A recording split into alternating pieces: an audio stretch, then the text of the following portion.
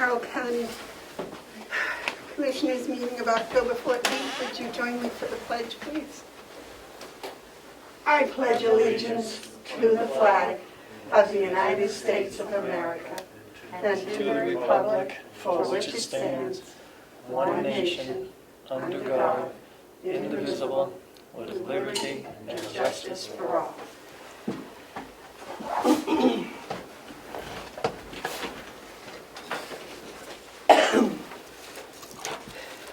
Are there any additions to the agenda? Madam Chair, there is a correction to the agenda. The approval of minutes should say October 7th, not October 14th, because that's today. And we have 2 non-public sessions under A.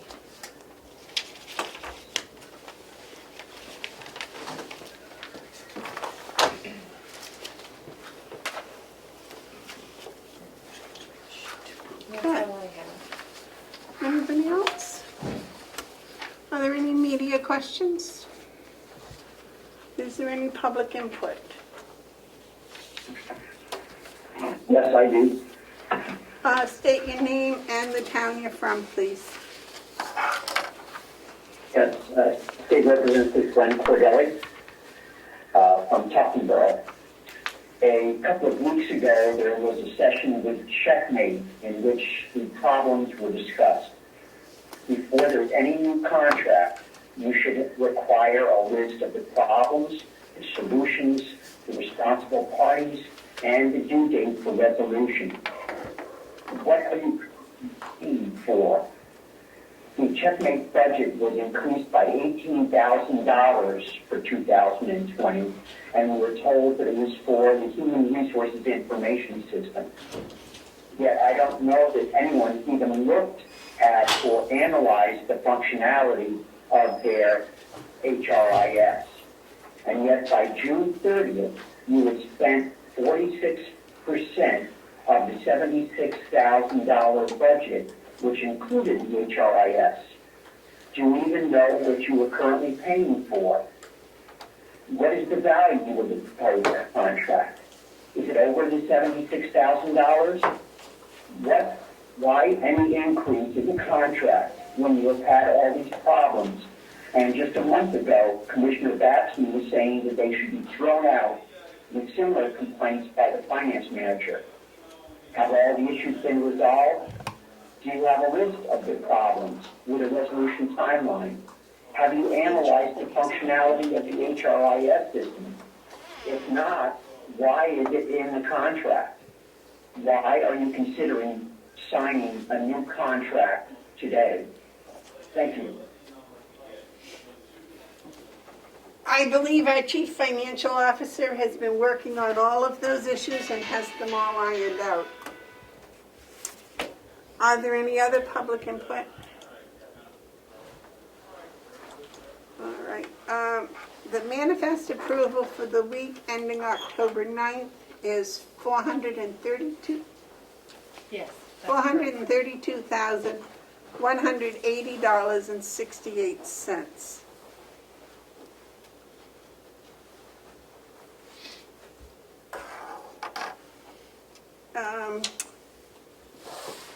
The budget presentations today, the first one is Will. Would you come and join us, Will? Yes, ma'am.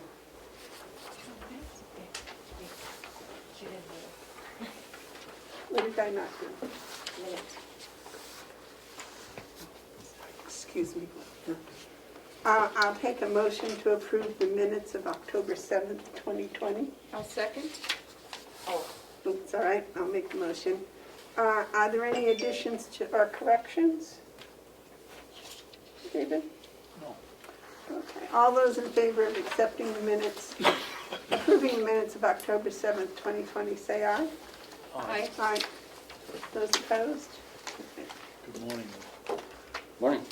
Just as soon as we get these signed, we'll be all set.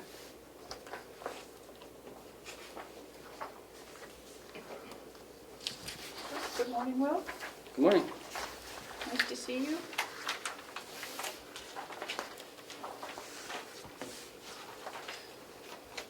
Okay. Yes, sir. Do we have a large payment last week? It's 4,032. Is that because we had the BEAS payment, and was that in it or not? I forget. And if it wasn't, why is that number? That's almost the payment itself. Where'd the other big payments come from if it wasn't in here? I don't know, I'll have to look on the manifest. Thank you. I believe it was the BEAS. I hope it was.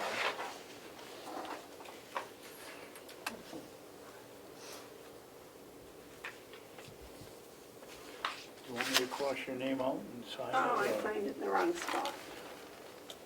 Yeah, let's just do this. Budget is in 4190. Okay. I'm just saying that Will's budget is in your binder, under 4193.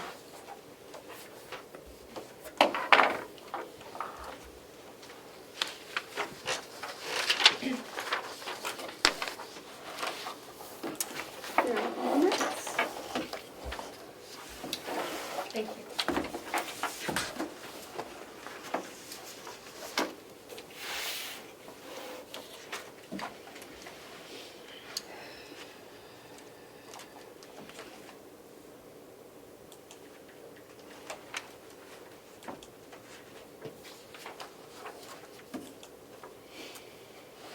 Okay, how are these organized? By number or Yeah, by by? number, so, he's, DPW is 4193. Well, I go from 4190 to, there we go, found it. Gotta look down as well as up. All right, well, how are you this morning? Good. How about yourselves? Good, sure enjoyed that rain. All right.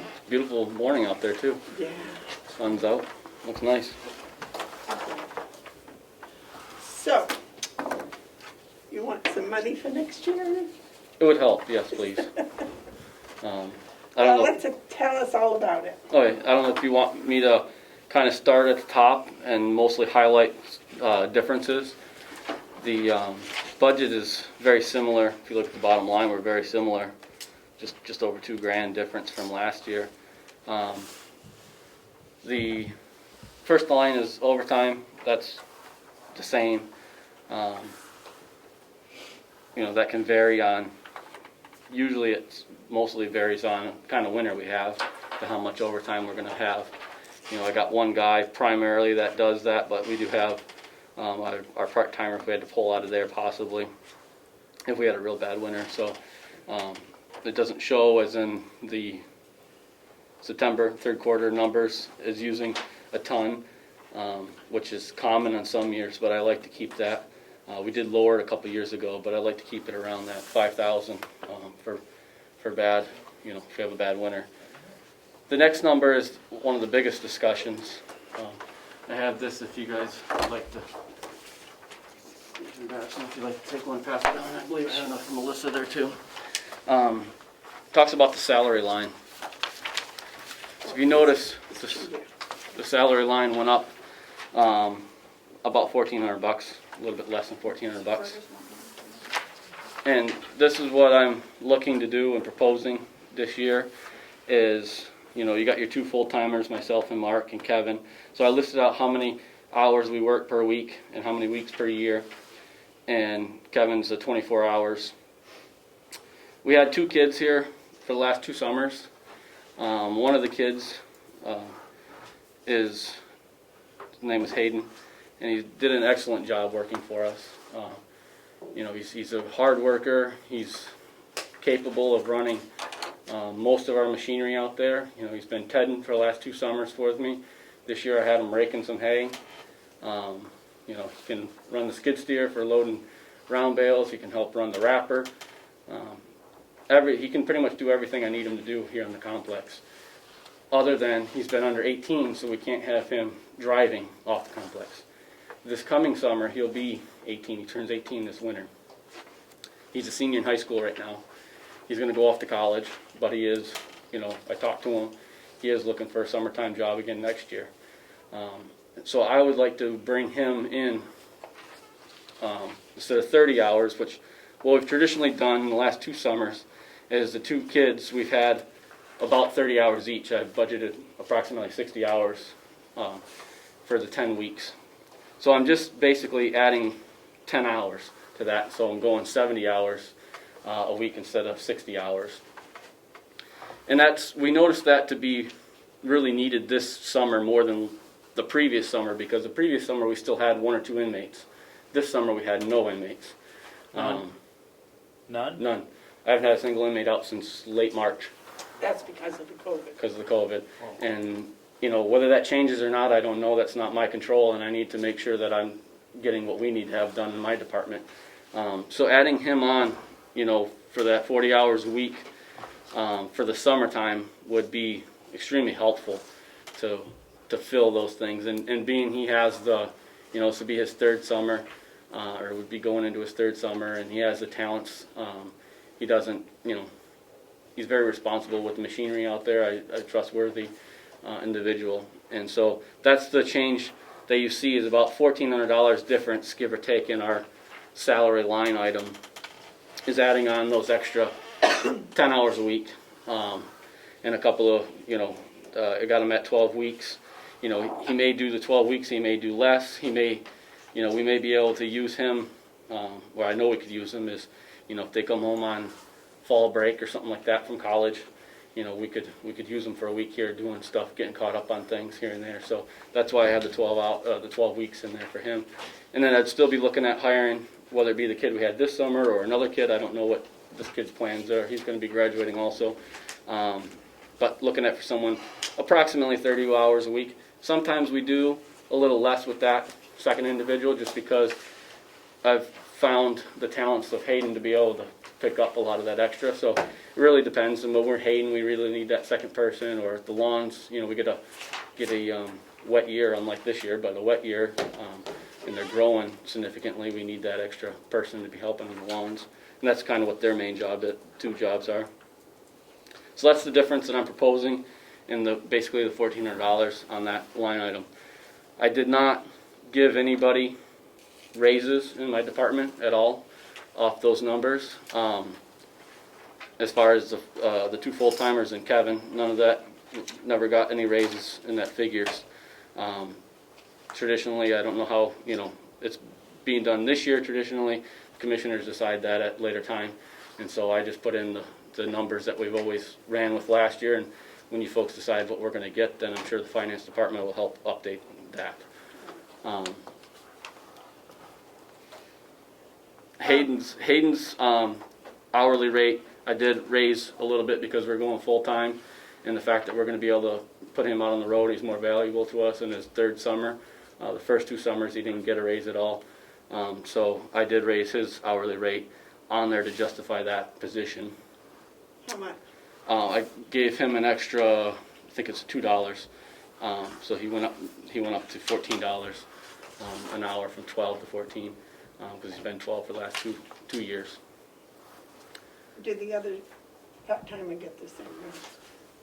No, because I don't know that I'm going to hire him back. I don't know what his plans are. So if we start off with someone new, they wouldn't get the same hourly rate. And if they're not 18 and I can't use them on the road, they're not as, Yep. as useful to us, which to me helps justify what you're paying these people is what we can use them for also.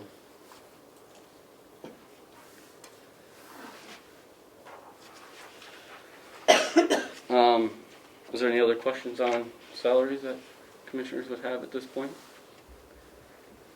Either of you have any questions on salaries? No, thank you. Thank you.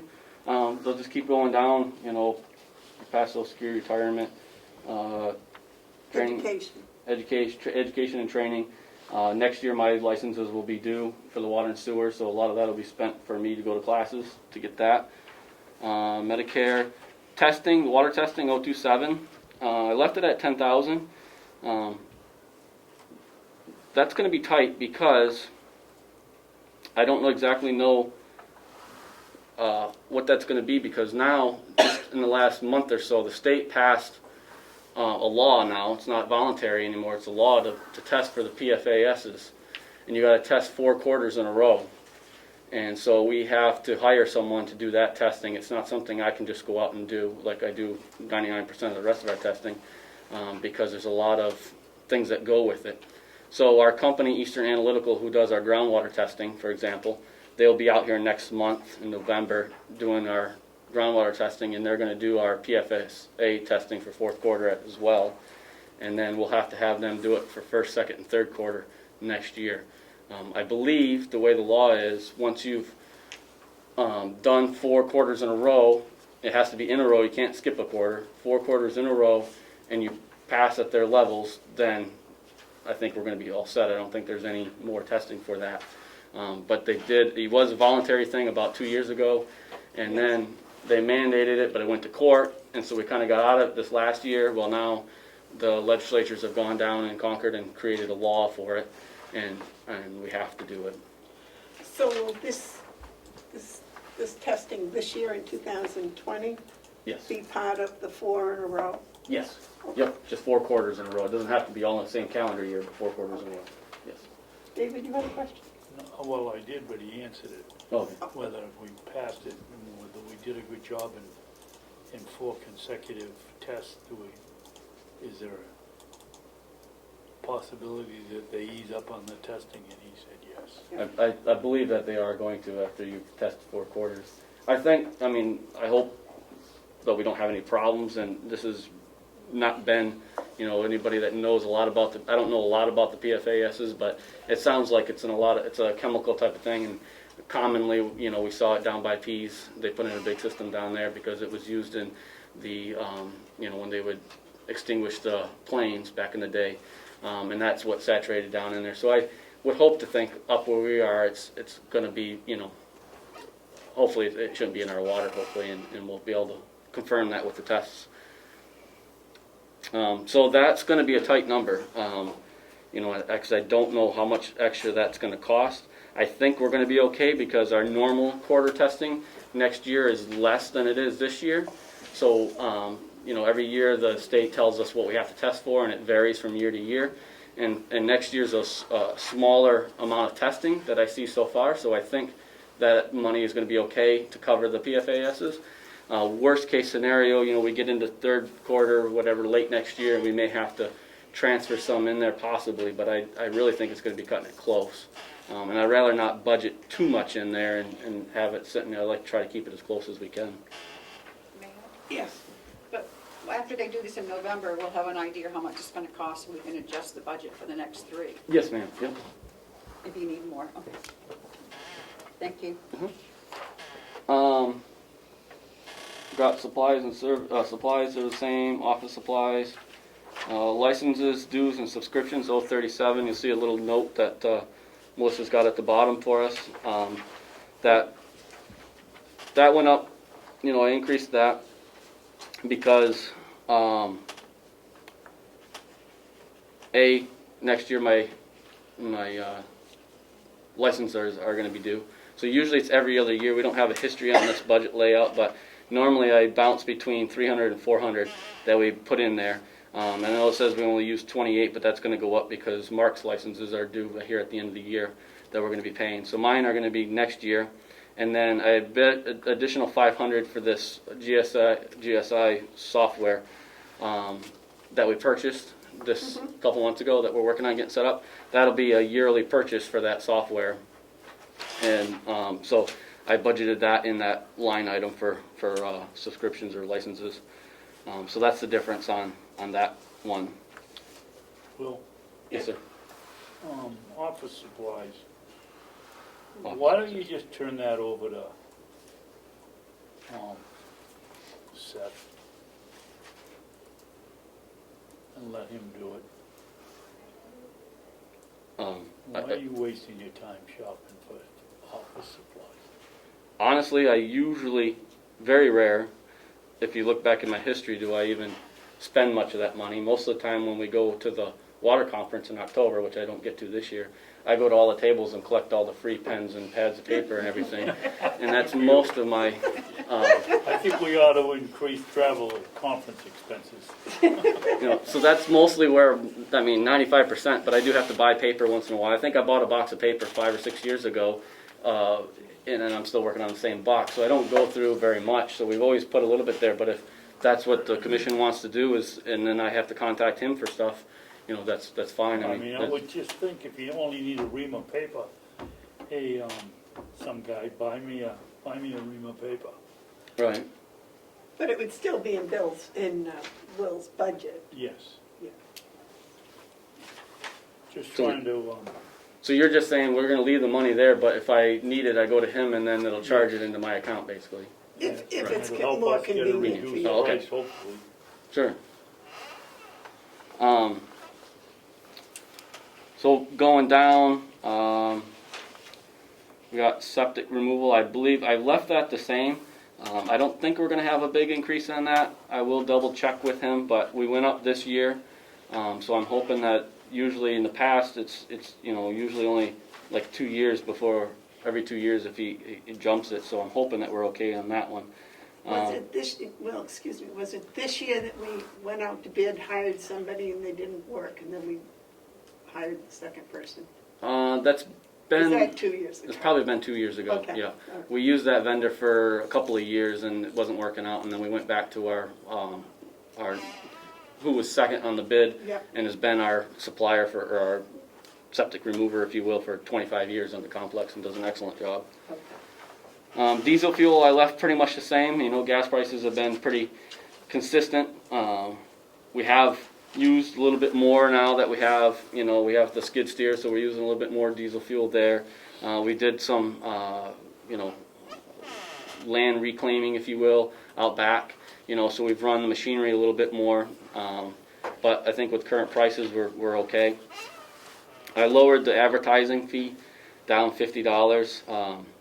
We just started this whole advertising business a couple of years ago of having one in here. It is good, I guess, to have if we have something we have to advertise, but 99 times out of 100 I don't use it.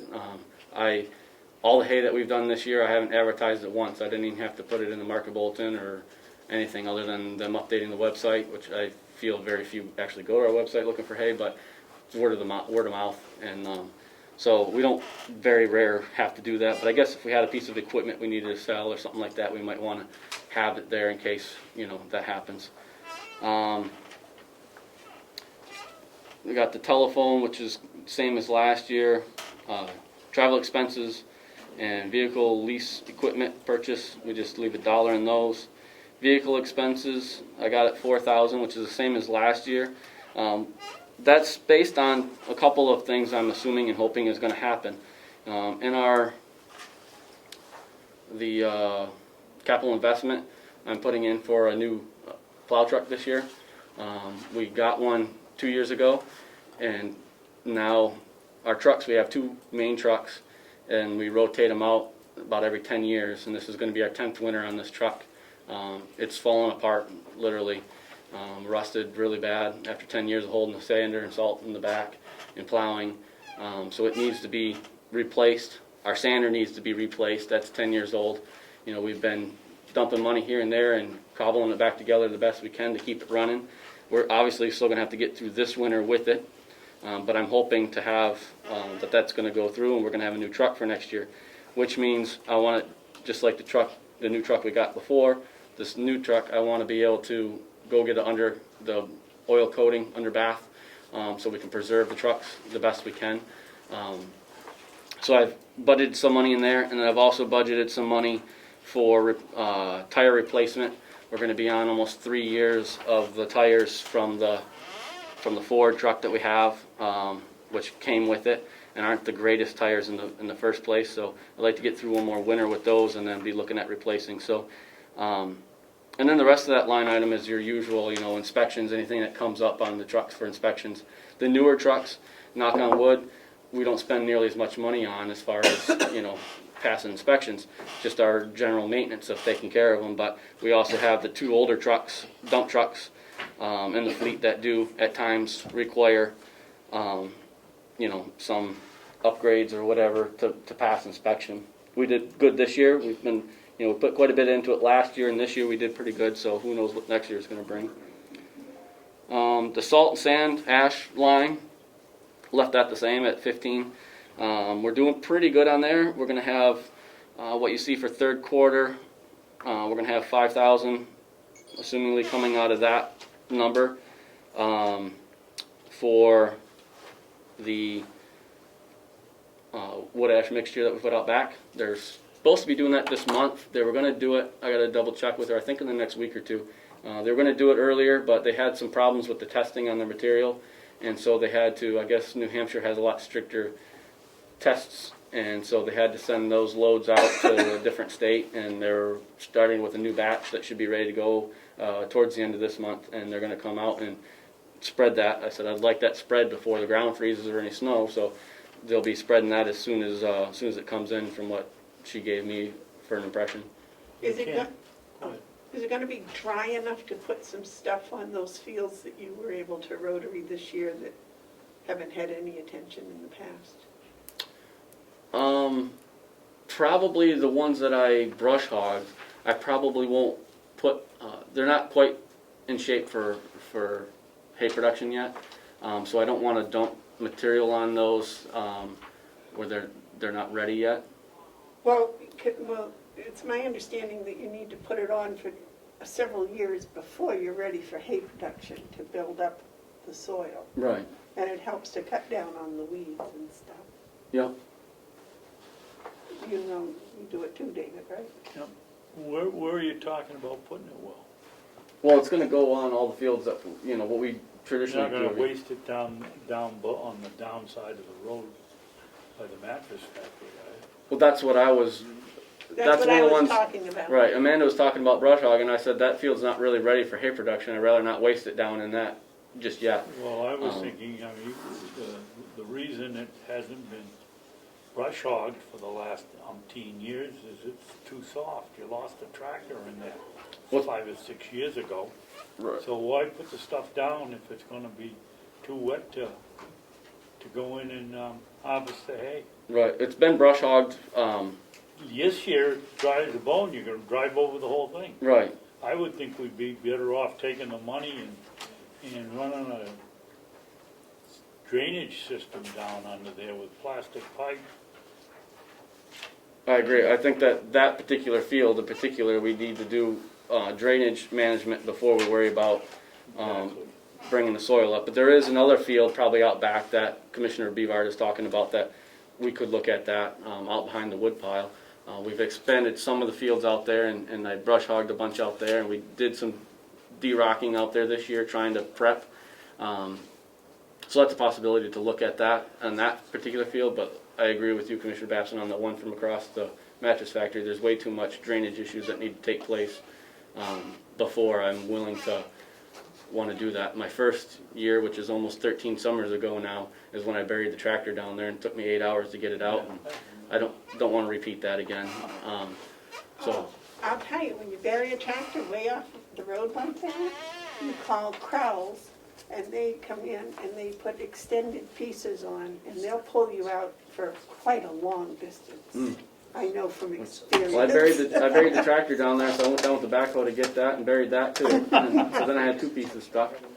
About a half a cord of wood later of sticking it in the hole, in 8 hours we got it done. But anyways, so yes, to answer your question, there are some one field we could look at putting a little bit on there, and then there's another field that I would like to see more prep done before we worry about doing that. Will, are they going to go up on the price of the ash since there isn't going to be as much? I don't believe they're going up on the price, and it doesn't really, it doesn't matter, but I basically have a budget, and I say you have to be under this budget, so whatever material I can get. So if they go up, then we get less material. Okay. But I don't believe they have, honestly. RMI's treated us really well. They've been very good to us on that. As a matter of fact, I think it was last year, we got all the material for free because they had to move out their facilities or whatever, they're changing them. The state doesn't let them, they have to keep it undercover, and they had a bunk outside that wasn't undercover, so they had to move the material quickly. And we got all the material for free, we just had to pay for spreading. So they've done good things like that with us, and so I don't believe that they, that they're going to go up very much if they do it all. The next line item is the chemicals. I usually budget $1,000 on there per year to buy our chemicals, which generally is referred to as our hypochlorite that we pump into our water system. We didn't buy any this year because we have enough left over that we're going to try to run until we get into next year before we worry about buying it. I don't want to have that stuff. The longer it's on the shelf, the less potent it gets. So you don't want to have, it doesn't have a long shelf life. So I would like to use up what we have before we start getting into losing the potency on it. Maintenance and repairs, that line item is primarily used, you can see I left it the same, primarily used, I believe, I'm not sure where these 9/30/2020 third quarter, but I thought that number was a lot higher than what it's showing that we've used. But that's primarily 081. I think that's higher than 2,000 that we've used on the year. Do you have that on yours, Fergus? Excuse me, I do not have a copy of Will's proposal. No, can't you bring it up on your computer? I'm sorry, I can't actually on this one. Yes, David. Well, where is the line drawn between vehicle expenses and maintenance? So maintenance, as I was trying to explain, is primarily the maintenance repairs is primarily our water and sewer things. Water and sewer? Yeah, so all my pumps for water and sewer. If I do have some building maintenance, this year I'm looking at, I have to put a new garage door in down back. I've got prices I'm working on getting on that, would go in there. If I buy paint for the barns and stuff, it goes in there. But it's primarily, I'd say 90% of that money is generally for water and sewer. So anything. So it isn't vehicles? No, not maintenance repair, no. So that's what that line item is used for. Like I said, anything out of and I know I got more pumps. I took pumps off the shelf this spring, and I got to buy some to put back on it. Sometimes when that happens, if I don't need them right away, I wait till closer to the end of the year in case we have an emergency throughout the year that we need the money for. But once I know, okay, we're getting into the fourth quarter, we haven't had emergencies, I need to resupply my stock. And so I'll be looking at doing that in the next couple of weeks with that. So that's what that line item is. Now when you move into 082, which is equipment repairs, that tends to be, so your vehicle expenses tend to be the 4 trucks is what I put in that line item. And then your equipment repairs in 082 tends to be all the other equipment that we have. You know, from the skid steer to the backhoe to the tractors to the balers to snow blowers, lawn mowers, anything and everything that we have for equipment out there tends to go in that line item. You'll notice I went up from $7,000 to $8,000. I budgeted an extra $1,000 because we have a hay wagon. 2 years ago we redid 2 hay wagons. We got 3 hay wagons. Well, we got 5, but 2 of them are metal. So out of the wooden ones we got 3. We redid 2 of them a couple years ago, and now the third one has just rotted. It's just old. It was used and old, and we haven't put any money in it since I bought it over 10 years ago.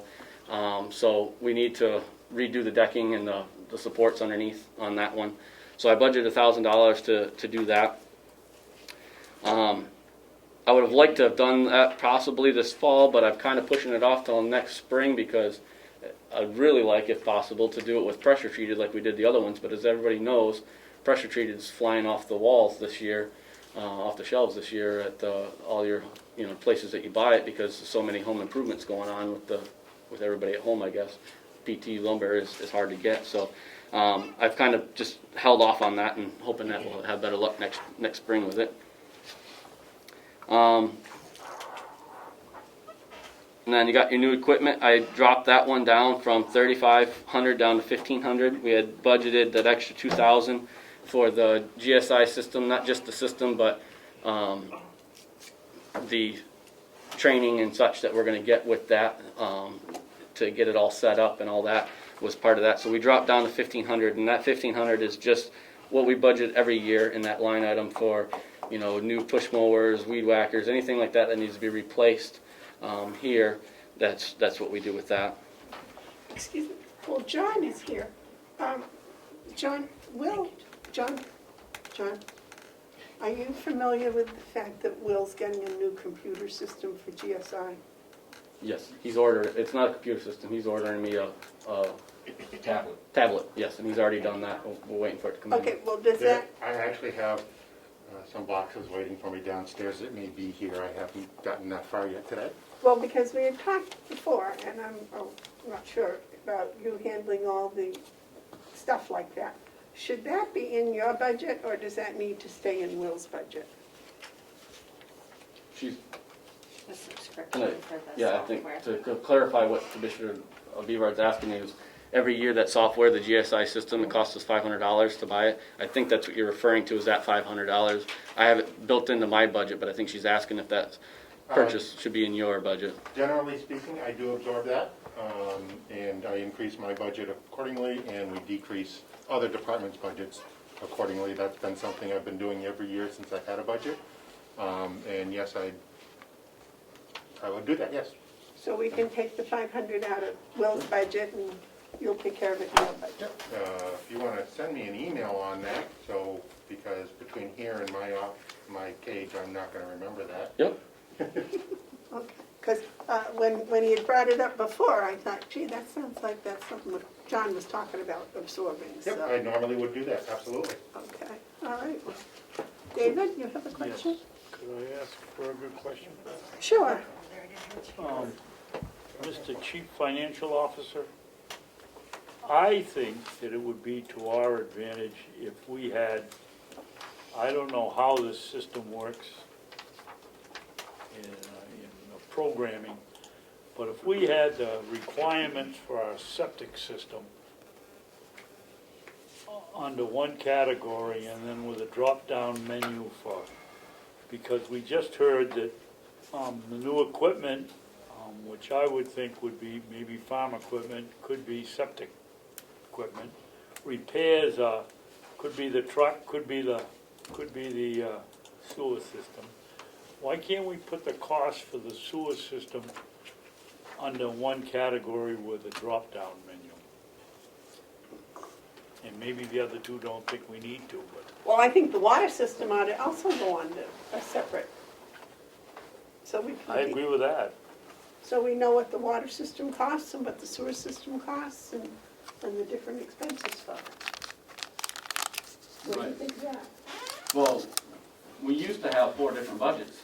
Well, no, I think we can But- keep it in one. We consolidated that. I think that,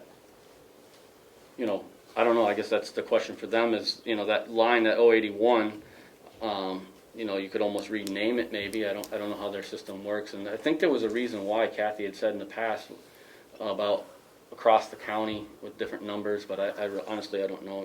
That's over my head. But I'm fine with that. I mean, I put it all in that line item, so if you had different line items for me to put it in, as long as all the money adds up the same, it doesn't matter to me where I put it. We're still getting the job done. Well, we'd make it a little more transparent. We'd know exactly what you were maintaining, whether it was Right. sewer or water or farm equipment or the DPW trucks.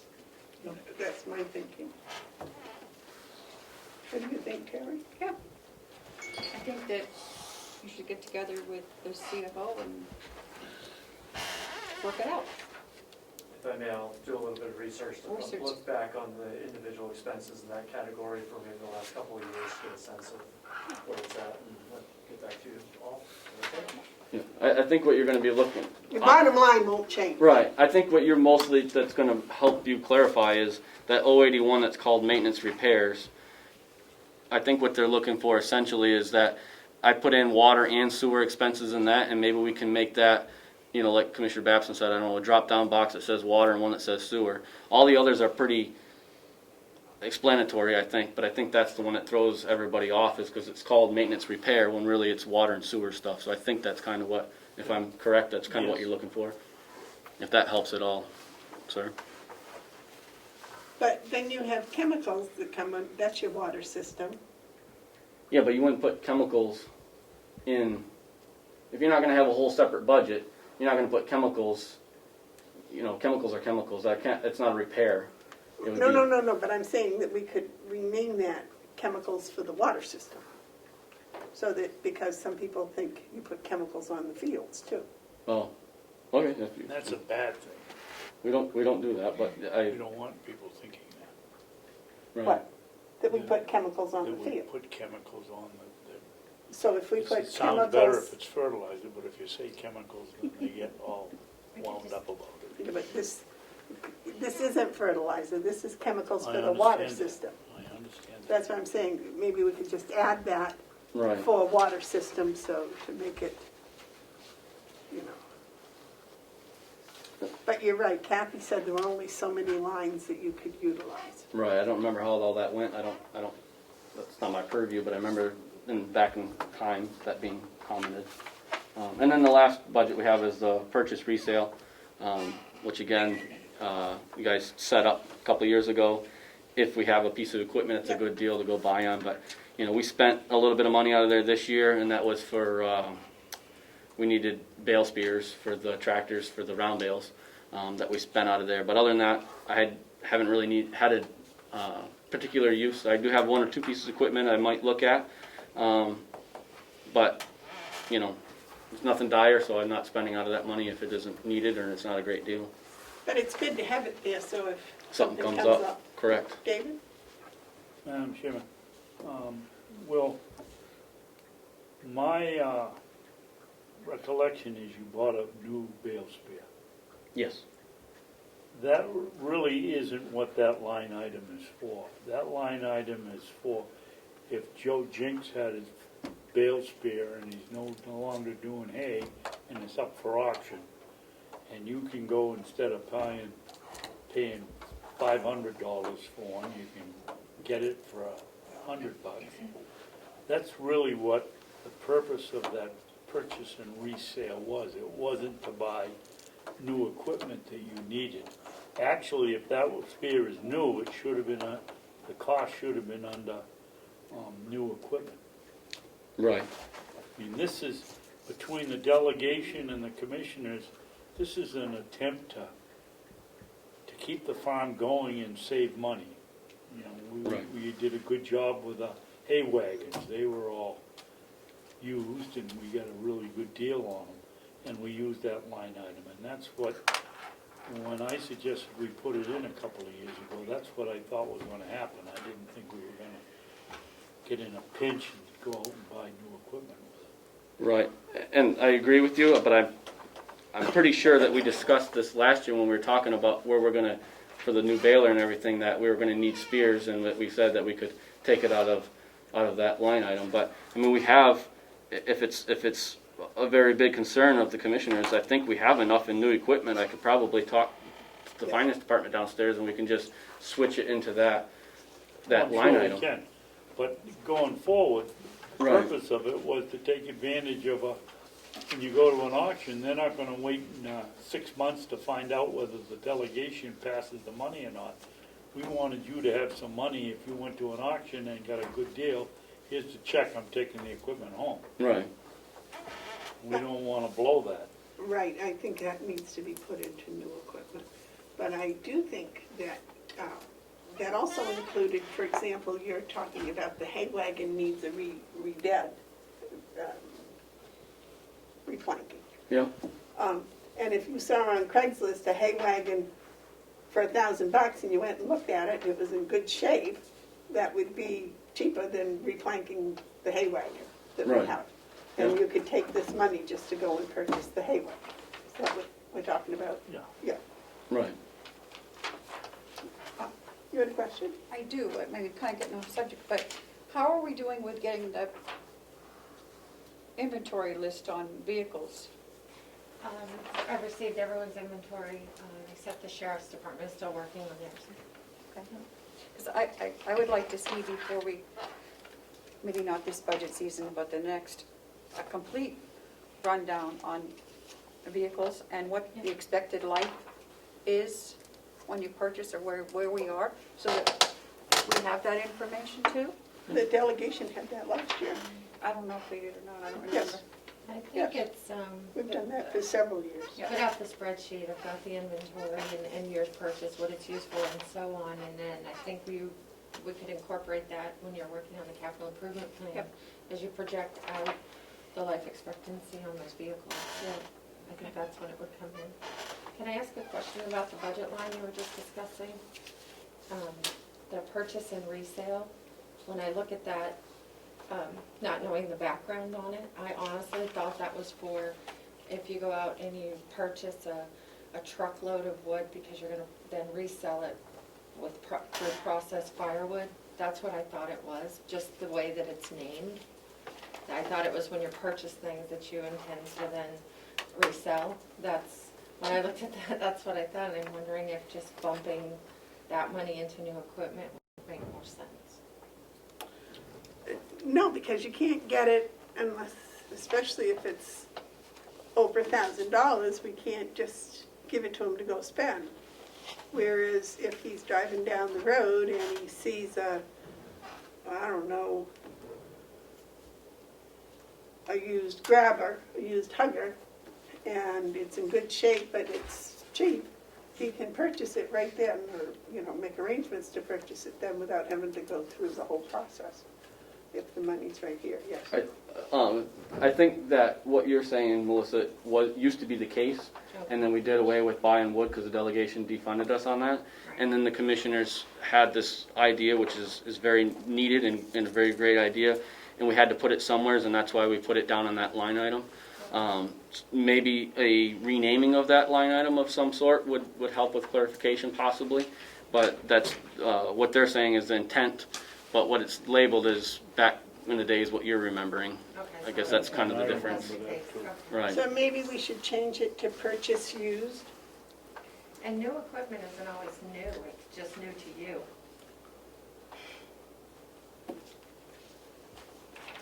Right? I mean, new No. equipment could be, it's new. Usually, I believe, New things usually in that the you've new taken equipment into line item is inventory. something that I think what the difference is new equipment is something that I'm projecting in the future that I definitely need. And they're saying this is a pot of money if my rake breaks down. I spent $1,000 a couple of years ago to fix a rake when I could buy another used rake fully completed for $1,200. And they're looking at, you know, I didn't know that rake was going to break down, but they're trying to have a pot of money that's accessible for something that happened that we didn't know was going to happen versus new equipment is something I need to plan for and ask for. I think that's the difference on those pots of money there. It's a great idea. It does have its, and I don't want to be negative, but to point out, you guys, you know, you go to the auction and buy this, you know, which is all great, but generally I have to come up with the cash to buy this stuff because it's not like I got $3,000 sitting down in my petty cash. So I personally come up with the cash, pay for it, and then I get reimbursed for it. So that's one little flaw we have in the system with this line item, but we, at least having money there is way better than what we had before, so we're already further ahead on the game. We are not going to give you $3,000. I don't want in cash. $3,000, I'm just- Sorry, it's just not Right. going to happen. No, I don't want that. I'm just saying that, you know, it's not like I can just walk down there and, you know, Could we change that line to purchase used?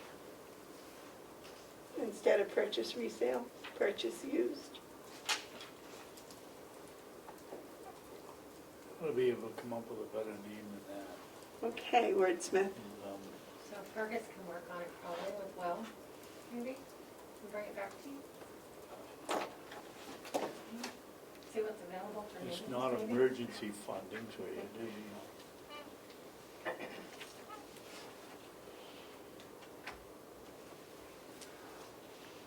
I don't want to say that it's called that, but it's almost kind of like a contingency type of.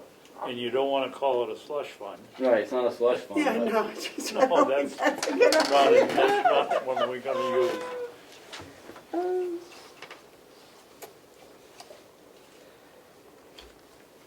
But anyways, so that's the, I don't know if we can debate on the name at some point, but I So, don't want to hold you guys up. and your total line is,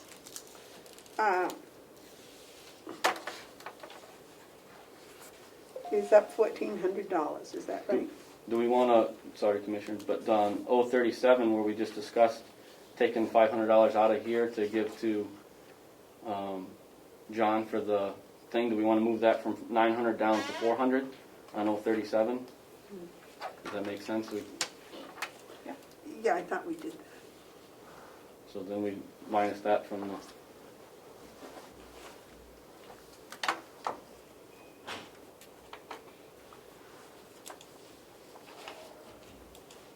now, should only be up $1,000, right?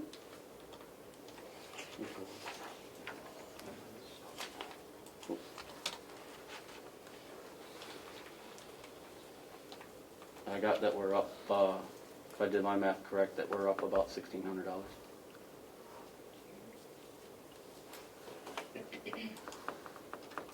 Versus over $2,000. We were around 22. Oh, I thought you said we were up 1,400, but the salary line The was salary up line was, 1,400. I'm yes, sorry. yes, ma'am. Sorry. I got off on a side trip someplace. David? As much as I hate to use it, but how about agricultural contingency fund? Agricultural equipment contingency fund.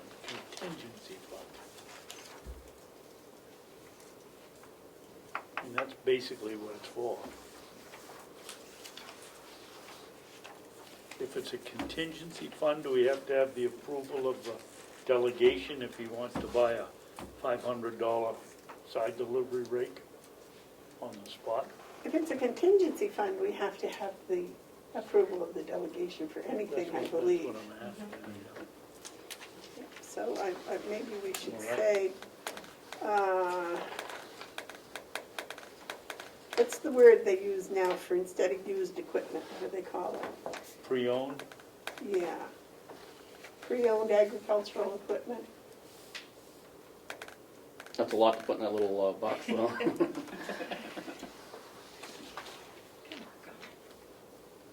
How about the damn thing doesn't work? Item.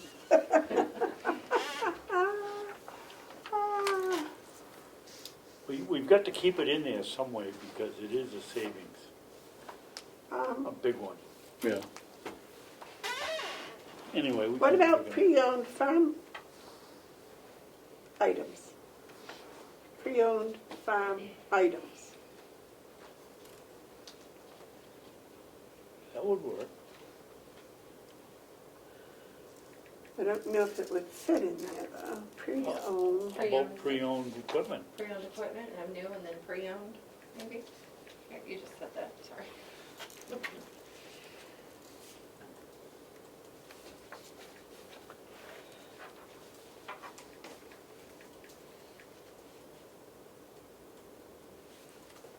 Can I ask one more question? Sure, go right ahead. Well, we're through the hay season. Approximately how many bales did we get? On that last report I came in with, I think it was 100?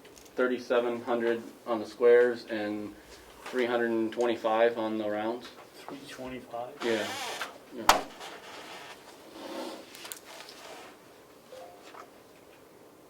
$325 round, and what's the other one? Just over 3,700 on squares.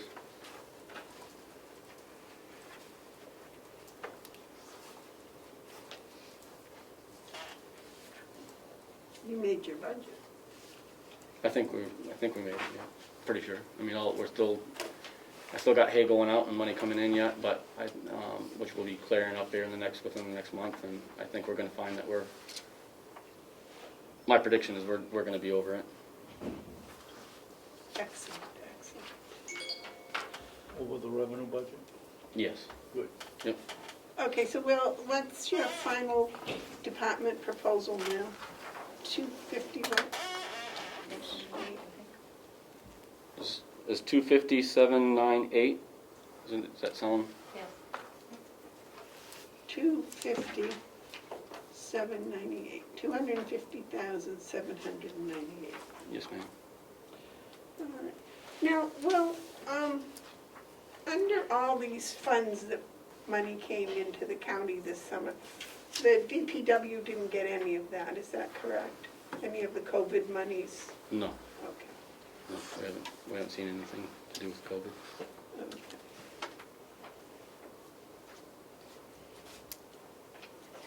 Anything else for Will? Any questions for Will or anything? Anything? Oh. No? It looks like a very good budget, Bill. Yes. Oh, thank you. I just had two quick questions.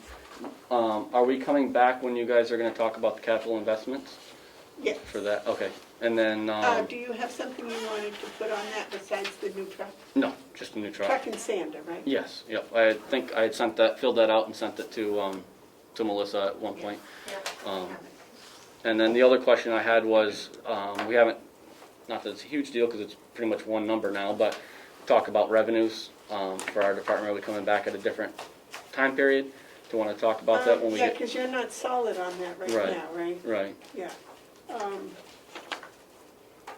We have the revenues for November 10th.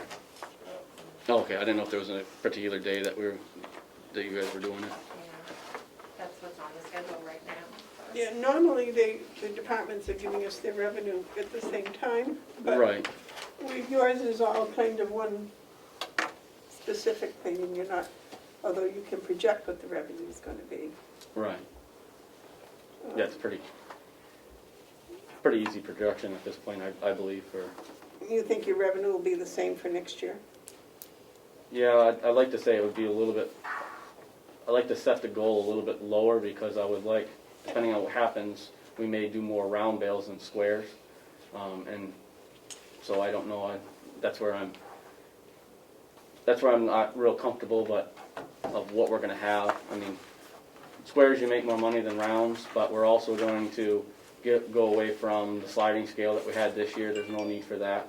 We sold round bales just fine. We could have sold a lot more round bales if we had them, so that'll help us a little bit. But if I don't have enough labor force next year and I have to do mostly rounds, that is going to cut into our, final number at the end of the year. Right, and the weather, Right. always the weather. Oh, yeah. Yes, the weather plays a big part, but from year to year, I can usually be pretty close. Even on a drought year or real wet year, we can ballpark it pretty close. It's just labor dependent. I mean, we did 3,700 bales of squares this year, and probably, I'd say at least almost 700 of those, maybe, just off the top of my head, are second cut, which, is big money. And so that helps really bring that revenue number up. But if I don't have that help next year for some odd reason, then I'm going down to round bales, and you're going to take a little bit hit, but you got less labor involved also. So it really pans out in the big picture, but it's harder when we're looking at just a revenue number to understand that big picture sometimes. Well, when you get a projected revenue number that you feel good with, would you forward it to the commissioners? Sure. Because we don't have a revenue sheet in our packet. Is there a reason for that? So we have the 9/30 revenue numbers. Those are in the front of your binder. That's all we have so far. We don't have any projected revenue yet. Just the actuals for this All year. right. Anything else, Will? No, good job, Will. Thank you. Thank you very much, Will. Thanks, Will. Now, Will, before you leave, I do have one question. Yes, ma'am. Have you been able to do any research? Have you contacted the company that did the engineering for the water? Yes, ma'am. I've contacted them. Well, I left 2 messages, and I didn't bring the note to tell you the names and the dates and times, but I do have that written down, and have not heard back at all from that company. So I moved on to another company, and then they referred me. I talked to a gentleman. He got right back to me. They're kind of a company that does bigger systems than what we do. So he referred me to an engineering firm that does a lot in New Hampshire, smaller size like ours.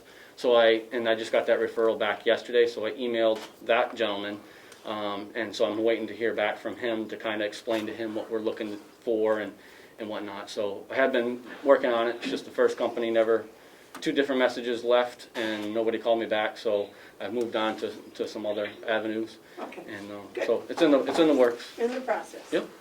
All right. Thank you. Well, thank you very much, and enjoy your day. And Thank you. You guys as well. are you going to be being able to work outdoors in the sun and fresh air today? Yes. Got a lot of equipment to clean up and take care of, so. All right, next is Mr. Murray for the administration building. Good morning, Commissioners. How are you today? What number is that? I'm very well, thank you. All right, today we're discussing lines 4170, and 4198. 4170 is essentially just Bob White's salary plus the new equipment line. So that budget is up Could you hold up 0.92%. while we find it? Okay, could you wait just a minute? David needs to find the 4170. It's near the, Yep. about halfway. 4170, I got it.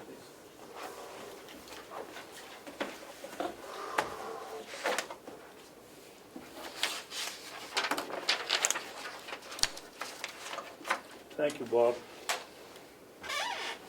Okay, you're welcome. Overtime, we level funded at $500. Bob's salary went up slightly because of a raise that he got during 2020, along with Social Security, retirement, Medicare. Maintenance supplies, I level funded in 2020 to 21, and the same thing with new equipment, 097. That's a $500 amount for replacement of miscellaneous hand tools. That's $500. So that's a net increase of 0.92%. Oh, I like that number. Can you hear us? Yes, I can. Okay.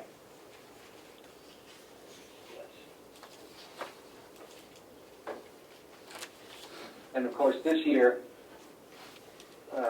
last year, we moved a bunch of lines from 4170 over to the facilities budget, the electricity, propane, vehicle expenses, care of grounds, building maintenance. Those have all been moved over, and we'll go over those on the next budget line. Do you have any questions about 4170? Do you have any? No? You have any, And David? I did not include any raises for 2021. Right, we haven't decided I don't know on where- it, if there will be any. Okay. You have any questions, David? No, I don't have a question, but I again would like to compliment Bob for the job that he does here in this building. Bob, too.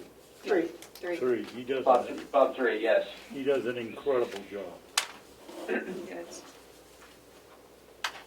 Thank you. Okay. Glad to hear it. All right, 4198. We've got quite a surprise in 4198. That budget is down 8.4%. Contracted fees and services, there's a slight increase of about $3,000, and that's typical vendor increases Bob, are you that we get every talking year. about 4198? Yeah. Yeah, I've moved on to 4198. Should be right after the other one, I got that. pretty close. Okay, I'm sorry. Go ahead. Okay, 4198, 029 is contracted fees and services. There's a $3,000 increase there, and that accounts just for vendor annual increases on their contracts. No surprise, and very minimal amount. 055 satellite TV services, they go up on us every year. Electricity, I was able to track a marked reduction in electric and propane services this year. Electricity, and I'm being conservative. I'm leaving a little bit of a buffer because, we still don't know what the end of the year numbers are going to be. I want to make sure that everybody understands that these numbers may change at the end of the year, but right now I'm seeing about a 10% drop in electricity and about a 25% drop in propane usage.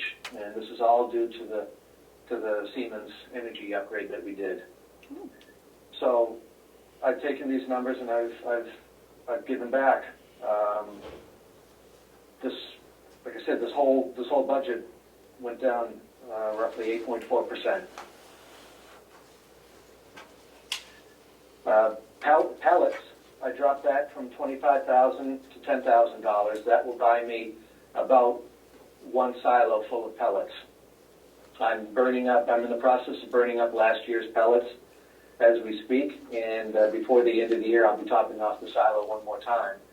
And I don't anticipate burning pellets this year again because propane is simply beating the daylights out of pellets. Other than just exercising the boilers and the equipment, I have no reason to burn pellets. And of course, I don't want the pellets to get stale, so that's why I'm burning up this year's supply. Care of grounds, vehicle expense. Vehicle expense, I level funded again, $6,000 from last year, $6,000 this year. Care of grounds,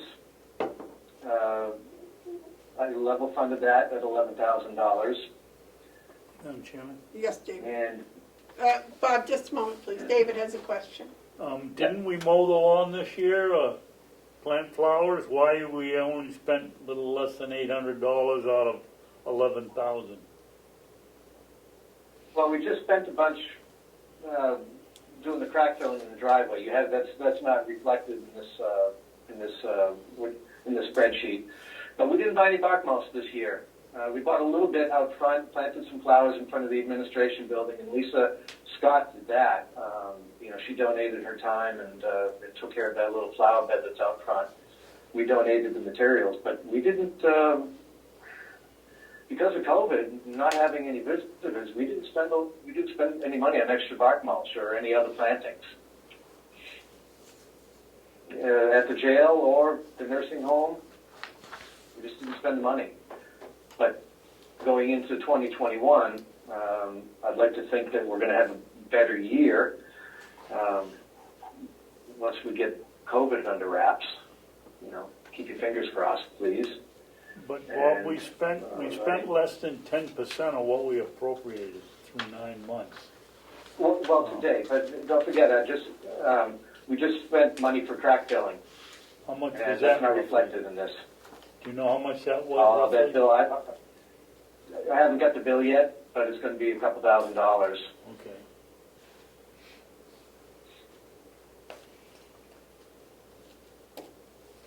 I don't want to lose the money going into 2021 because we're going to be spending it and doing some bark mulch work and some plantings and more crack filling. But this year, because of COVID, we didn't spend the money. Okay. And 081, the maintenance line, with the exception of 2 additional items, I level funded it. And the additional items are, I added in $3,500 for the annex boiler room door, which needs replacement. That's in worse shape than the administration building boiler room door.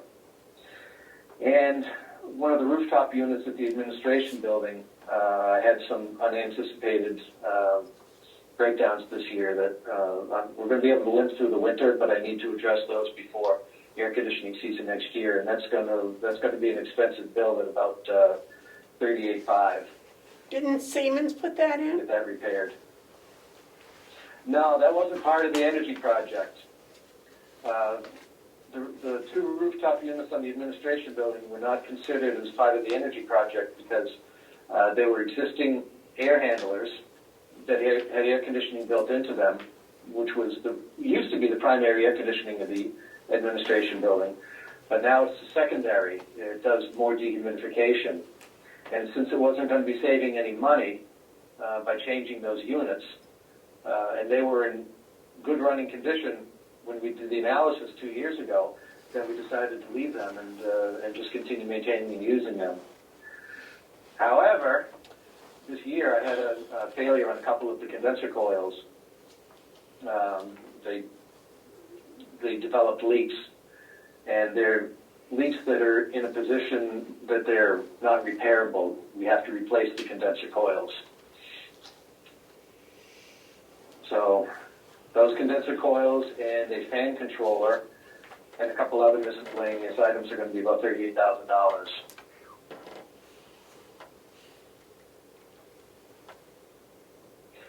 Versus about $200,000 to replace the unit, and I'm not sure that we wanna go there.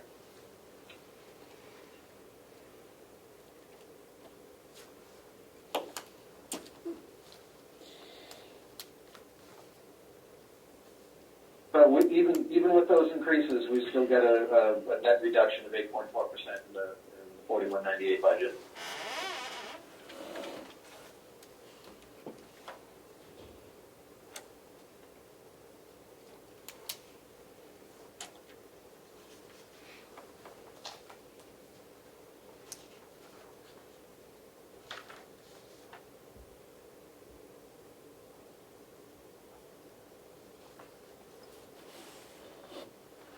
Okay, so it's about $90,000 you're talking about, right, in reduction?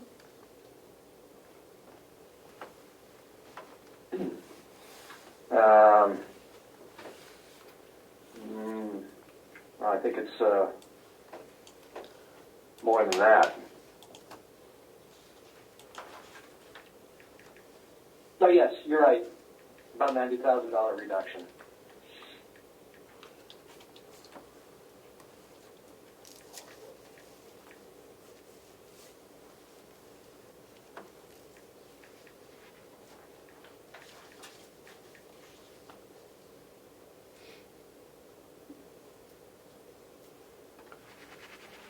Trying to figure out a way to take that 90,000 and apply it to the loan that we have that's paying for the project update, to pay for the project.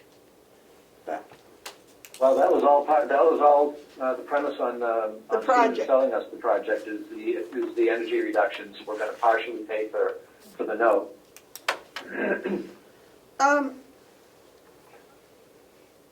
What did they tell us the energy reduction was going to be per year? Do you remember? Yeah, it was going to be about it was right around that amount. Less the doors. It was going to be about $190,000 a year. I don't have that number in front of me. I'm just That's all right. I was just pulling it out yeah. of my I'm pulling it out of my archives. that was a while ago, so Yes. my memory isn't all that sharp right this moment. So I think so this I think is we're on incredible. target. Now, this includes all the electric and all the propane for all of the complex, correct? Yes. Yes, it does. Except for the sheriff's little propane thing down back, right? Doesn't he have a little propane heater in some building or something? He has it up at the water supply. Oh, maybe that's where it is. Oh, no, he has his on his tower, Okay, so that's different. but we do have propane up at the, Yeah, the propane that powers his generators at the tower is not in my budget. Right. My budget is just the big tank out back. So the generators on the towers are in the sheriff's department, not yours. You have all the Just other. the propane. I take care The other generators. I take care of the maintenance of those generators. Oh, okay. Sorry. And you do take care of the generator up at the water tower? Yes, Okay. yes. Okay.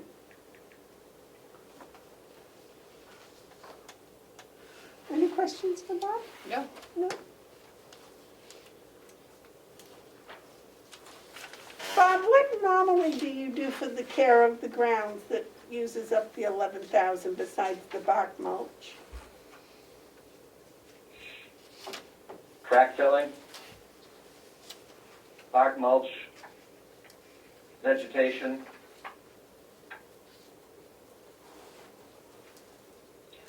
And don't forget, I added in the jail last year. It was less of an amount for the nursing home and the administration building, but we put the jail's care of grounds in there too. So those were all level funded fees. The Mountain View administration building, the jail, we just took those amounts and lumped them together.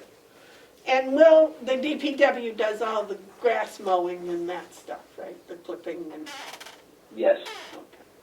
yes, they do. All right. All right, Bob. So those are your two for today, right? Yeah, I'll be coming back with Howie and Paula when we discuss the Mountain View budget, and then I'll be coming back when we discuss capital. All right. Thank you, Bob. Thank you very much. Thank you, Bob. Okay, thank you. Have a good day. You too. Attorney Andruzzi was on for 10:15, and I saw we were running a little behind, so I asked her if she could come at 10:45. So I didn't know if you wanted to fill something.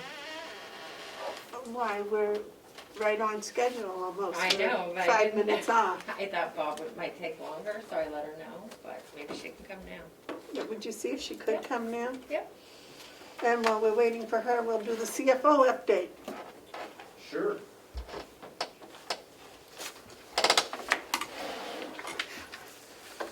I do have a written report for you.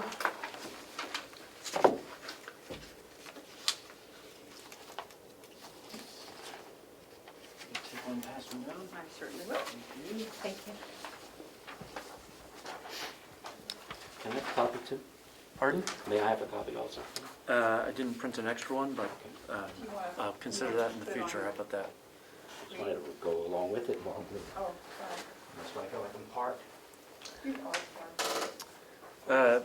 Want to start by thanking Melissa, who has worked closely. We worked closely together to make sure we've got third quarter financials in a timely manner. So you've got that here, both on the expense and the revenue side. A snapshot as of September 30. So, there was a October 2nd payroll that would not be reflected in there. If there were bills that were paid on October 2nd, they would not be there. But it is an accurate snapshot as of that date and time. And I expect to be able to send that out to the legislative delegation by Friday, so they have a chance to review it over the weekend in advance of their delegation meeting. And of course, we're hopeful and expect that we'll be able to produce quarterly financials in a timely manner moving forward. So again, Melissa has also done a bunch of the work on getting this, so I want to acknowledge and thank her for that. I'm confused. Yep.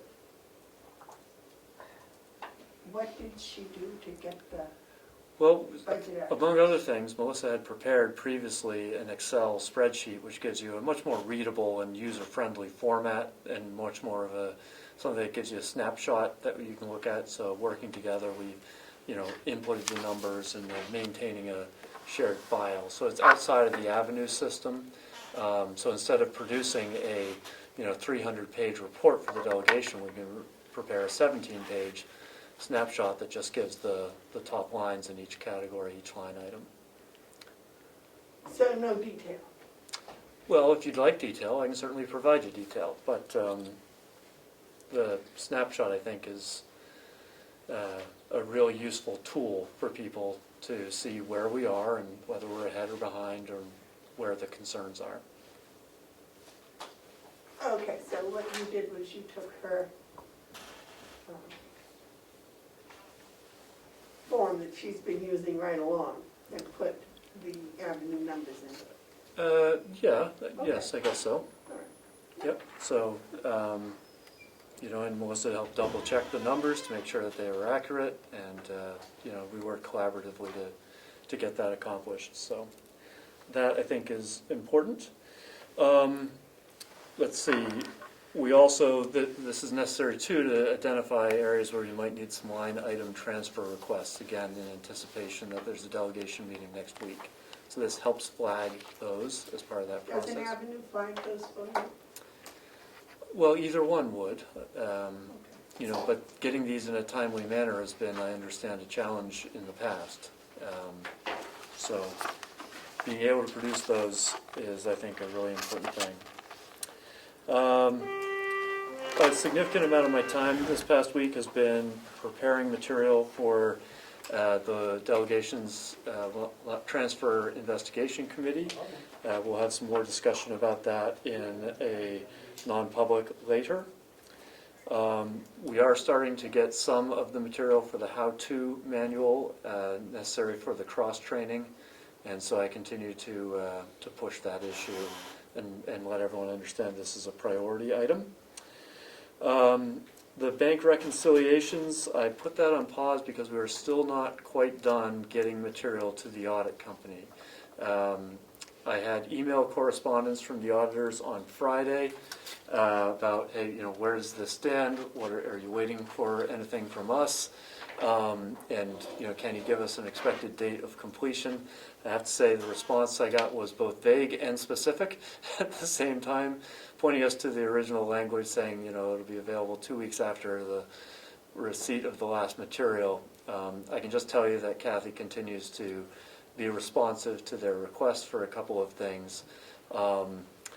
So we'll continue to push on that, and I'm sure the delegation is going to have questions about that on Monday as well, and I hope to have another update for them in advance of that. Let's see.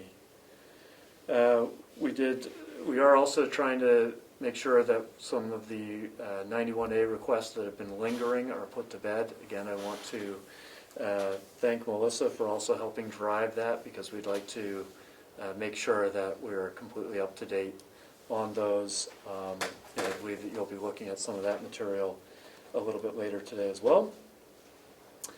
And starting to assemble a separate spreadsheet of exempt employees throughout the county so that you can make some informed decisions potentially about raises and things like that, so we can see the full impact of that across all lines and not have it sort of one-off department by department, assuming that you're going to ultimately sort of make a uniform decision that would apply to all departments on that in the future. And I also just want to note that I have not seen a copy of the proposal for the technology contract yet, so I haven't had a chance to review that. I've asked John for one, and I expect that I'll be able to read and review that before long. And that, again, I've got some other things that I know we'll be addressing in a non-public later, but that is an update from the finance office.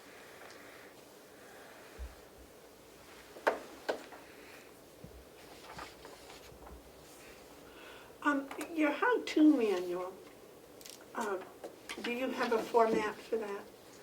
Well, a specific format, I'm asking people to have a narrative of steps to be taken and to supplement that with screenshots and to have me have a draft, and then, so for example, I received one draft of this week of how to make a remote deposit. And there's things that I thought needed to be added to so that somebody else could follow it. And then eventually the acid test is going to be somebody who else has to follow the instructions and see if they can do it. So, so it's going to vary by task. Okay, but you're accompanying each narrative with screenshots. That is absolutely expected, yeah. Well, that's excellent, excellent. You're making progress, that's what matters. Any comments, David? No, All right, I will have some, I think, when we get to the non-public. yes. Okay. I have messaged the county attorney, I'm waiting for a response from her. All right, well, then we'll move along to the checkmate agreement. You have reviewed that and discussed it with checkmate, I have, yep. and your opinion? I recommend that we do renew a contract with them, and I guess the question would be whether it's for 1 year or for 3, keeping in mind that the pricing is going to be stable. But if they don't guarantee that if you did a 1-year renewal or extension, they don't guarantee that the pricing will be flat in the future, but they point out that they have stated that they would not expect a significant change in price, but there might be some. So it's really, I think, up to you and your comfort level,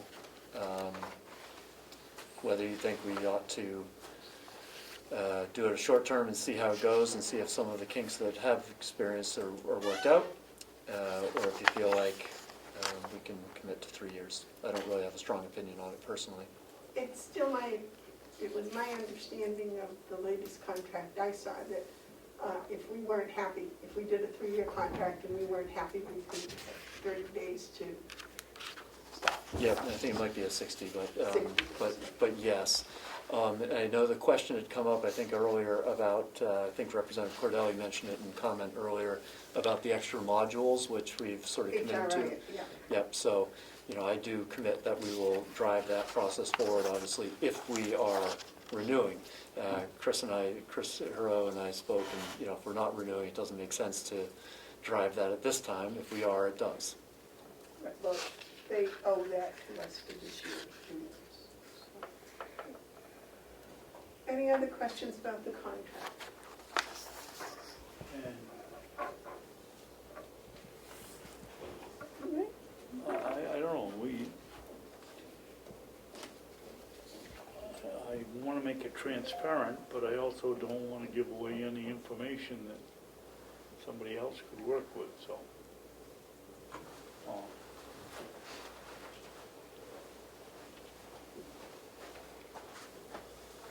In whether or not we sign the contract? Well, have we decided, A, we're not going to go out for bid, or, no, we're not? And if we are, then what's the next step? Or are we going to give it out with a non?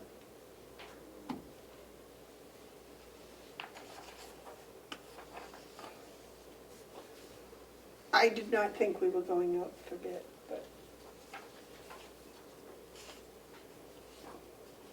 if we don't, it takes the majority of us. It takes all 3 of us. That's correct. So if you want to go out for bid, then this is moot. No, I'm just thinking about the political ramifications. We also got the delegation that's going to scream that it's over $5,000 and we should go out to bid.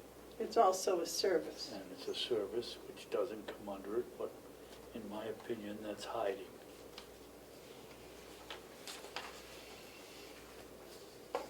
Yes, Representative. No, I'm trying to tell Commissioner Babson to speak up. Oh, Everybody's getting really soft. Listen, We are also. when- We're a bunch of softies, I'm It only sorry. occurs when you're spending money, Yeah, and then I yeah, hear the voice go lower. yeah. I apologize for the interruption. Oh, that's all right. Well, David, Commissioner Babson just kind of threw me a curve because I thought we'd already agreed that we were going to go with them if we got the contract straightened out. I'm sorry, I didn't realize that going out for bid was still on the table. And the question is whether it's 3 or 5 years? No, one or 3. 1 or 3. Oh, 1 or 3, okay. But we can get out of it In 30 days. for 60 days. And if you did 1 year, you would also hold open the possibility of going to bid next year if you wanted. Our contract is good through November 8th right now, I believe, so.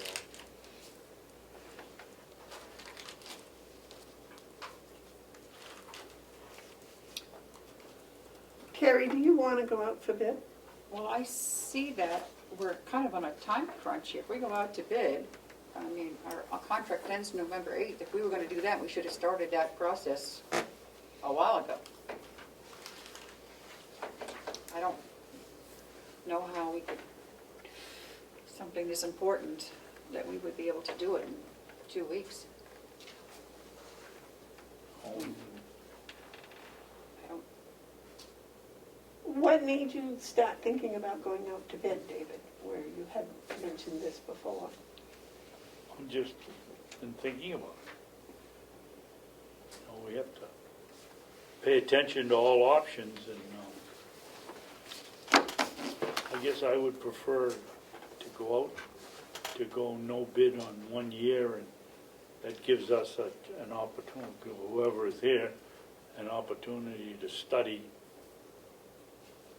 what's going to come and not rush into it.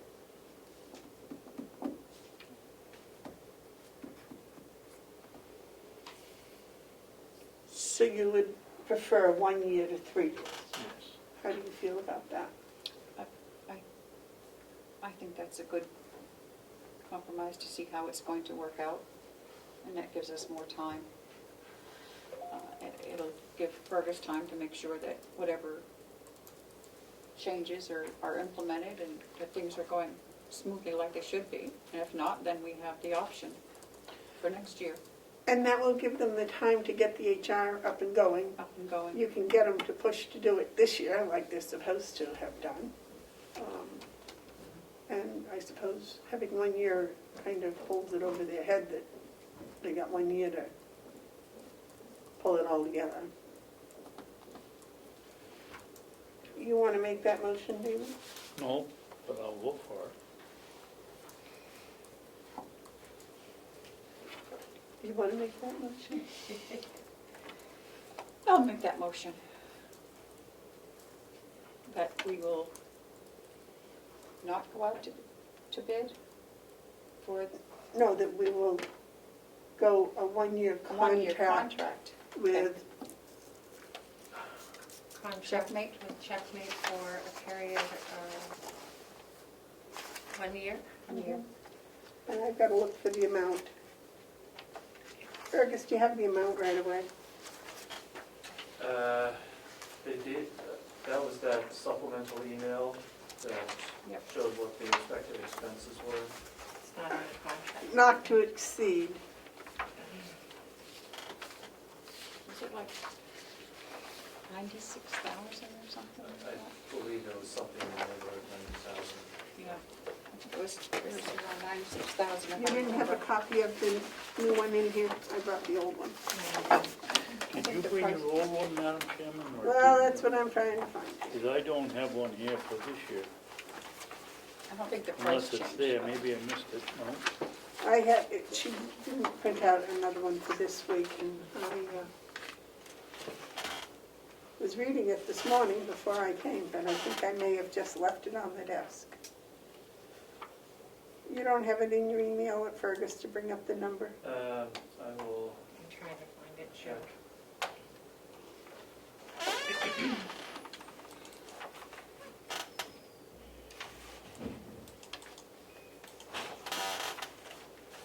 Did we sign the resolution last week for the delegation? You did.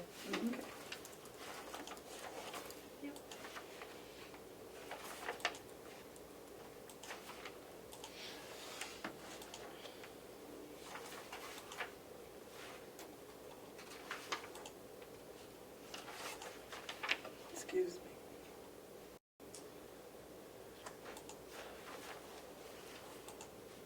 No, David, I do not have it. I can dash downstairs to my notes if you'd like. It's probably sitting right on my desk if you want to stick a nose in there.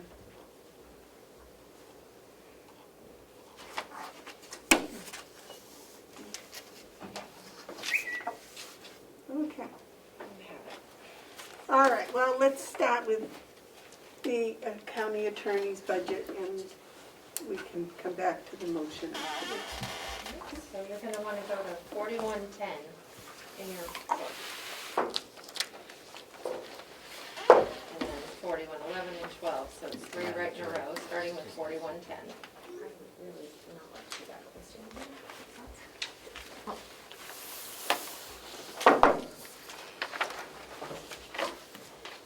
How's that? Good morning. Good morning, how are you, Commissioners? I'm well, thank you for your patience and your appointment change. No worries at all. I was here for this. So I have 5 different budgets. Which would you like to address first? Well, the first one we have listed is county attorney, so. That is probably the most difficult one. I would suggest that perhaps you take the easier ones first Wanna work and get them out of the way. Then why did you ask us what we wanted to do? I was hoping that you would want to do the same thing that I would want to do. Do you wanna go back to the 200 one, the grant? All The way grant back? is the easiest Okay, because so there are no that- changes to that. That's in your binder, if you go almost all the way to the back. There's a tab that says 200 grant funds, I think. Almost in the back. Right before the nurse come.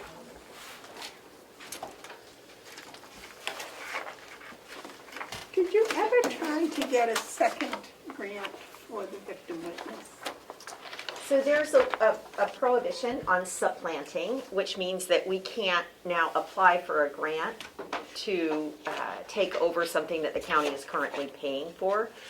That would be considered supplanting, and it's banned. So if we did get a grant, it would have to be for additional services, not what we have now, but additional services. And we are looking into expanding this grant, rather than applying for a second one, expanding it, because we are realizing that the addition of the domestic violence prosecutor has drastically increased the workload for victim services, and so they are considering, we're going to look at it this year, we're going to get through this year, and then they're going to look at whether or not we need to add a half-time person, but we would only do that through a grant. We have sufficient matching funds to expand this grant if we are able to. So that's something that we are going to be looking at this year. Okay.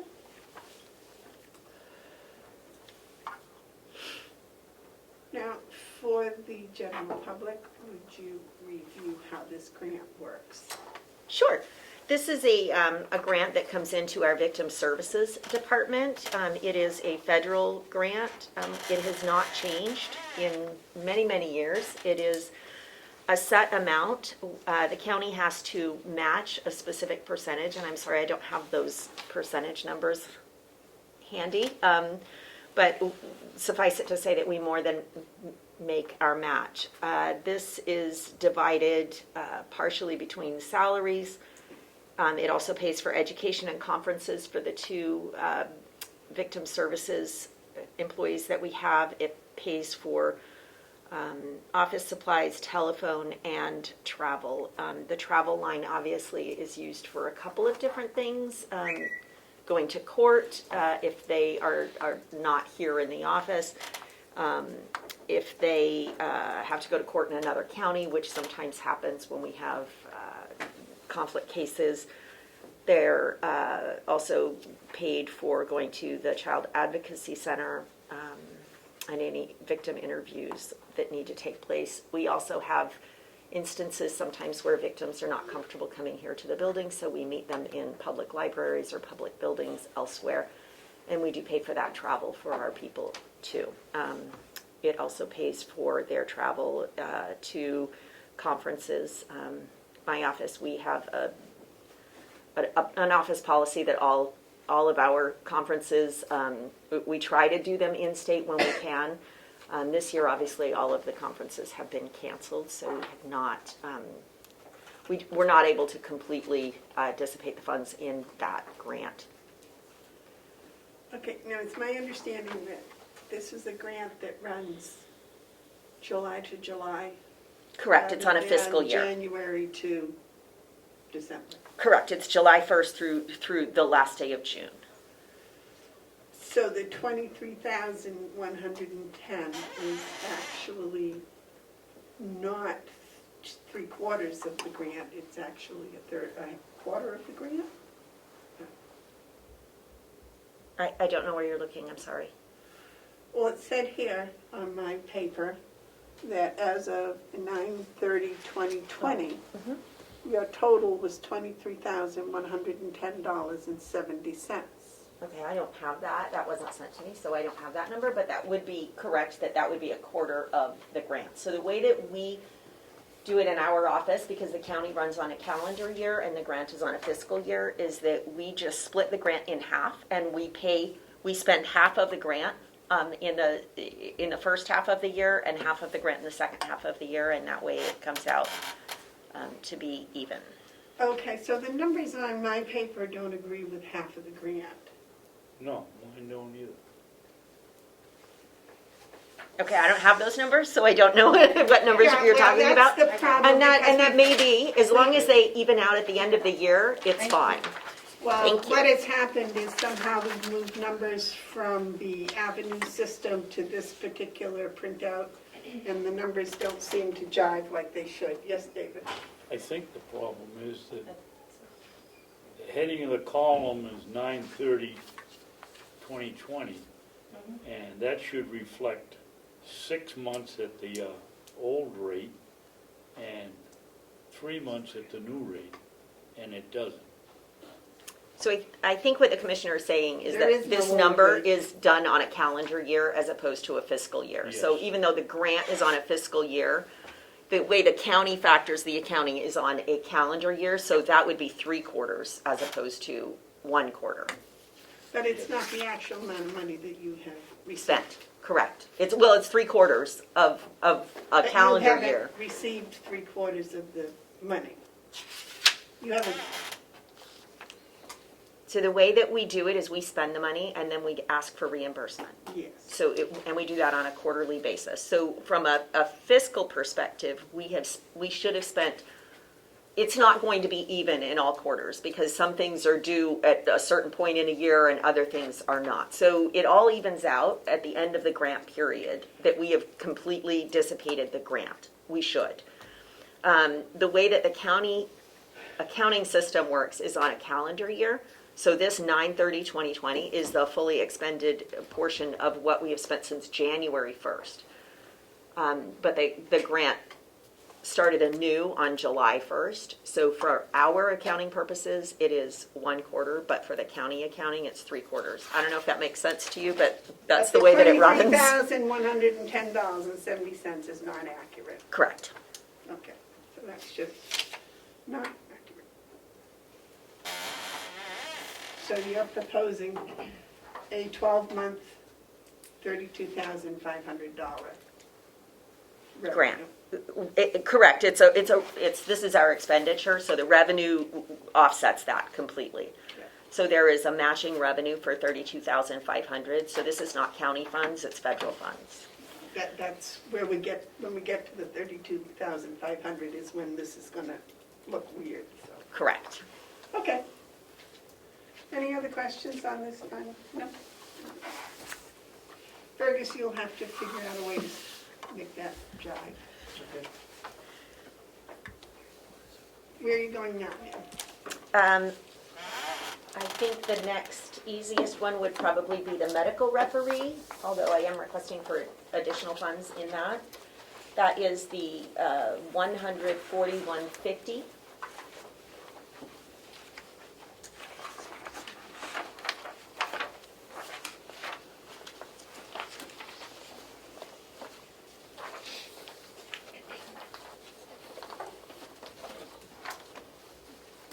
And again, I don't have the extended numbers.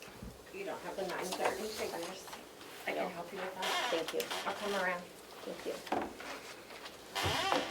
Fergus, didn't you send out updated 930 numbers to all the department heads? Not until the commissioner saw it. This is the first time anyone's seen the report on this. Then how could they do their budgets? They do track their own expenses, so pretty much through the year as well, so I think. Well, yes, I I don't wanna know they speak for do you, track but their own that's what I do. expenses, but they should be able to Kind of check them directory. Sure. with the avenue. We got the revenue numbers yesterday, so. That's where we are. No, these are expense I know, numbers. And that includes that's our expenditures, not what we've actually spent. We just haven't paid it all because it comes in after. Yeah, so if any checks were written after that, that wouldn't be included in there, even though you may have. Okay, expensed. there seems to be a problem here. Why aren't you communicating with her about the problem? I think we will be, and we've spoken, to be fair, to finance. We have spoken about what we need from finance, and I think, I don't want to speak for finance, but my understanding is that they are going to be more communicative. I think that, Fergus is new and is coming on and still trying to figure out how it all works. I know that our department is not unique in that we keep our own budget within our office, and I would like to get away from that because I think that we should be able to rely on the numbers from finance and from the treasurer. No, you should keep So- your own numbers anyways, but you should We be will. able to check them with Correct. finance on a weekly basis, I would think. Not better. Thank you. So the numbers that you have for 9/30/2020, on the medical referee line do not include all of the money that we have spent. And I don't know why that is. Some of it is a lag, not from the county's finance, but from the medical examiner and when we get our bills from them. So what I did for next year's budget, I don't think it should come as any surprise that with COVID and with the opioid epidemic that our death here in Carroll County, our death numbers have gone up. So what I did in order to put together a concise budget for next year is I took the last 6 months of what we have been billed and I multiplied it by 2. So we are probably not going to make it through the end of the year with the budget that we have. I think I've already done one line item transfer request. We are getting, which came in late, I think. Was it brought down to you? Yeah. No. You don't know? Okay. I will track that down. I know that we are running short in transports, I believe. So these numbers that are on this sheet we have aren't accurate. They are not They're accurate. as of what was in the system On September 30th. Right. So if it hasn't been processed. Right, but it's doesn't not exist. accurate. That's why you need to get the numbers from her to put on this sheet, because she knows what she has spent as of 9/30. Now, there may be a whole month or 2 months lag between what gets billed and run through the finance. But that's why the department heads need to keep their own numbers. So she can come in here and say, no, as of 9/30, our billing for physician services has been $8,300 or whatever it is. And then we can have a more accurate number in which to see about next year. As you did it, you did what you had spent at 6 months, and we don't have those numbers. Right. And I think what she's saying is that the billing is lagging behind the paying, and we're tracking billing and you're tracking paying. Exactly. And so we need to just somehow work together in the Right, future and to we make have sure to that look we've at got the that. budget for next year based on her billing. Not the paying, but based on her billing.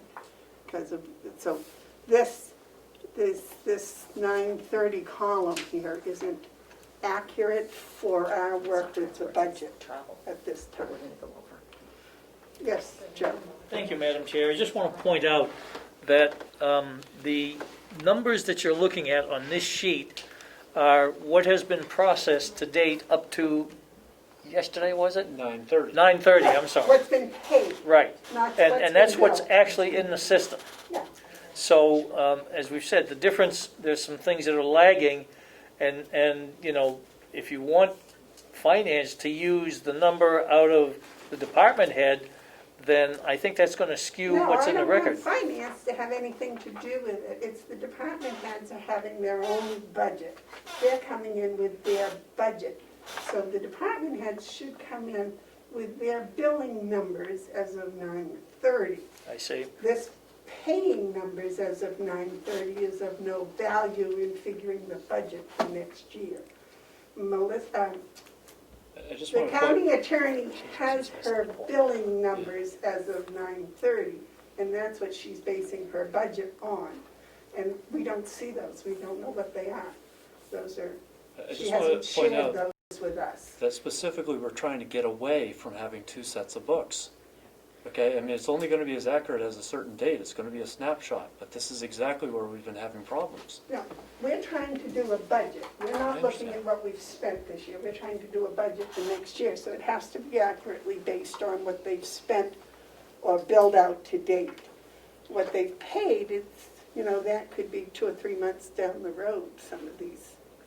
But that's what we're trying to do. So this gives a false sense that this is all the money she has spent in the first 3 quarters of the year, when in truth it's not so. She spent more than this in the first 3 quarters. Madam Chair, can I ask for clarification on the, once we get to the point of installing the new modules on Avenue, will that take care of this? I Where don't things are believe posted in so. real time and they're going through the accounts payable system versus, It will only talk about what's been paid. It would go in as a purchase order. So we've committed. So we it would start we would being have more reflected. accurate Yes. numbers. Okay, Yes. thank you. Will More the up to purchase date orders funding. be immediately taken off the budget? They would show up as like it was an expense because we've committed to that. Right, and so that would make it more So we're accurate, good. yes. It would. And to be completely fair to finance, I mean, they're doing what they need to do, which is they're tracking the expenses. When I put together a budget, I do more than just track expenses. I have to look Exactly. at trends as well. For instance, our medical referee budget has been going up, and we're also looking at the trend of what we anticipate to be coming. And I hate to be that blunt about it, but with COVID, the deaths are going to go up. And so we have to factor that in so that we have sufficient funds. To most of the budgets are going to be educated guesses at best. Well, We look at what we've spent in the past year, and we look at what the trends are and what we believe those expenses are going to be. You know, some Right. things are We're fixed, looking- salaries, things like that. We're looking at a number But here that says that you have spent $6,000 in 3/4 of the year. That's what we're looking at, and that is inaccurate, I think it's 10,000 is what yours. okay? Our sheet said you spent $6,300 as of 9/30/2020. On physician services only. That's physician services. That's just autopsies. If you go down to the bottom, it's I know, but I'm saying- 10,365. I'm saying, I'm certain that you spent more than $6,300 as of 9/30, On physician services, yes.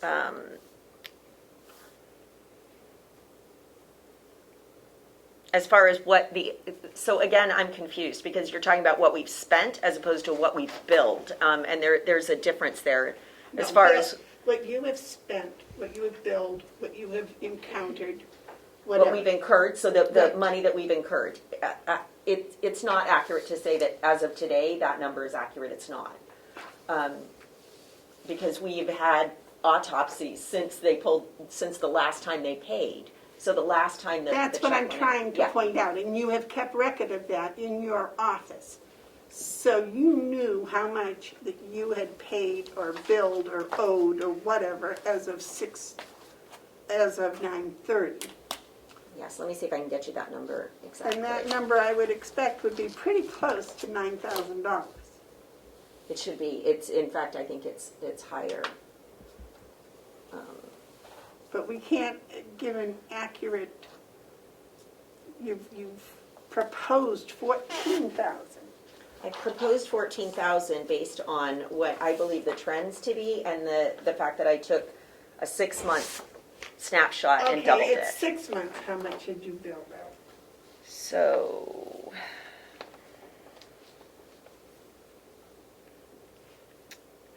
well, the total expenditure I have for that is just on investigations would be 6440. So that is pretty close for 6 months. For 6 months. And the Your double of that is physician 12,880. services was 6440, is that right? Yes, for the 6-month snapshot that we took. Okay, so now, based on that, I can say, well, that looks like maybe you would expect to spend 13,000 this year, Correct. and you've only budgeted 10. So you're gonna need a line item transfer there, eventually. And the proposal of 14,000 looks a lot better based on a 6440 for 6 months. The paper I have says 6,300 for 9 months. So Correct. you see, this paper I have, I can't use to verify whether you made that seems like a sensible number for the projection. Your number of 6,440 for 6 months makes that look very good as a projection for next year. Okay. That's why I'm saying I need the department head numbers, not the finance office numbers. Okay. So what is your department head number for your phone consults for 6 months? 1375. For 6 months. So double that is 2750, which is what we put. For pronouncements, what was your 6 month? $825. And your transports? $944.95. And the travel expense? $1,584. And those are all 6 months? Those are 6-month snapshots that we took. Okay. So why are your transports down?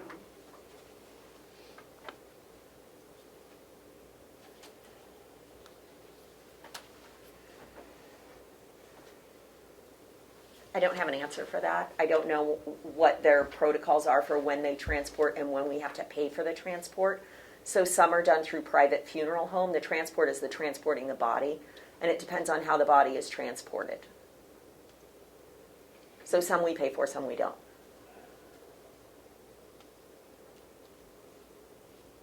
And the state determines that? Well, the state and the families, yes, depending on why somebody dies and whether they need to be transported to Concord or whether they're just going to be transported to a funeral home. They die in a hospital as opposed to whether they die at home. I don't go through those each and every single death we get. It would be, it just wouldn't be a great use of my time to do that. So we rely on the medical examiner's office to make the determination based on their protocols for what needs to be transported and what doesn't. Well, And that makes sense. Okay. Yes, David? Michaela, why when we get these bills, the person's died in the hospital, do they have to have the medical examiner come? Wouldn't you think the medical people would know whether the person's dead or not? Commissioner, the medical examiner doesn't come for every death. The medical Well, examiner has... He calls, or because we get conference calls if somebody's dead, so. Sometimes, not on every occasion, but they're complying with state law and the protocols, and I don't have anything to do with that. I don't set those policies, nor do I set state law. I'm just a prosecutor. So I simply comply with the policies that are given to me. Do you ever ask, or does anybody in your office ask why we have to pay $140 or the travel or everything if the person's dead in the hospital and nobody there? I mean, it seems to me there must be somebody that could sign off this person's dead. Commissioner No, it's the Babson, law. I'm not a physician, and I'm not going to impose my decisions on the medical examiner. We have to use the medical examiner. It's the state medical examiner. It's the same in every state across the country. And I'm not going to second guess a medical examiner and what they need to do. It simply wouldn't be appropriate. Did you have a question, Carrie? No. Okay. All right. So, you believe that the physician services are going to go up? And what, maybe this would help answer David's question. Mm-hmm. The physician services, what do those involve? Physician services are generally speaking, those are the autopsies, Autopsies. toxicology polls, things like that.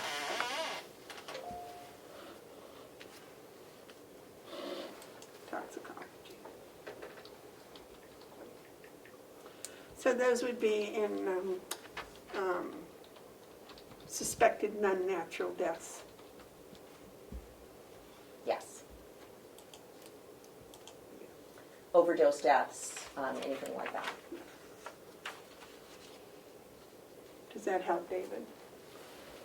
I just, my complaint is, does anybody ever say to the legislature or to anybody, this is, $24,600 to confirm somebody's dead? Seems like a lot of money to me. Well, a lot of that is they have And to. I know they have to have autopsies, that does make sense. But it always bugged me when I see the person driving to the hospital to find out, to say he's dead. Well, I don't know that that's what happens. And I don't know where that's coming from, and perhaps if you could provide me with where you're getting that information, I could check it out. But that's not the I would be information glad that to I do have. The next time I see the bill, I'll do that. I think when they call them untimely deaths maybe, because I know. They're unattended or untimely deaths, correct. And the medical examiner does not report to the hospital if it is a 90-year-old person on heart medication and they have cardiac arrest. They do not report to the hospital on that. But they send us a bill for $140. I don't think that they do, Commissioner, and that's why I'm asking you to point to where that happens. I'll be glad to find a bill. That would be for great, you. because I don't believe that that happens. We get several of those a week, those types of deaths, and we do not get billed for all of those. I know because I look at every single death in the county, but we don't get billed for every single death in the county. I think, last December, a friend of mine went for a walk and didn't return, and it was an untimely death, and it was a young person, and so they proceeded to do this. And I think it was on the request of the police department. They Well, that requested makes the sense. medical examiner to get involved. So it doesn't come, the medical examiner's involvement doesn't come through the county attorney's office. It can, it can. If the medical examiner says that they're not going to do an autopsy, our office has the statutory right to override that and request an autopsy in some cases. And we have done that in the past, But it where would there be- has been a concern on our. But it would be instigated originally by the local Police police department. department, correct. Or the sheriff's Yes. department. Correct, Commissioner. So it's, Well, that makes sense. okay.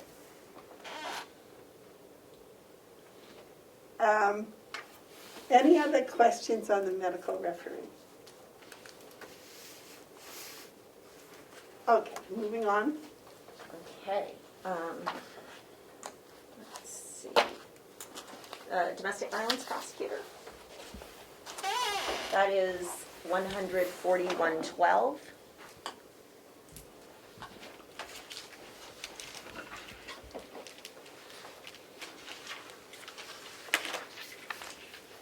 Now, before we start, Uh-huh.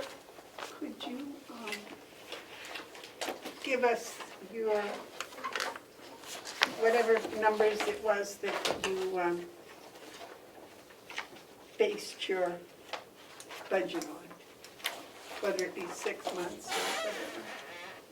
Sure. And I guess when it comes to which line item? Because Well, just it start with varies. salaries. Sure.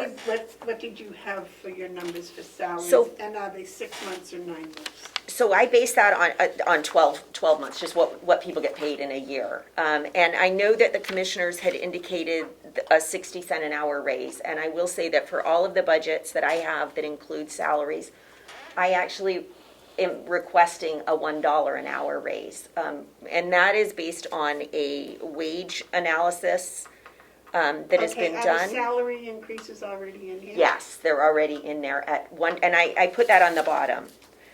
Rates are calculated slightly higher than the 60 cents an hour, and I put $1 an hour because we do continue to struggle to bring our employees up to the minimum statewide based upon a wage But there may study. be no increase in salaries at all across the board Okay. for the county. Okay, So I really wish that people would not put that into their salary lines until the commissioners have had a chance to make a decision on that. okay, well, I wasn't given that direction. I wasn't given any direction with regard to that. I was just asked to put together my budget, so that's what I did. All right, so this includes $1 an hour. It does.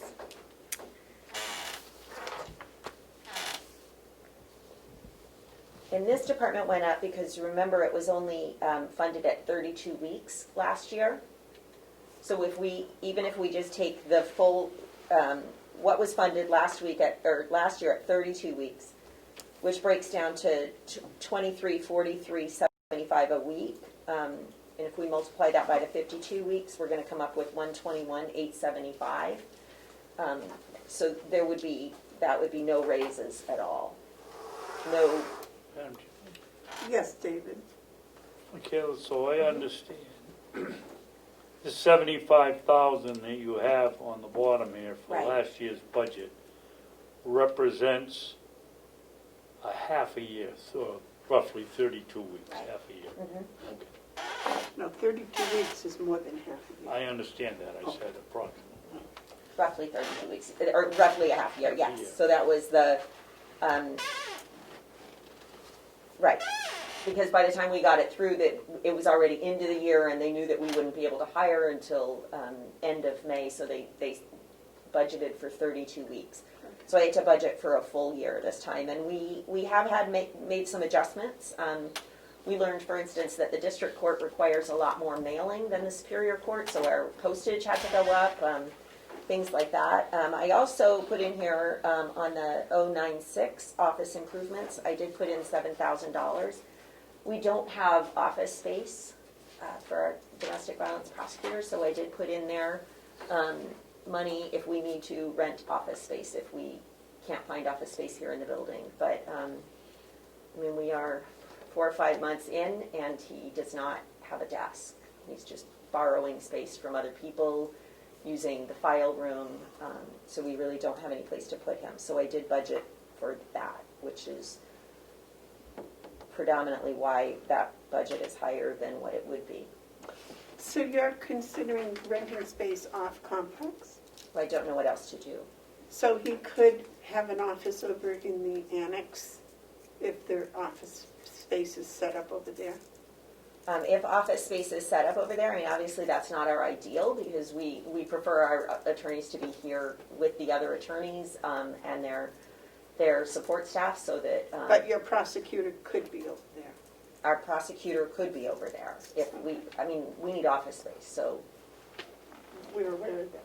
Yes, David, you had a question? Yes. So, 07 is salaries, that's a secretary or? Well, Commissioner Babson, we don't use that word anymore. Well, So it maybe is you a- don't, but I do.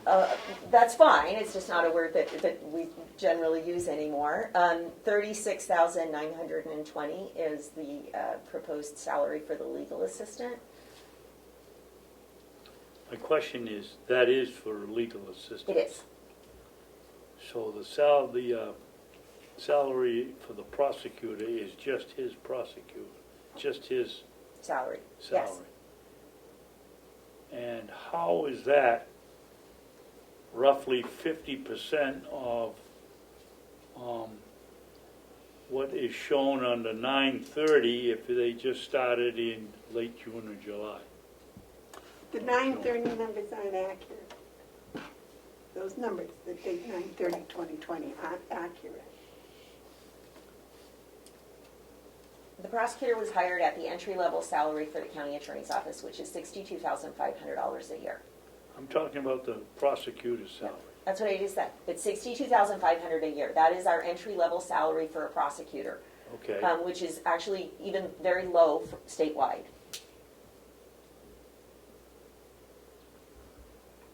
So if we didn't hire that person until April, so you're telling me the 19,800 represents just from June 1st to basically 9/30? It would have been, he started on May 24th. His salary is $62,500 a year, Commissioner. I don't know how that breaks down. I generally hire at a lower rate for probationary period, and then it goes up to the entry level rate after probation. So I suppose 62,500 divided by the weeks and multiplied by the number of weeks we've had is that number, yes. When you were tracking his salary on your 9/30 snapshot that you took, how much had you paid him? You know, Commissioner, I actually don't do it that way. For salary, I check what they make, and that's how much they make. They make that in a week, and then you multiply it by 52 weeks. The person's been here about 4 months, right? Yeah, Yeah, so this works out minus the October 2nd payroll. yeah. So it's correct.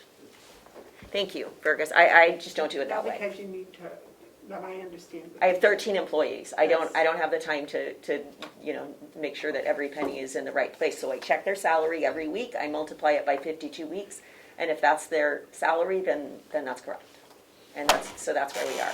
But this includes a dollar increase per hour. This one includes And a the legal assistance. $1 an hour increase, yes, for April 1st through the end of the year.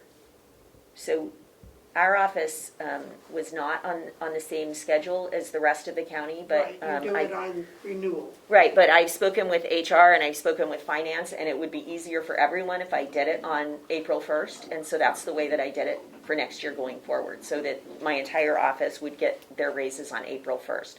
So what I calculated was 1 quarter at the current rate and 3 quarters at the adjusted rate. That's nice to know.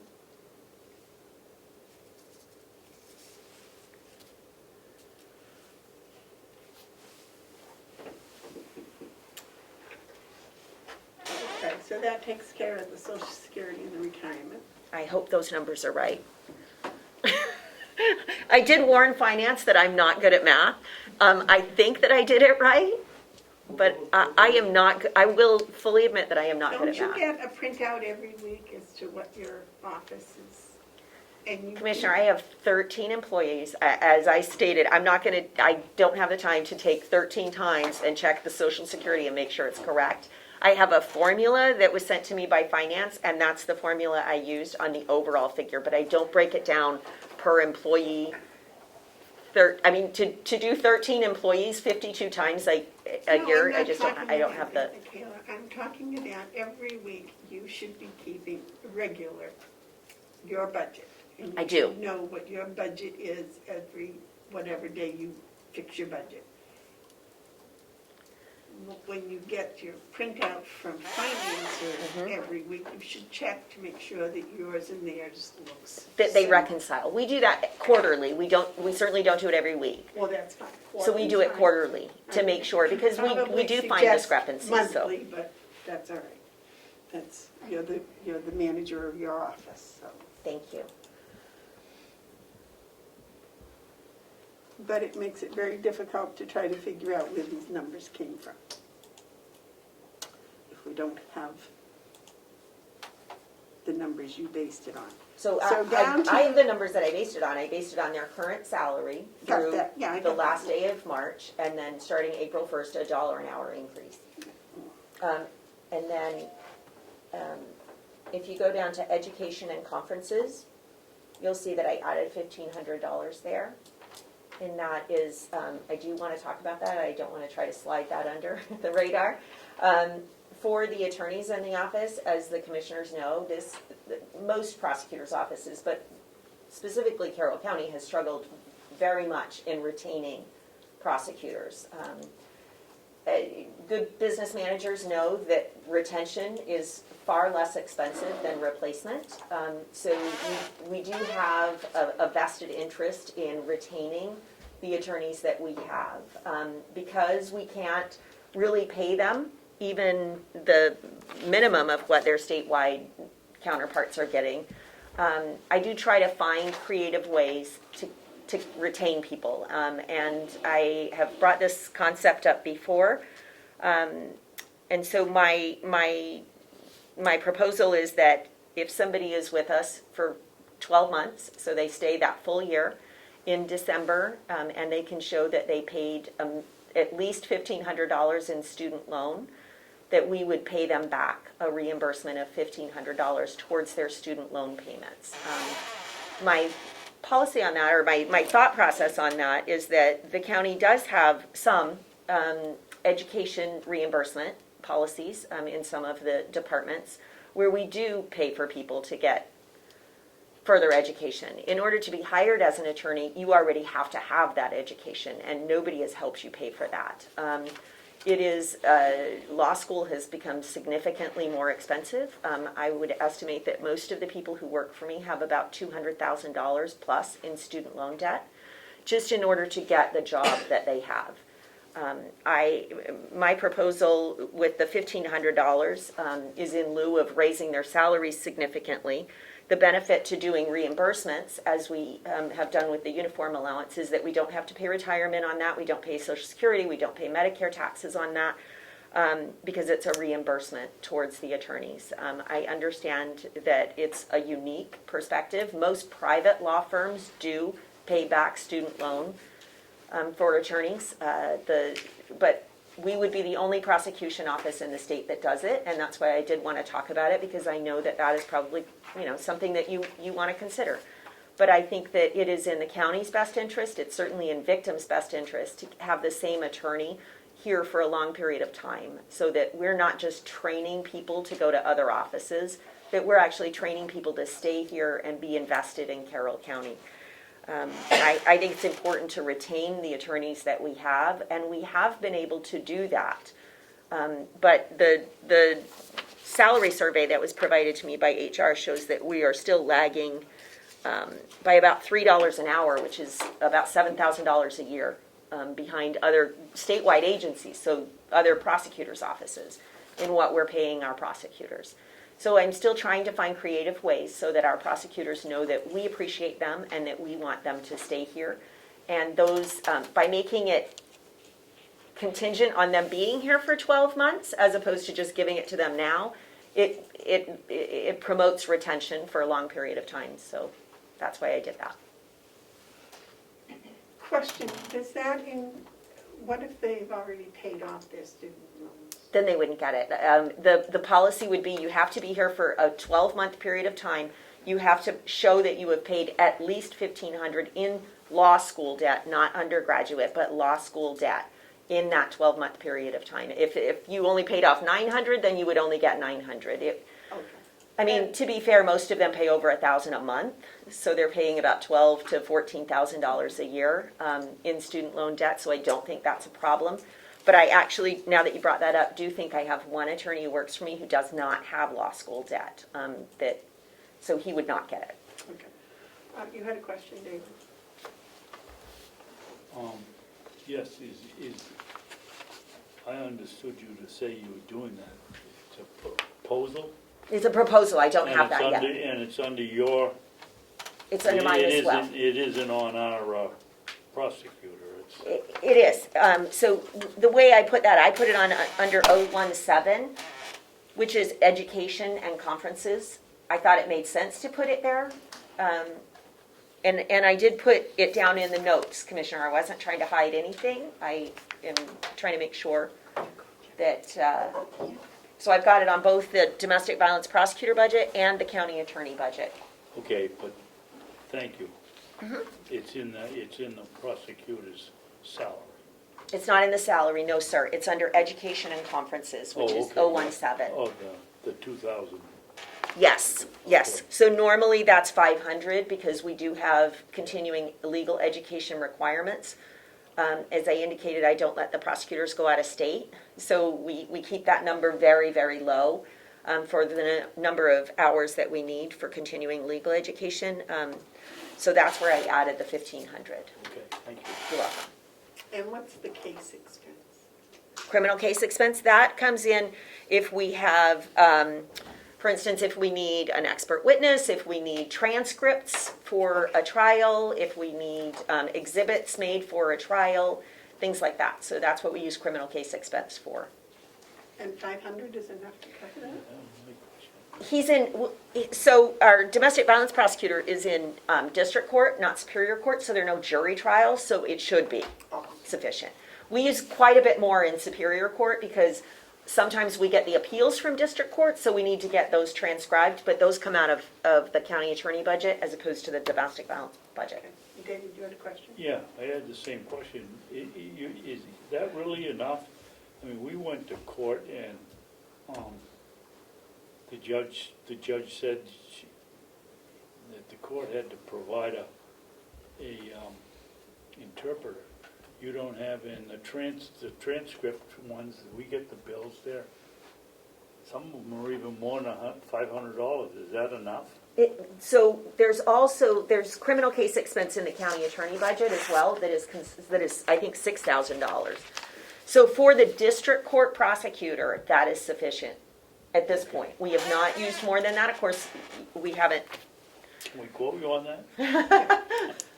So it's my understanding that if it goes to district court and something happens and it has to move up, then it goes from the DV prosecutor into your office. Into the, correct, the county attorney budget, because that would be considered a superior court expense. Gotcha. All right. Anything else on here you want to talk about? No, I don't think so.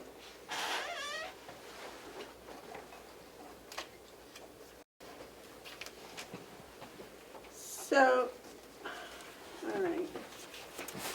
Are you guys on Can like a you get rotation? us numbers without the dollar increase in them for the salaries, please, for this? Yes, it would be 62,500, that's what he makes now. Okay.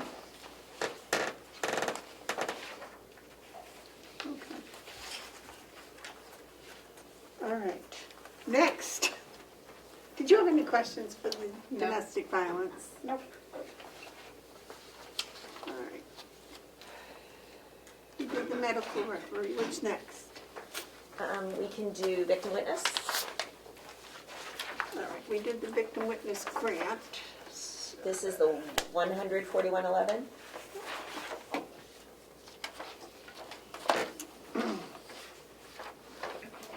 And I think this is the first one where you'll see a little bit of a change from the prior year budget in that when our prior county administrator was here, he compressed all of the salaries into one line, and my understanding from the delegation is that's not how they like it, so I did break it out again. But I'm happy either way. I just think it's more transparent to have it broken up.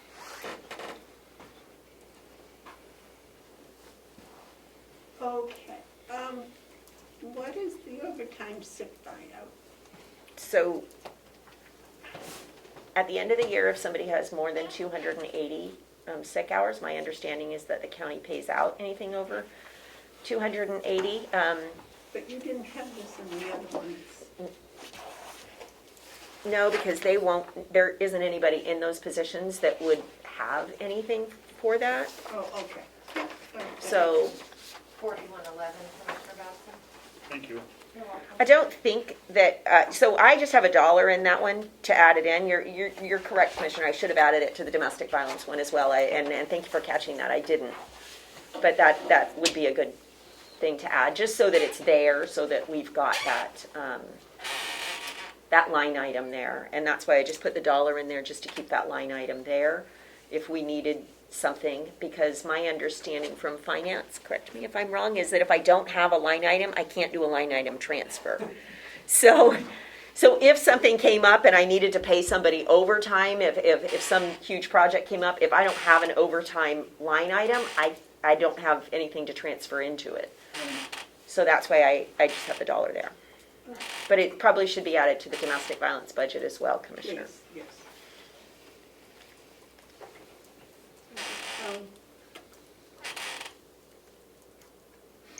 So in 2020, you didn't have a director?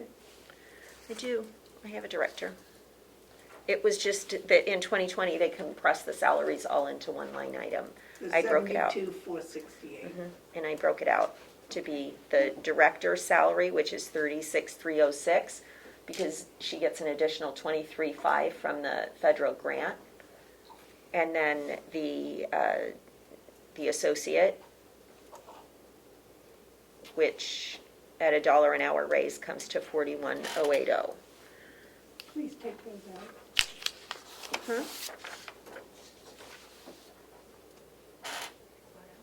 I'm sorry? Please take the $1 an hour figures out, the raise figures out, so that we can, I mean, you'll have to redo it and resubmit the paperwork to us, but would you please do that so that? Well, the commissioners can do that, but frankly, Commissioner, this is my proposed budget. I believe that I am asking for this because that's my proposal. If the commissioners choose not to do that, but I'm not going to put in a proposed budget with no raises, because with inflation, you're essentially saying that my employees are There going to is be no working. inflation, as a matter of fact, it's deflation right now, so. So, Cost of living increases are. There is no cost of Okay, living And increase. I would disagree with that. Okay, So well, my proposed budget is to add $1 an hour. My employees are already working at lower than the minimum in the state for their counterparts, and we have been trying over the past few years to get them up. I have been working with the commissioners every year, because I was asked to not do it all in one year, because it was going to be too much. So we have been doing it gradually over the years to add a little bit every year to their salary so that we can get them up. I have the statewide salary survey, and my employees are making considerably less than their counterparts in the state. If we don't get the employees up, that we are going to lose them to other counties. So we will train them so that another county can benefit from that. Retention is less expensive than replacement. To replace a skilled professional cost the county approximately 200% of that person's salary. And I think it is far cheaper to give them $1 an hour raise than it is to replace them. My proposal is for the $1 an hour. If the commissioners choose to not do that, then that's what the commissioners choose to do. But that's why the commissioners have that line that says commissioner approved.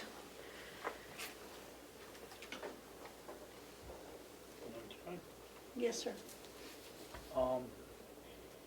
I agree with the county attorney. I think that all department heads should be helping us out by putting in what they think would be a reasonable raise. It's just like us turning this budget over to the delegation. They make the determination in the end. I kind of like the proposal. Yeah.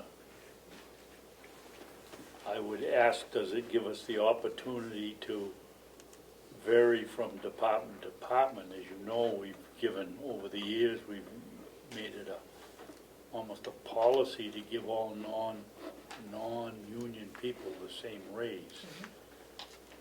The only exception I would see with yours, Michaela, is that you accept whatever deviation we get from department to department. I like the idea that we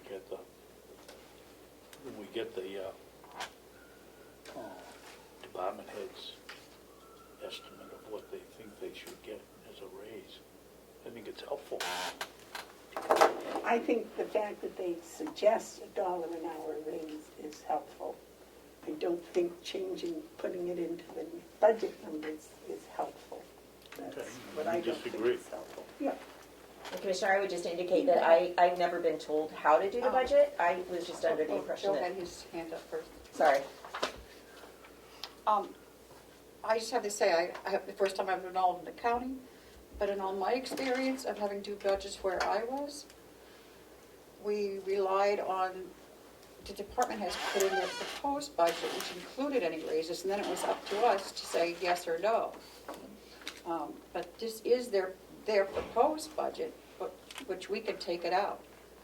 But I understand why they put it in. I mean, that's the way, so, that's all. Well, I think we probably, if we can take a little break for a second, we should, as a commission, agree so that all the department heads are working on the same information. So either we want them to put in their recommendations for salaries separate, or we want them to put it into the proposed budget lines. Which I think we should come to a conclusion about that. What would our CFO recommend? That there's a department proposed, there's a commissioner proposed, and there's a delegation approved. Well, but the question is, do the department heads come in and say, we would like $1 an hour raise for our employees? I have, Or do they come in and they say, okay, these are our proposed budgets? I mean, They include $1 an hour raise, or do we not? so two things. One, I do believe that the commissioners should develop a policy on what raises is going to be, and that can be flexible. This is partly, and the second point I'd like to make, why I'm producing a schedule of exempt employees so that you can see what that impact would be across the entire county. So everyone who is non-union would have a line item. So if you do 60 cents an hour, this is what it is. If it's going to be variable, that's what it is.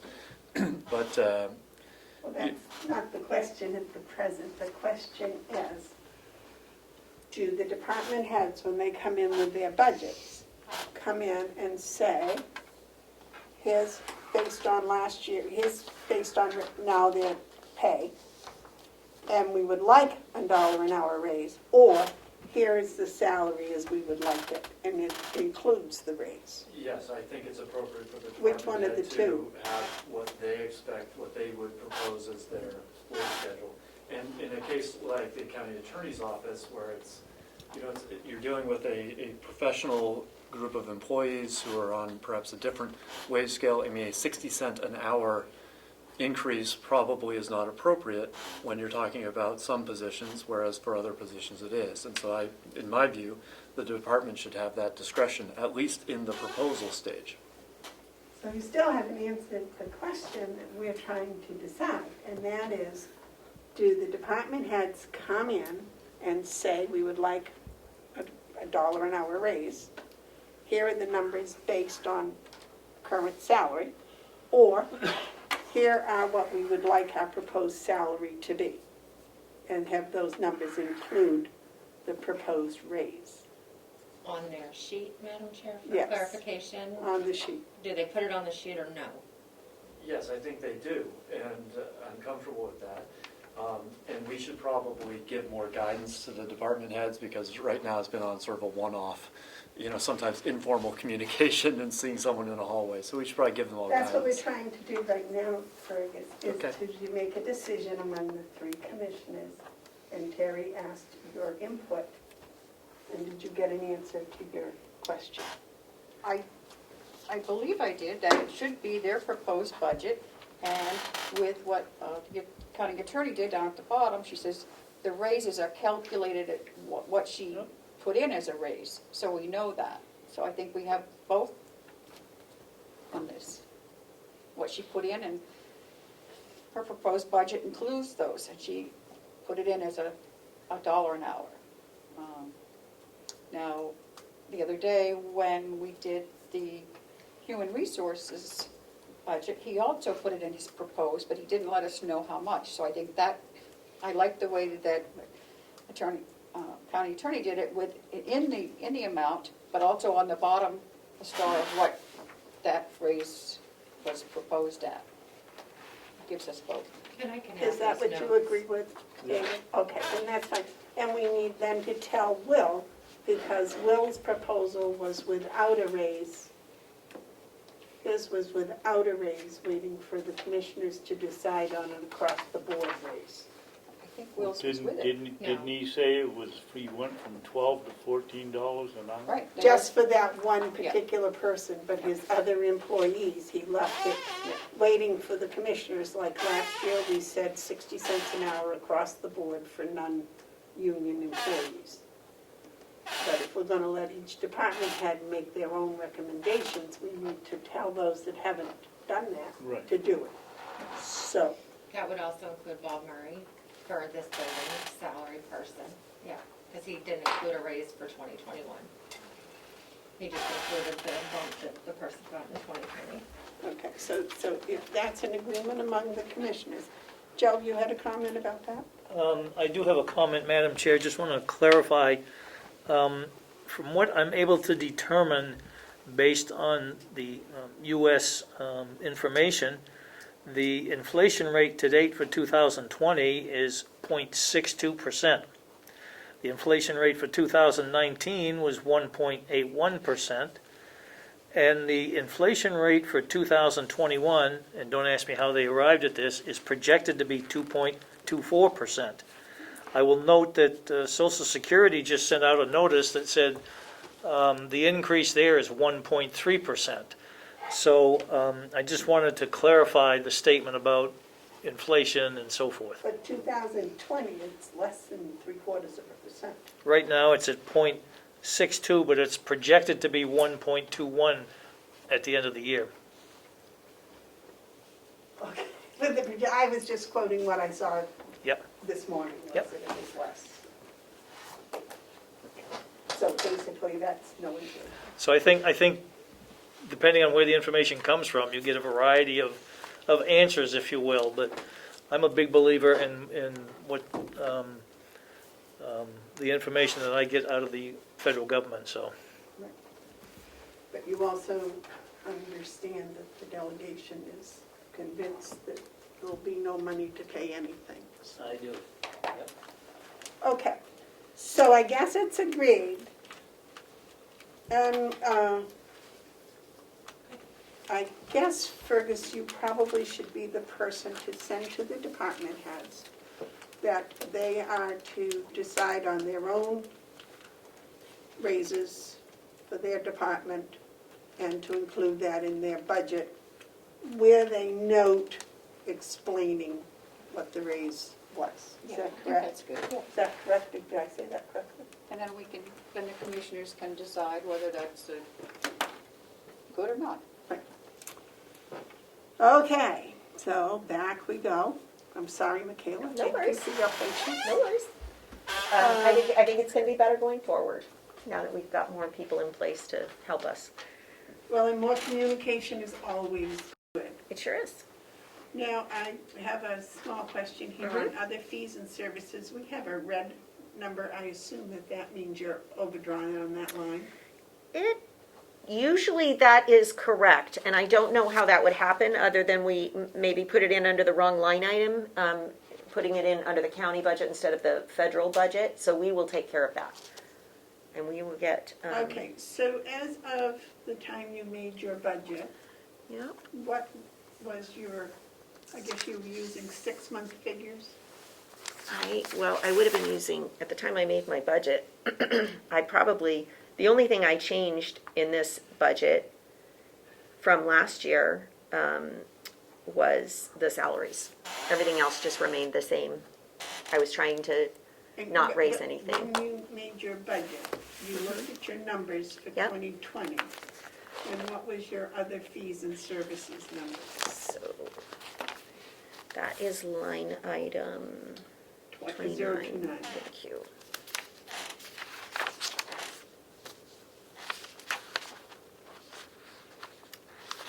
So in my department, we do not have that in the negative. We have $100, and we have spent $55 on stamps. So I don't know where the remainder of that comes from. Okay, so the $55 you spent, that was as of what, 6 months?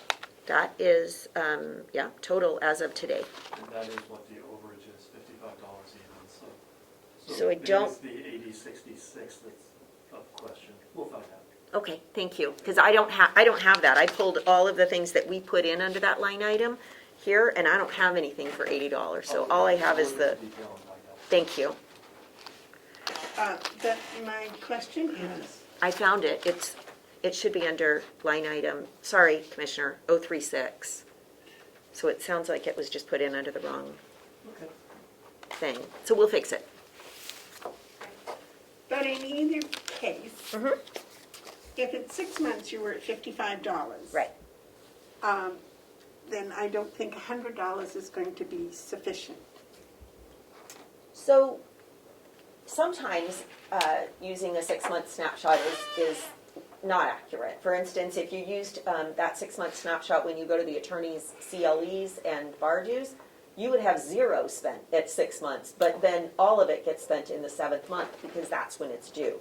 So we generally, $55 in stamps, that probably is going to be enough. 110 would buy us 2 books of stamps, I see your point, or 2 rolls of stamps. So, we have just tried to stay within the budget that we have. I didn't raise it because that's the amount that we've had for several years, and I was trying to not raise things if I could avoid it.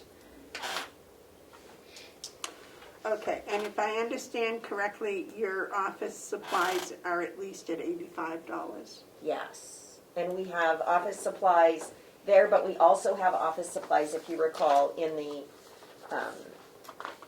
No. federal Yes, but budget. I'm So that's talking where we. about the victim witness. I was just thinking that you have twice as many victim witnesses now as you had before, and if this, I assume that you're doing even more cases now with the domestic violence prosecutor, that if this office supplies and your stamps are going to be sufficient. We will make do, because as you recall, there's office supplies in the domestic violence budget, there's also office supplies in the county attorney budget, and sometimes it's a little hard to draw that firm line and say, oh, don't use that stamp, that's a domestic violence stamp. So we generally try to come out even at the end of the year. In fact, I think that we've always had a little bit left over at the end of every year. So I think if you asked the employees in victim witness whether they would rather have extra office supplies or a raise, they would say a raise. So that's why I did it the way that I did.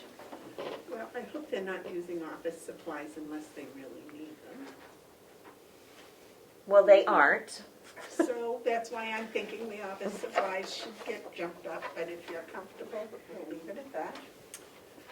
Okay, any other questions on the victim witness? No? David, any questions on the victim witness? Yes, Not my Terry? victim witness, no. No, it's okay.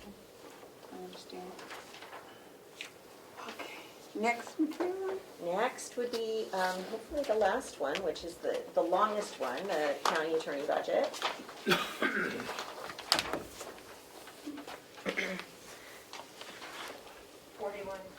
4110 budget, yes.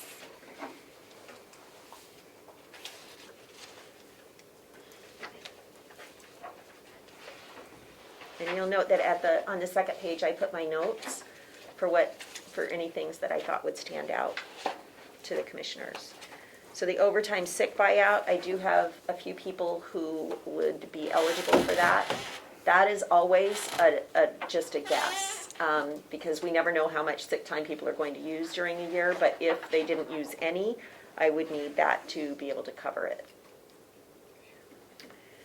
The salaries, I broke them out again, even though they weren't last year, to be 007 should be all administrative and investigator salaries.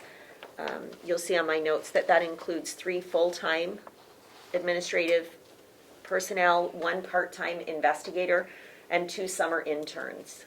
I think the commissioners will remember that we don't pay our interns. We do give them a stipend because they come from Concord, and that is a long drive, so we generally give them enough money to cover their gas money to and from. David? Yes. Does this, the assistant attorney obviously includes the $1 an hour raise. What about the administrative and 007? Are some of those at $1 and we giving are you suggesting we give the employees in that office obviously the $1 also? Yeah, so it does not include a $1 an hour raise for the interns. I wasn't raising that at all. That's the same as last year. And for the investigator, as $1 an hour, so it's he only works 26 hours a week, so it would just be that $26 a week. But you've got 2 or 3 ladies in there working and we do. that are non-union. It includes $1 for them also? It does include, so it works out to be $40 a week is what my raises work out to be per person, $40 a week. Oh, okay, yeah. Yep.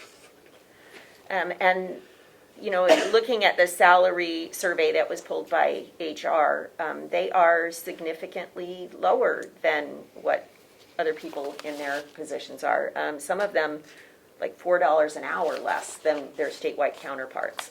So again, I've been working with the commission every year to try to boost those salaries up to get them up to at least the state minimum. We still are not there.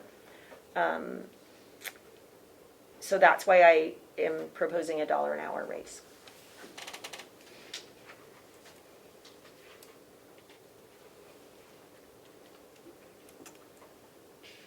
And the education conference, the same thing. The same thing as I proposed with the domestic violence prosecutor.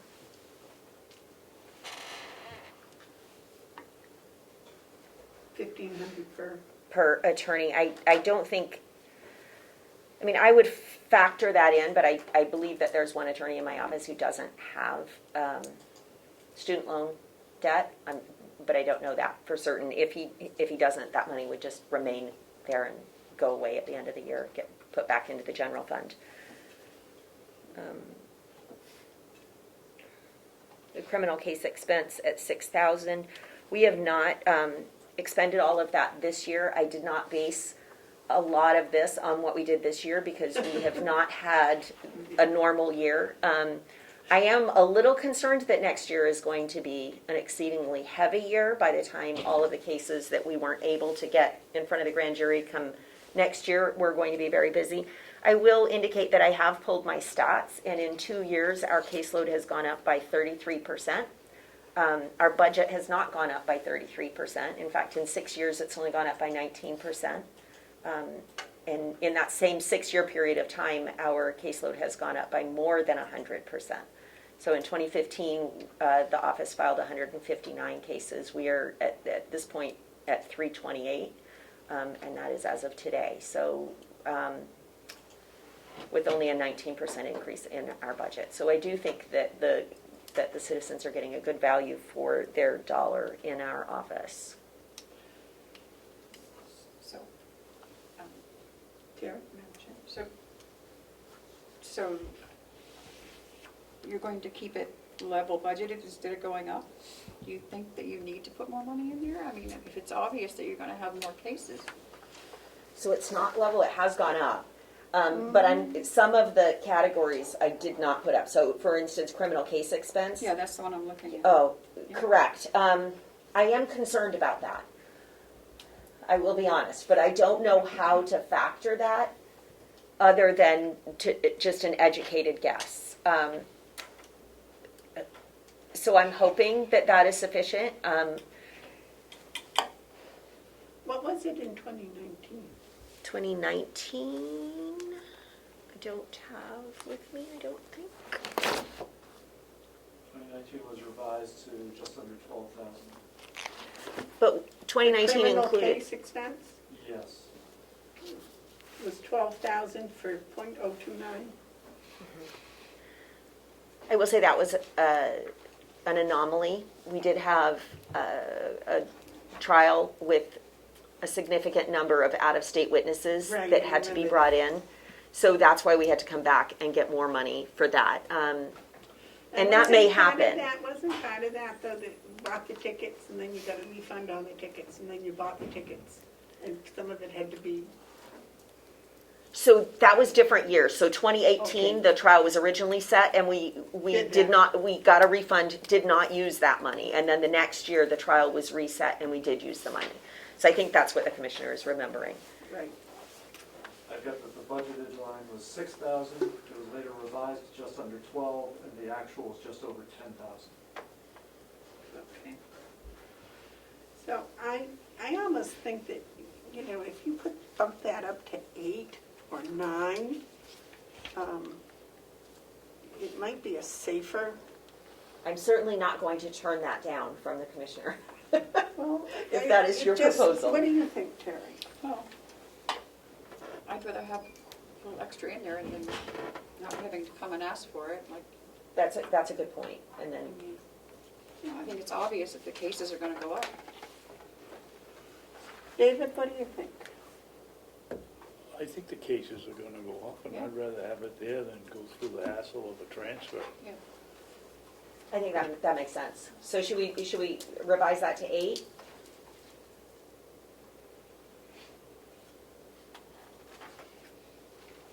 That's fine with me. I mean, if you think that's enough.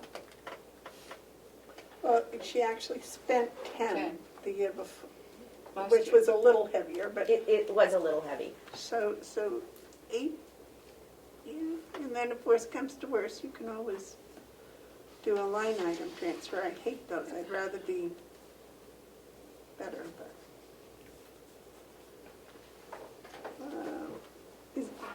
comfortable with 8? I am comfortable with 8.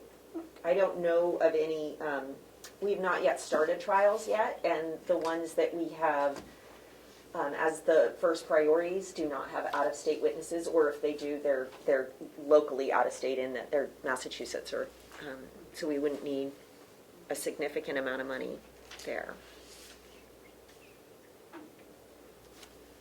And what about civil commitment? So civil commitment, if you recall, we never had money in there before because they never had a civil commitment. And then we did have one last year, and it ended up settling so we didn't have to pay for the experts. When we do get a civil commitment, it is the county's responsibility to pay for the experts, and those can be very, very expensive. So what I proposed last year was to put in $10,000 and then just keep rolling that up, 10,000 every year, so that it's not a huge hit in one year. I never know if we're going to get a civil commitment or not, but it's nice to have at least the beginning of the money there. Would you please remind me what a civil commitment is? Sure. If somebody is a sexually violent predator and they've been sent to prison and they're getting out of prison and they've maxed out their time, so there's nothing hanging over their head, and we believe that they are not safe to go out into the community, there is a provision in the law for a civil commitment of that person so that they are not back in the community. So in other words, hypothetically, if we had somebody who has been convicted multiple times of sexually and violently abusing children, and that person was convicted and went to prison and on a 7.5 to 15, and they have served 15 years and they're going to get out. Because they've maxed out, there are no guardrails in place. And if that person has a significant history of abusing children over a long period of time, we obviously are concerned about releasing that person into the community. It is a rare thing to do a civil commitment, but it happens. And we have seen, I think there were 4 statewide last year, and one of them was here in Carroll County. So if we get those, we do need to pay for forensic experts and psychological experts in order to. David, you got a question? I think they just changed that law, didn't they, a couple of years ago? A few years ago, yeah. I would say 2014, I believe, 2014. Yeah, So that's a contingency fund, so we don't use it for anything else. We didn't use it. This year we have not used it. I don't anticipate using it. So when I put in for that money last year, I had asked for it to just be a rollover so that we would continue adding 10,000 to it. And if we don't use it, we don't use it. But that's why I added the additional 10,000 this year, even though we've used 0.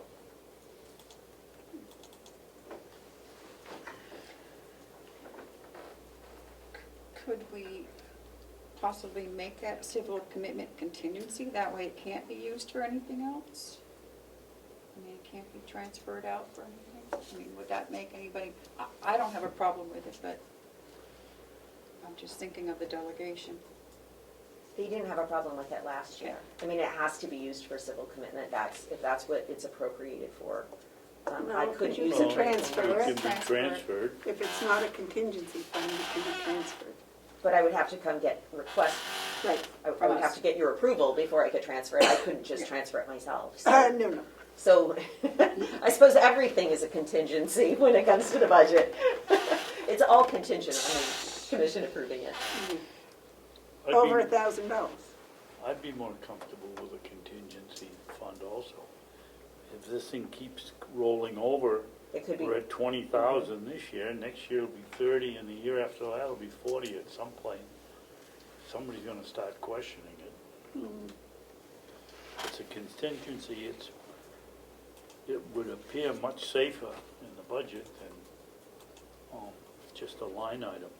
For clarification, you're not talking about adding 10 every year and having a pot grow, are you, or are you? Yes. or Yes. you I are? am. Okay. A civil commitment like that can run close to $100,000. So what you're really saying is what you need is a reserve fund, Okay. correct? Yeah. Okay. Good, okay. I don't know. Something like that. Yeah. Okay. Something that can't be used for anything except this. Right. And then if it's in a contingency fund, it has to be approved both by the commissioners and the delegation to be used. So she'd have to come forth to us and say, look, I need to tap this contingency fund because we have this person and whatever. And for clarification, so if you have $10,000 in December that's unexpended, what you'd want to do, I believe, is you'd want to transfer it into such a fund, correct? And then budget another 10,000 next Yes. year. Is that what you're asking? I- Is that what the process would be here? I don't know, we've never done it Because before. otherwise it would lapse, right? Like, Right, we And just go it- back into the general And it's not fund. encumbered, it So- doesn't get encumbered, but it does need to be in some sort of a fund. And if it's a contingency fund, we can keep adding to it, is that Yeah. correct? So some action is going to need to happen to this line item if In you have an December. uneventful fall. Right, correct. So- So it sounds like we only need that to be 10,000 because I have 10,000 in it this year. Right. Is that correct? Yes. So we can reduce that to 10,000 and do something by December to hold on to the 10,000 we have from this year? Is that what you're saying? I'm sorry, I don't really understand. If it's a contingency fund, can we continuously add to it without touching it? I don't know, I'd have to research what the process is. Or a reserve fund? I understand what you're saying in concept. Well, let me- We're let- saying, Let me figure it out, unless you. okay. We did that for something in the jail. Yeah. my guess is you could add to it, but you couldn't take it out. Yeah. Yeah. Joe? Thank you, Madam Chair. It's been my experience that the delegation has a tendency to get somewhat excited about contingency funds. So just keep that in the back of your mind as we're doing this. I don't disagree that it's a good idea. In fact, I've asked to be able to do that on other occasions and pretty much got it shot down. A good example would have been the generator issue that we should have been putting money aside for and we didn't, so it cost us a fortune all at once. Again, Yeah. I'm not opposed to it, but I think we want to be real careful how we structure it, so it doesn't look like we're growing a pot for whatever reason it might be. Right, we got into all this with the emergency fund you wanted. Remember you wanted an emergency fund that we could, Yes, just for emergencies such Right, as the right. generator, and that didn't work well, so. So maybe the CFO can do some research and find out what the proper procedure is for Yep. this. And if, I can help you with that. and if we can keep that 10,000 from this year, then that could go down to 10,000 for next year, as opposed to the 20,000. And it's not, and in either case, it's not gonna be a full 20,000 out of your budget next year, it's only gonna be 10. 10, right. Even if we have to encounter the first 10 from this year, encumber it. Yes, that makes sense, so we can reduce that to 10.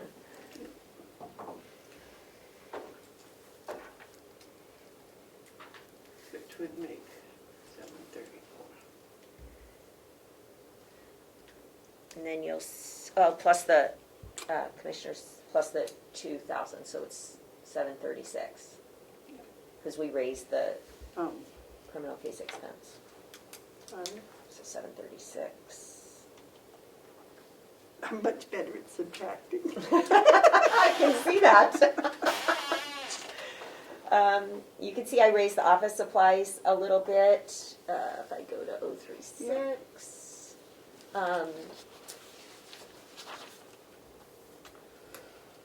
Our current total is $1,650 at, on the 8th of October, which leaves us a remaining $400 for 3.5 months. 2.5 months? 2.5 months. Okay.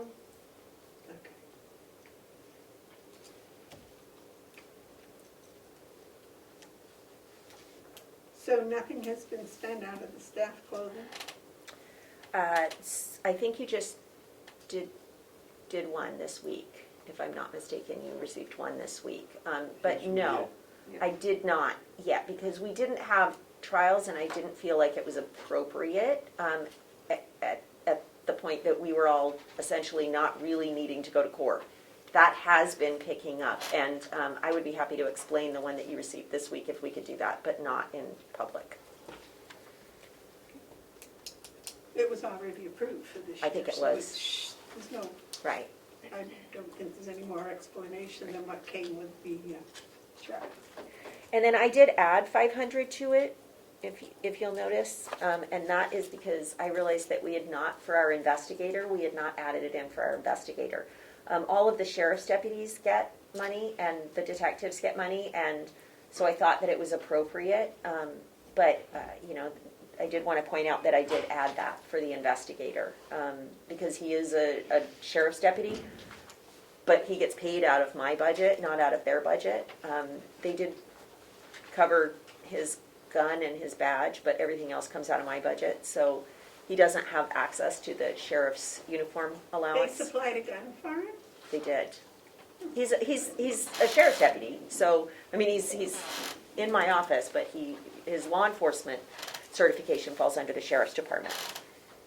David, question? Yeah. Why do you think that your attorney should get $500 apiece for clothes?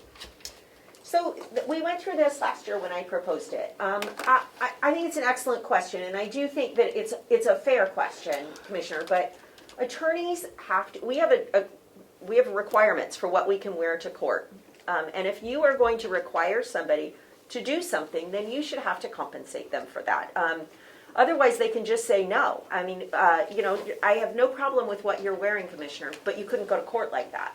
So if we're going to require somebody to go out and buy a suit, which is not an inexpensive thing, and a tie and shoes that can hold a polish, and you are over in court for a 2-week trial, you can't wear that same suit every single day for 2 weeks. Appearances matter in our business as attorneys. And we are representing the public, and we're representing, well, we don't represent the victim, but we're there in fighting for victims' rights, essentially, in many cases. We have victims who have been hurt, and we are asking a jury to hold someone accountable for that. And appearances do matter, and we are presenting a case to the jury, and we can't just simply go over there in the same suit for 2 weeks at a time. It's not something that certainly I would not own more than one suit if I didn't have to go over to court. I only buy suits for my job. That is the only reason that I buy them. And so it is a requirement. The sheriff's department and all of the law enforcement departments have detectives. Those detectives do not wear uniforms with badges on. Those detectives are required to wear a suit jacket and a tie and a shirt and pants, just like my attorneys, and that is compensated. So the attorneys that work in my office, we are also law enforcement officials, and so it does seem to make sense that we compensate people for something that we are requiring them to pay out of pocket. I think it's a fair compensation, particularly given where they fall in the salary range. So those small little incentives do help people. So you get a kid fresh out of law school and you're asking him to turn down an $80,000 a year job and come work here for us for $62,000 a year, pay $1,100 a month in student loan debt. Those are small little things. $500 a month on his salary would not make an impact. But to say, we know you just got out of law school and you have all of this debt, and so, we know you need suits and you haven't had to buy them before, so we're going to compensate you for that. Also, suits have to be dry cleaned, so those are things that we have to compensate people for, just like other law enforcement officials in the county. Every department here in the county, including our jail and including our sheriff's department, pays for the dry cleaning for their employees. And so I think it's only fair that, since we're also law enforcement, that gets paid for and compensated by the county. And it really is not a large amount. It is half of what law enforcement gets. Paula? Yes, sir. Well, Madam Attorney, you wrote me a long email when our HR person left, and the thrust of it was everybody should be treated equal. Mm-hmm. You agree with that? Well, I do think so, yes. Well, then why shouldn't we pay every member of the delegation $500 to go down to Concord because they have to wear a suit, part of their uniform? Or we could go the other way. We could pay the attorneys $100 and before taxes, and then it'd be equal to. Is that I what don't- do you I think we're don't gonna see get the- any attorneys if you pay them $100? Do you I'm think you'll just have any saying, attorneys? you want everybody treated equally. There's Well, two but- choices. You either pay the $500 to the delegation, because they have to wear coat and tie. The women have to wear nice suits. Or you can go the other way and say, your attorneys, which I wouldn't dare do, will cut your pay to $100 and pay you to go through your tolls. It's, Well, I don't think that those two things, if I might respond, those two things aren't really equal, so. no, they're not, but. No, they're not. But it isn't equal when you're paying your people $500 because a suit they have to wear, when you Sure. have the delegation making $100 a year, and they have to wear a suit. Where is that equal? Well, the delegation are elected officials, and they choose to do that. We have attorneys. You're an elected official. I'm an elected You official, want to take correct. away your $500? That was already set by the delegation, you don't get to do that. So, I don't think it's the same thing. I think that it's more the same to compare us to law enforcement officials, because we work 40 hours a week. Commissioner, we're not just going, the delegation can have one suit. Our attorneys cannot just have one suit. And our attorneys are here 5 days a week, and they have to wear a suit 5 days a week, 52 weeks out of the year, or Well, 50. you don't know much about the legislature if you think they only work 1 hour, 1 day a week. I don't, nor would I compare myself to the legislature. I don't think that those two things are comparable. Okay. We're in a different branch of government than the legislature as well. So I don't think that those two things are comparable, Commissioner, and I'm not comparing myself to the delegation. Do I think all people need to be treated with respect and dignity? Yes, I do. Do I think that an attorney needs to be compensated the same as a secretary? No, I do not, to use your word. Do I think that an attorney needs to be compensated the same as a commissioner? No, I do not. So you can't compare apples and oranges. They're two different things. Attorneys are law enforcement officials. They are paid significantly less than their statewide counterparts, and they are required to have more than one suit. Oh, I agree with that. So, Can we let the suit go Yeah. to rest? And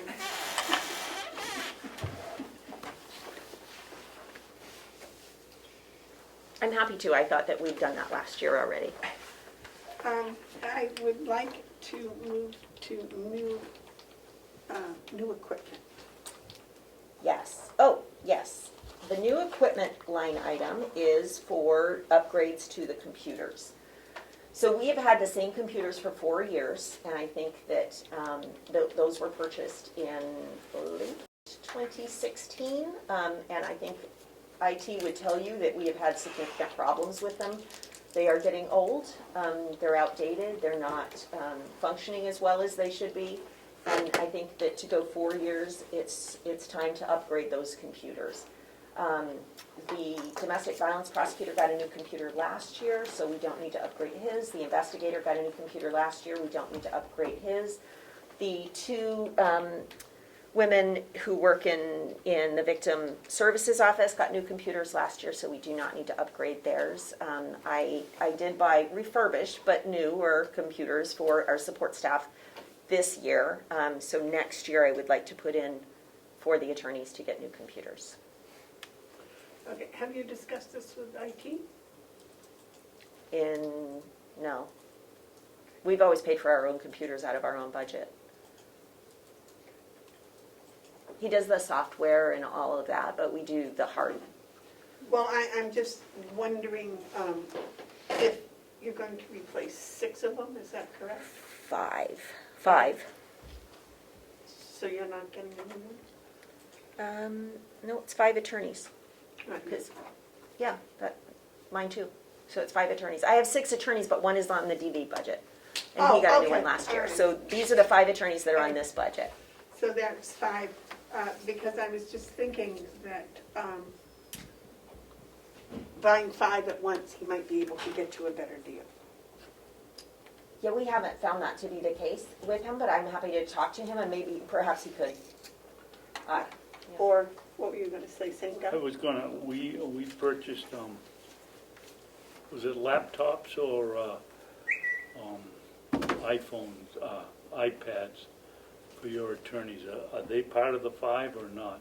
We did it about 2 years ago, because, No, it was 4 Yeah. years ago. all right, 4 years ago. Are they part of these units? This is to You replace said them. 5 replacements, are the part of them? That's to replace the five that we purchased 4 years ago, yes. That is, Yes. okay.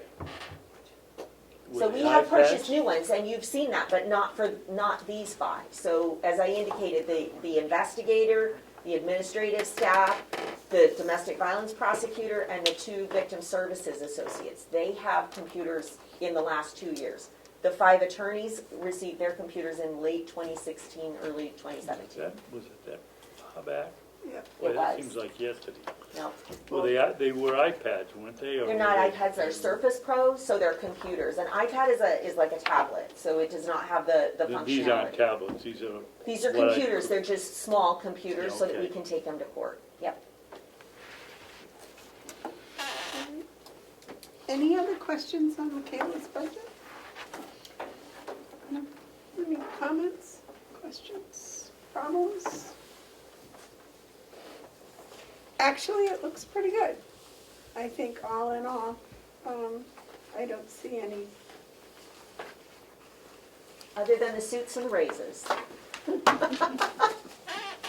Well, you're still keeping it within well,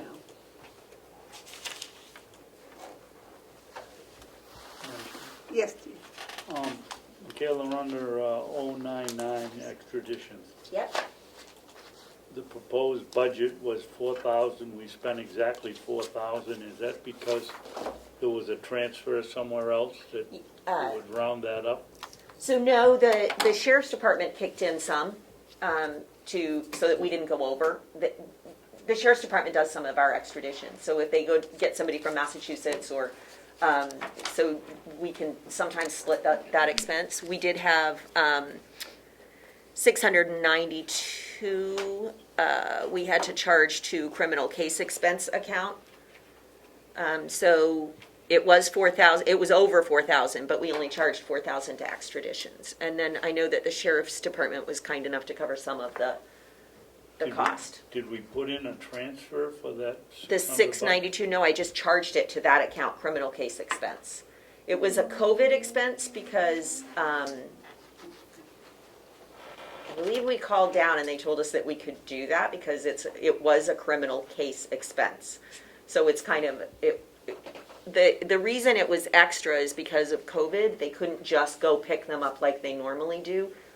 It was some time ago, and I don't remember exactly how they had to do it, but there were significant Left them hurdles. sitting in a car for 14 days. They couldn't do that, so they had to take extra people, and it was a mixed gender. It was 2 people that they had to pick up. It was mixed gender, so we needed to have at least 1 female officer. So it was significantly more expensive than it should have been. I believe that we have it in red as being a COVID expense. I don't know how finance did that, but that's how we have So it. you used creative financing versus a line item transfer. We used whatever we could do because we had to make a decision very quickly. We did not have any time to make decisions, and then So some of it the sheriff covered, some of it we had to use criminal case expense funding, and then the rest of it came out of extraditions.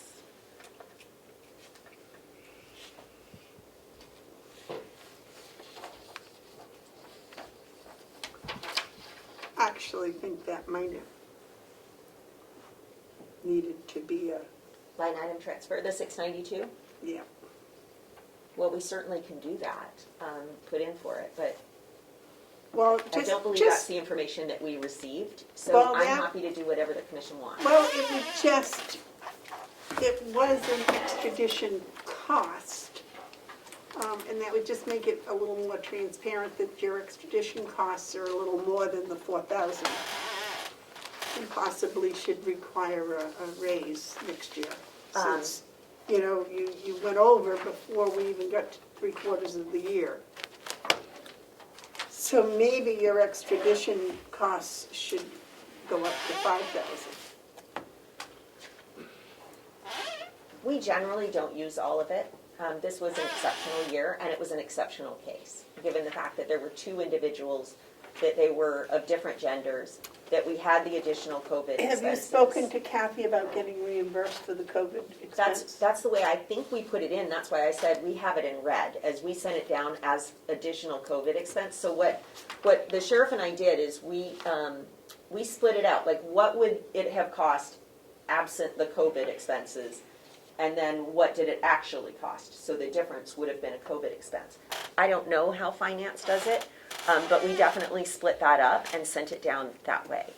When the sheriff does extraditions for you, does he charge you for them? He sure does. So he didn't charge you for this? He did, but he helped. It was significantly more expensive. So some of that came out of the sheriff's budget, and then it completely decimated our extradition budget. David? Madam Chairman, do you ever remember seeing on the sheriff's revenue, extraditions?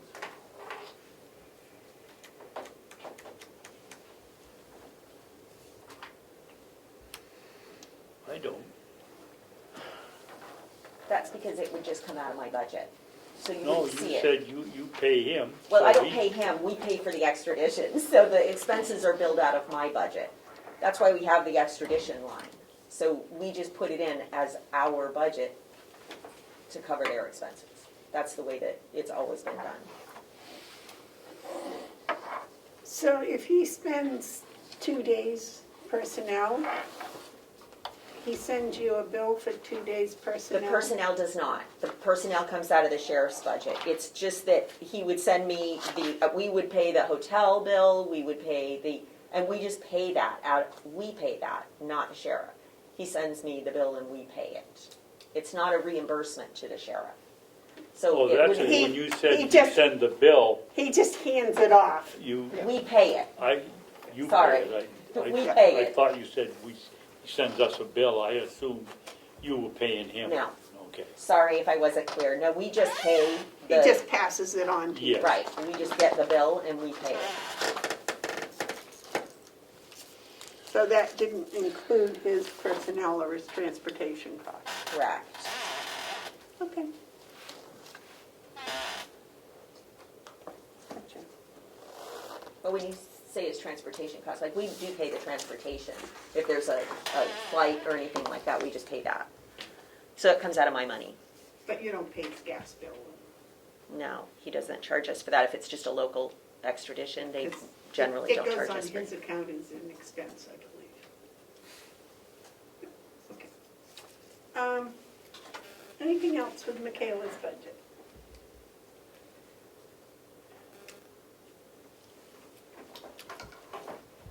For me, not at this time. 10%, isn't it? Oh, I was just looking at the increase. It's 10%, I think. Well, I was looking at the number. Oh. No, I don't have any more questions. Okay. I think Is that it? that is it with your budget, my dear. And I would note that our workload has gone up by 33%. This year? Yes, from this same time last year, we are up 33%. So the budget increase of 10% is a pretty good bargain. You haven't been to court all summer and your workload's still gone up 33%. Well, going to court is only a part of what we do. So that it's not as if the crime stops and we don't have to look at the cases. We're still doing all of the work except the court hearings, and many of those court hearings did happen. So they just happened via WebEx, or we just didn't have as many in-person court hearings. And we haven't had any trials, but that, again, is just a small part of what we do. But the caseload and the number of cases we've reviewed and all of that, that doesn't stop. So we've still had to do all of that, yes. Have there been more cases this year? Yes, that's what I mean. Our caseload has gone up,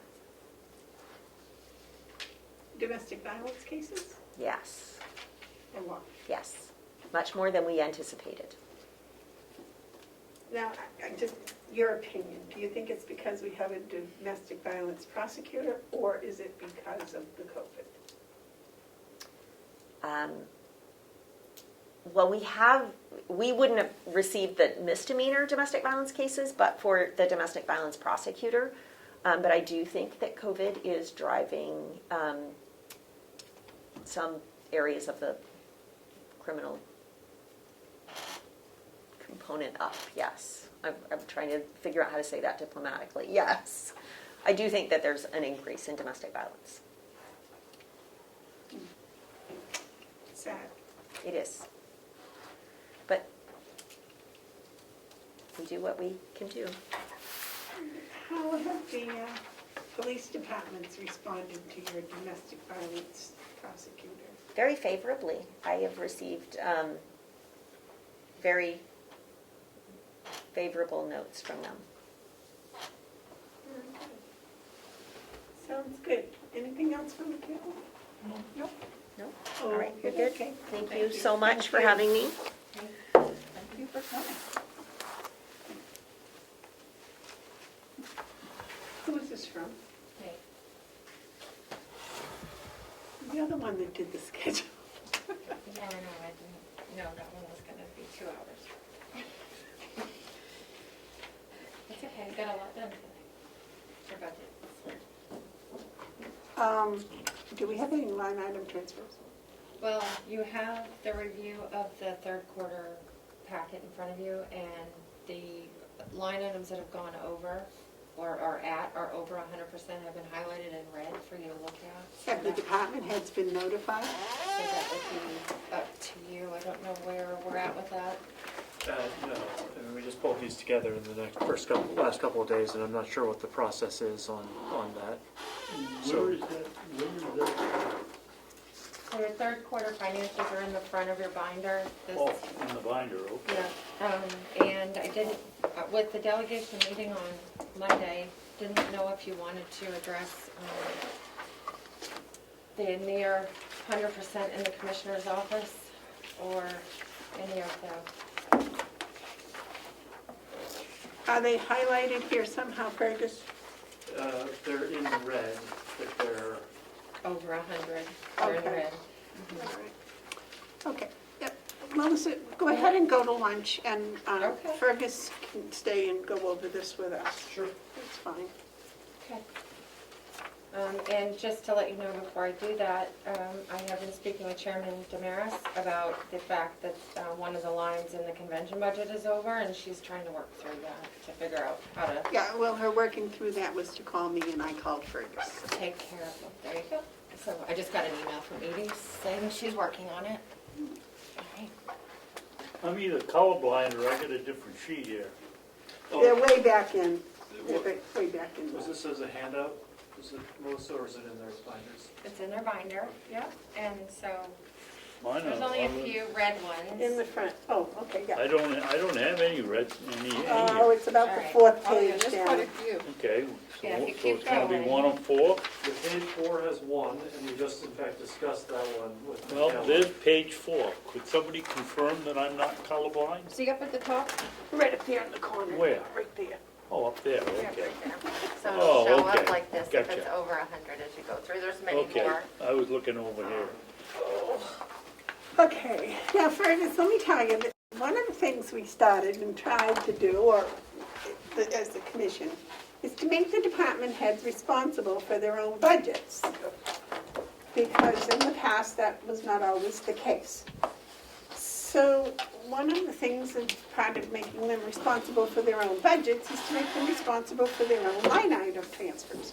And this started with the delegation, and the delegation started requiring that department heads initiate the line item transfer, fill out the paperwork, sign it.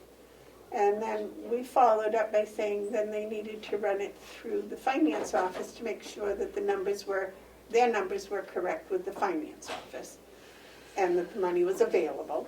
And then they would present it to the commissioners. Now, obviously, that some people are not aware of what's going on because we haven't gotten line item transfers for these red numbers you have.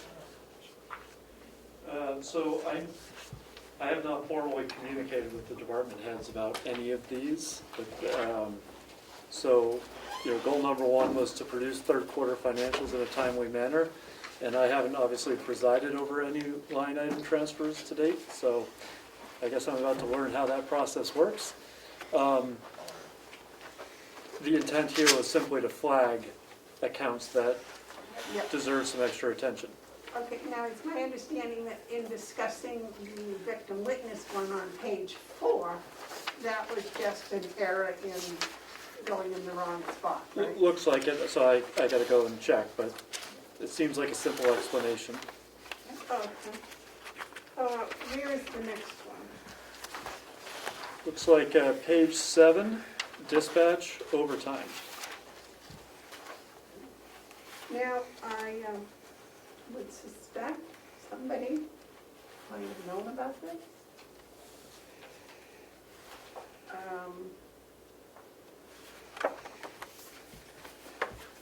If it went overtime, if overtime was overspent, why don't we have a transfer? Well, that's what I want to know, and, but Fergus just got these, so he's not sure why Dominic didn't come in and talk to us about this. They're usually pretty far up on that. So David, if you want to give Dominic a call and ask him if he knows he's over, you may. Or I can. I mean, I think it's probably we would've Fergus's we responsibility. would have just pulled in, remember, the September payrolls Right. like last week. So, that information only would have hit this report at that time. So at any rate, yes, I agree. I think the next step would be for me to follow up with the sheriff's Yeah. department and just find out what's going on with that line item. And at the same time, would you please chastise them for not being aware of their own budget? Well, If if that's the case. case, and it may not be, so we'll find Because out. you're telling me there's another payroll that's been paid and not on here. So they're quite a bit over now. Maybe, maybe not. I'm just saying, as of this snapshot, it looked like they were. Okay. And the next one is IT, which, There's one on page 11. Well, they're not over, but they're at 92% is what you're saying. On That's page 11. the special inmate medical. Yeah. And that's the kind of thing that, right, it's very hard to budget for. I mean, well, yes, we know that, but I was talking about on page 11, IT is supposedly over $12,000. so I'll do the same there, okay? I'll follow up and find out exactly what's going on. But don't you, do these reports, that's what we're trying to do, is to have the department heads have a seat so they can look at these daily if they wish to, rather than keeping their own spreadsheets, which they still should do, but so that when one comes up like the inmate medical comes up at 92%, that should flag it. And then the department head would look at it and say, ooh, this is the deal. It should be their responsibility for this. They get paid a lot of money, and part of that pay is for budgeting. Yes. Do you know if they've been allowed? Have they gotten seats yet? I don't think the Avenue seat, have they, do you know? I do not know, but I will say, that each of them is gonna need training. I'm Yep. barely scratching the surface of it. To me, that is a service that they ought to be able to rely on the finance department to deliver to them. Yes, they should be tracking things and be aware of it, but I don't think that we need to have 11 people become expert enough in the software that they can navigate those numbers. No, all they're supposed to do is just be read-only seats. Just read only. That's all, they can Sure. just pull this up on the screen and look at it, just for their department. Should I open that down?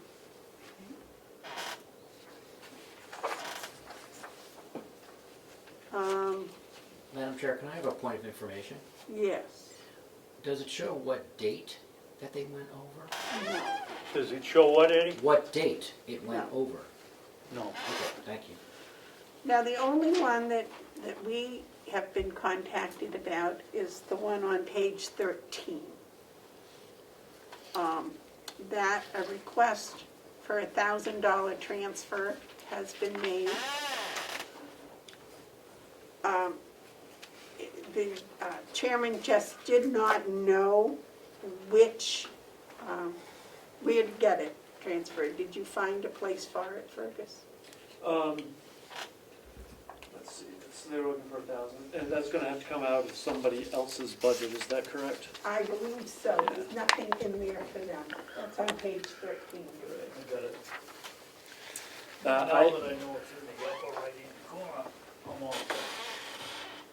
I have not, Commissioner, but we'll find it. Well, today's the day we have to sign that. Okay. So you've got one transfer request because it was initiated through the chair of the delegation, is that correct? Right, Okay, which I passed on to you. all right. I'll get you an answer shortly. But in order to have it for Monday's meeting, we need to vote on it and sign it today. Okay. There was another one I looked at here that was pretty substantial. Yeah, maybe after we do this, Fergus should contact the department heads that are over it, so if we need to have transfers done today. Yeah, because we have to do them today.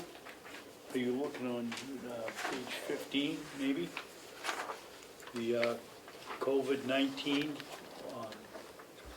Page 15, excuse me, 14. page 14. Yeah, I don't think there's anything we can do with that one, though, is Well, there? is that the one you thought was over, and you were just mentioning you Yeah, were looking for? it was the COVID-19, the federal grants, the 200 fund. I don't know. Have you been able to familiarize yourself with those grants and things yet? Not with all the COVID stuff, no.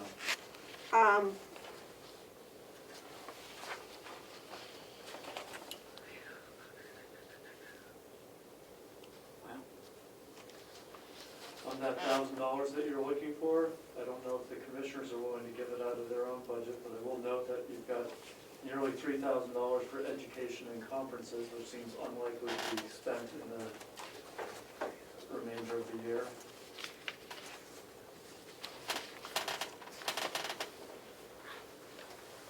That's why I asked you about this on Friday, so that you could have a line item transfer for us prepared today.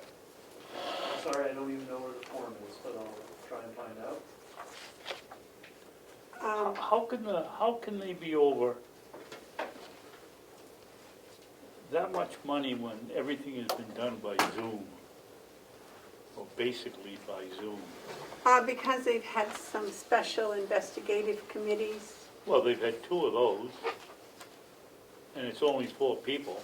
but I think at the beginning of the year, last year with the budget system, with the budgeting, there were a lot of meetings on the budget, subcommittees, etc.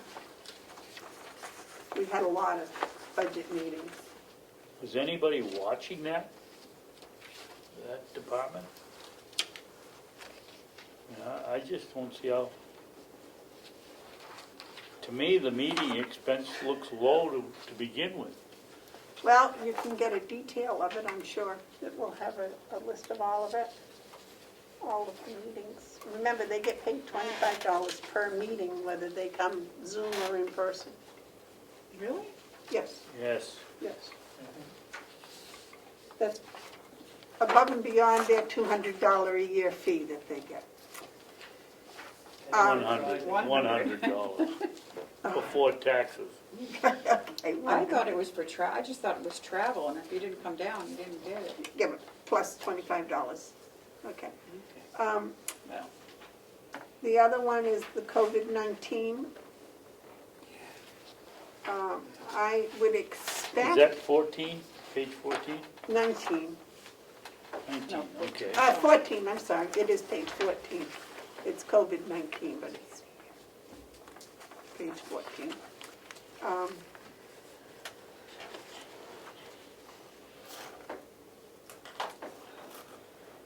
So obviously, we're not going to get these line item transfers done before next week.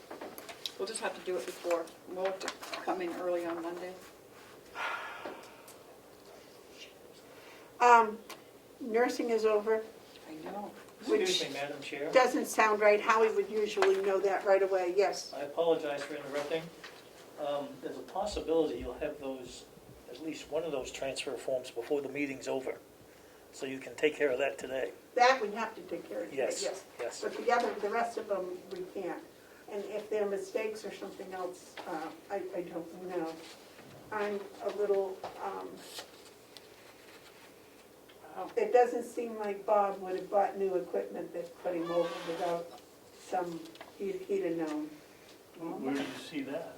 On page 17, environmental, and in environmental services. He's And over overtime. overtime, and he's over on new equipment. And some of this may be COVID-related, so And we were getting reimbursed?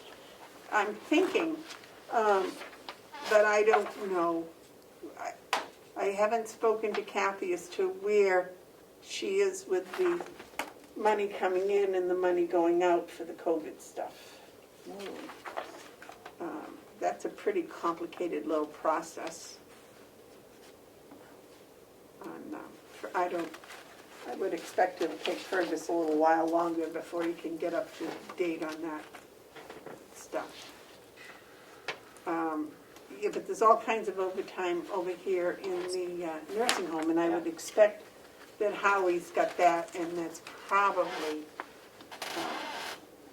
COVID reimbursable, but I wouldn't.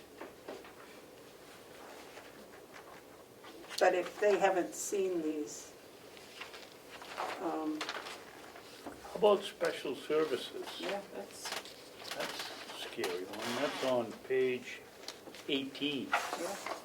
Speech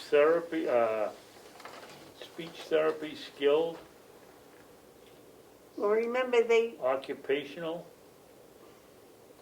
I thought we got rid of all the skilled stuff. well, they didn't budget much for the skilled, and apparently that's causing some problems. Well, the other part of that is we get reimbursed for that. For the skilled? For the therapy, they bill, the company bills us, and then they bill, then we bill the people. Maybe it works in reverse. So maybe there is revenue that's balancing that. Yes, that's what I was trying to say. Okay, Oh, yeah, if you look at the revenue, revenues. Do we have a revenue sheet? yeah. Yeah. Oh, yeah, here it is here. So it's not as bad as it looks. But I want to point out that on the revenue sheet, first revenue sheet, the county general, the insurance refunds in 2019 was $16,352. But in 2020 was only $1. But according to this, we've received $1,000. No, I think you're reading it wrong, Madam Chairman. I think we budgeted $1 to keep the line item open. And then now at 6:30 in 20, the money has come in, $1,000, $1,000, and then another, nothing. well, 9:30, now 1,800. But I don't think that's 887,000% over. Or maybe No, over $1. I suppose it is over $1. but I think that's why we're looking at it that way. Yeah, because it looks big. But I was wanting to go to the skilled. Yeah, skilled women board is up, And what page is that? the second page of the revenue. Second, well, there's no number on it, so Right. can you give me any idea what's on the page? It's only 2 pages in revenue. They're the last 2 pages. Oh, Mountain View, okay, Yeah. got it. I don't know what DIV means. But the skilled is almost,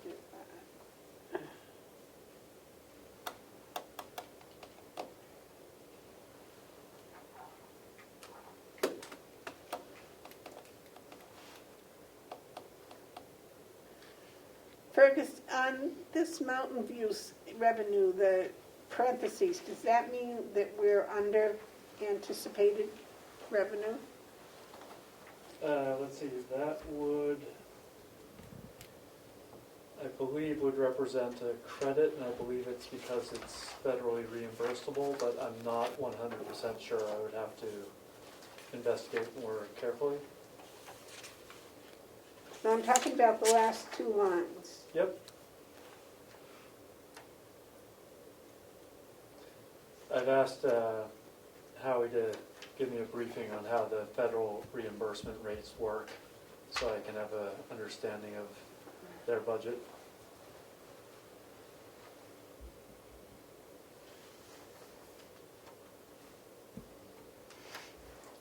It certainly looked like a credit.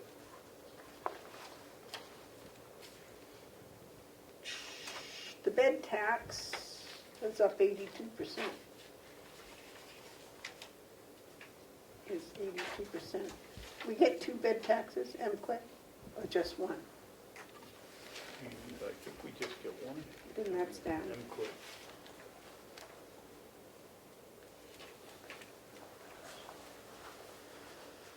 Pro share is 132%. We knew that was going to.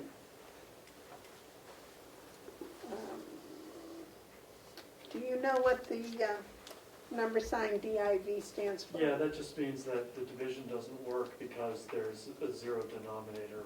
So those columns under a 2020 budget that have just a dash, that means there was no money allocated there. So the formula that produces a percentage is not going to work. Okay, so the budget was 0. Those are those skilled that were budgeted 0, and apparently we've got money in. Yep. And those probably, hopefully, will take care of those overdrafts that you found in skilled. You'll notice that Yeah, here we go. 011, skilled room, that's over budget, if you will, by nearly $300,000 in revenue, but I'm sure that's COVID related and grant money related. But Skilled, Yes, but I'm not certain.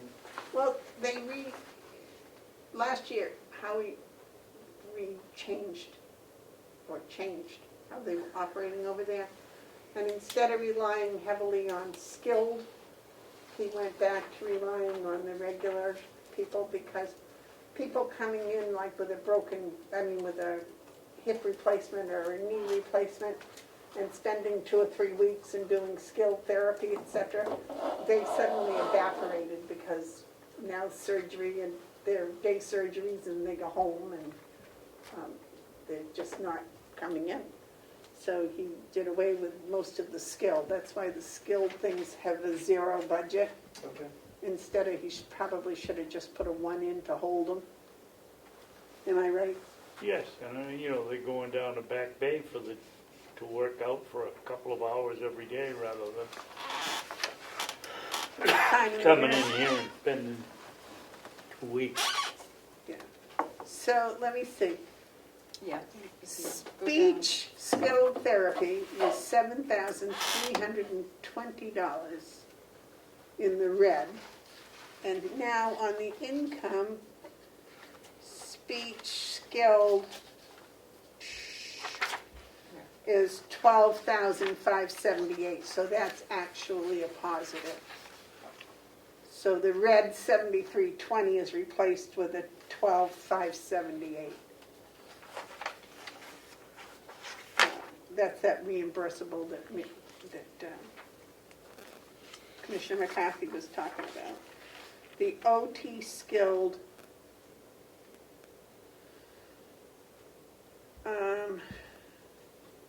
was 16,392 red, but on income it's 27,986.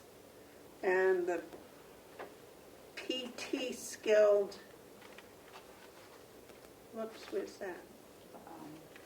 Laboratory skilled, I think is the next one. So, yeah, those all are well taken care of. Yep. So David, you were right, those are offset by revenue.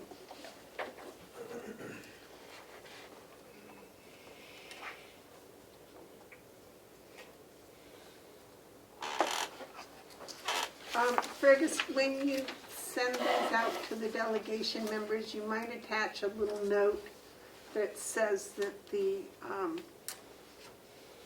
special services OT red numbers are Yes. offset by positive revenue numbers. Got it? So there's actually a profit in that department. A surplus. Surplus, yes. The OT recreational department, I don't know about that.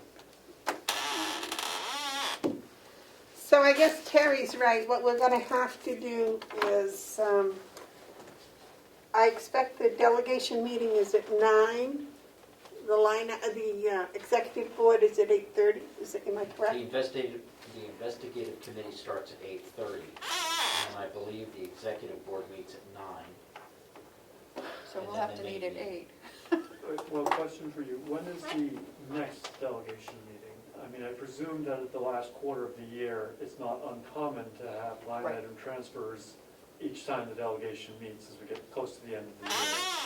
They So- won't meet again until December 1st. Okay, but presumably there will be other line item transfers that are needed for the December 1st meeting.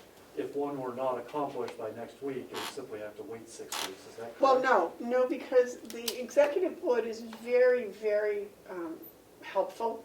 If we find that we've got a line item transfer we have to make, and we notify the executive board, they come in. Okay, They're very they're very good about that. so I don't think potentially we've, we could have an interim meeting oh, 2-3 weeks from now, if necessary. yeah, Yeah. Okay, we could have one every week if necessary. Because some of these line item transfers all of a sudden will show up and it's like, oh, right, like Pat with his getting his car yeah. taken care of. So we can ask the executive committee to come in. It usually takes, what, a week? We need to post it, so you would need 24 hours. Yeah, but it's usually, they can arrange it within a week. Okay. Yeah, I'm just thinking that I may be able to prepare some of these, but there are others I'm gonna need to gather information, so I don't think I'll have 100% of them for Monday. Oh, no, you can't, Okay. yeah. What we can do is post a meeting for Monday morning at 8 o'clock. And then, if we have some, we can sign them. And if not, because we're going to be here at 8:30 anyways, right? Is that all right? I guess I was hoping that the mere fact of notifying the delegation, flagging, hey, listen, here's some things that you're gonna need to have on your radar screen, Yeah. would be sufficient for the time being until we had the details nailed down about the transfers. Unless there's anything that's going to go over right away. Some of these are already over, and if they're over, they need to be addressed. They're not supposed to go over. You're supposed to, you saw that one that flagged at 92%? Yes. That's, should be all that ever happens. Then that the department head is notified that, hey, why haven't you taken care of this? And then it's taken care of, so they don't go over. Okay. Yeah, we know you won't be here. Yeah, well, Monday is the 19th. So, Okay, it's Yeah. all right. So, all right, I'll have Melissa post our meeting at 8. And then if you have some, we'll work on them, and if not, we won't. Okay. The one you might want to check is the one that is at 92%, and that's Pat's, I think, It is, yeah. and just see what we can do about that. Okay. That would be my only. Any other comments, David? Yeah, we've been here since 9 o'clock. Can we take a break? Well, I was thinking that we are about done until, we've already looked at the quarter financials. Did you have anything else you wanted to look at those, or are we done with those? So we're done with those. And we're done with the line item transfers. Yeah. Then we got quite a bit to talk about, Hale's location. And then we got the, Is 5-minute break sufficient? yeah, 5 minutes, 10 Okay, minutes. let's take a 5-minute break.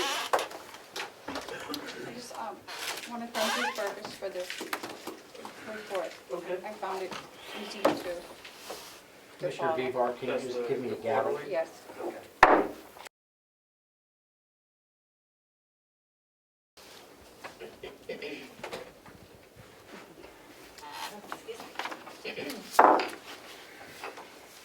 Next on the list, when you're ready, David. Okay, we're ready. This is over. We're all the way down to Hale's location.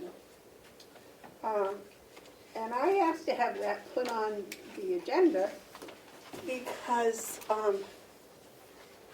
it was brought to our attention that we should probably have a separate meeting for the selectmen of Hale's location. That we could have it either after our regular commissioners meeting or before.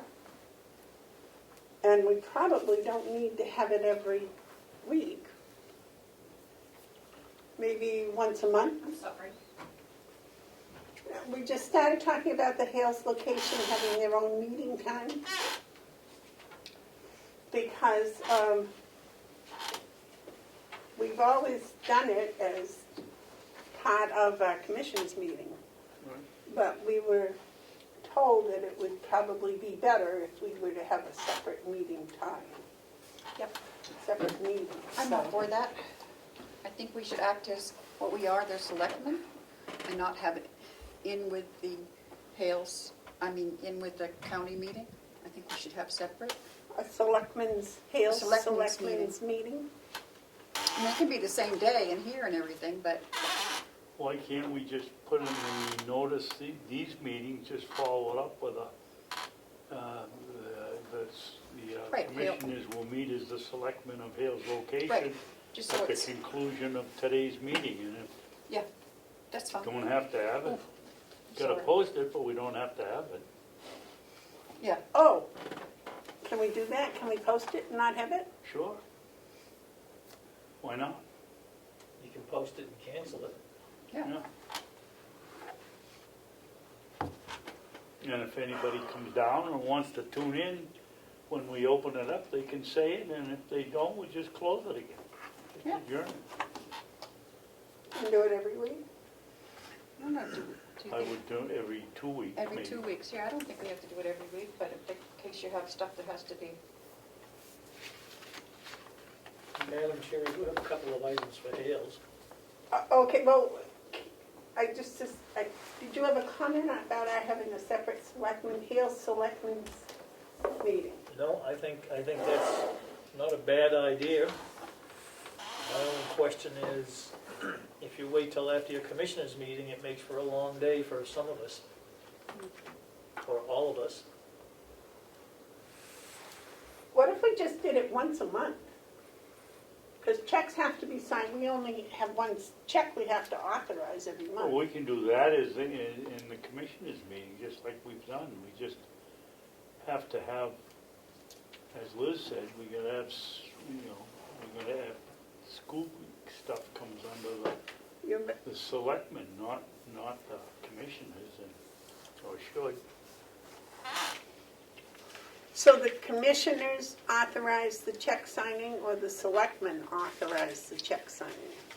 The selectmen, I would imagine. I would think it's the selectmen, but we're the selectmen. Right, so we'd have to have the meeting at least once a month before. When does our office manager get her paycheck? The first of the month? First of the month, So maybe we or could the have, last day of the month, actually. but when do you have it to be authorized? It depends when she gives it to me. For example, I may get it the last day of the month from her, but I don't come down here until 3 or 4 days later. So maybe the first week of the month? She should have it to you by then. Yes. The first week of the month? That makes it easier for Melissa to remember to post it, if it's the first Wednesday of the month. Yes. Might I suggest the first Wednesday of the month at 9 a.m.? And that way, people that wanted to attend a Hales meeting will know exactly what time it's happening versus immediately following. It could be 11:30 one time, it could be 4:30 the next I time. like that, Yeah. yeah. And that way you just, you Yep. call the order, you do your media, public, or don't even do that, do Hales first and then get into the county portion. And I can post it as two separate things, or I can do a joint posting No, for that well, week. it needs to be as two meetings. Okay, All right, so you're suggesting the first Monday of the month, the first Wednesday first Wednesday. Gee. at 9 9 o'clock. a.m.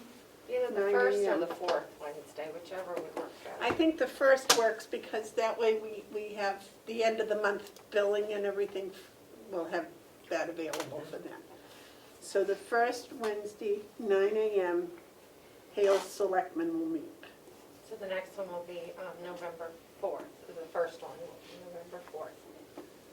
All right. And so, And then on that Wednesday, the commissioners' meeting will be posted. For 10, 9:30 9:30? probably, I would say. What would you, you know?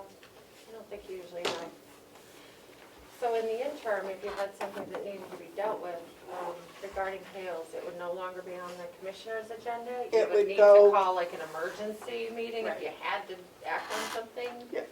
Okay, and it would need 24 hours for that? Yep. Okay. All right, so that's good. So then we'll make Hales on the 4th of November. Now, can this other information that we need to work, that can't wait until the 4th of November, can it? No, Okay, but that's non-public. why? No, it isn't non-public, okay. Well, that's a commissioner's thing. That's actually a commissioner's thing. Yeah, That's a commissioner's thing, okay. All right, so is everybody all right with that? The first Wednesday at 9 a.m. will be the Hales Selectmen will meet. Okay? Okay, fine with me. All right, we took care of that. And I will send, if I might, the posting to Denise, and Please. she can put it up at Hales, Yeah. also Zoom instructions with that? Okay. And any kind of an agenda that she has or whatever. Okay. Usually it's check signing or approval of whatever. We can figure it out. We'll put it on the website too. Yeah. Should we put it on the website? It's a county website for. Sure, why not? Okay. All right, so, and we'll do that, so once a month. Once a month. So can the Hales budget wait till November 4th? I'd like it not, I'd like you to see it today, so it's available, so the delegation can look at it Monday. And are you going to the Hales meeting on Saturday? That was one of the questions I had. I've been That's asked if you're going to attend the Hales meeting on Saturday at 1 PM. And we should have the budget. Saturday at 1 p.m. At the hotel. We brought this subject up a few weeks ago. I have it in. we talked about it several times. Yep. I know, but I was thinking it's usually during the week. No, they did it on Saturday at 1 PM. Okay. And they asked me to find out if you will be there. I will be there. That's their annual meeting. Right. At other times, we've asked them to be there in the middle of the week. This is their annual meeting. So we've never gone to their annual meeting. They've had the annual Not meeting. formally, I don't think it's ever been No. formal. The last meeting I went to was their annual meeting, even though we asked them to be there. Yeah. They held an annual meeting. All right, I guess Saturday at 1 PM, oh boy, I don't know, hopefully.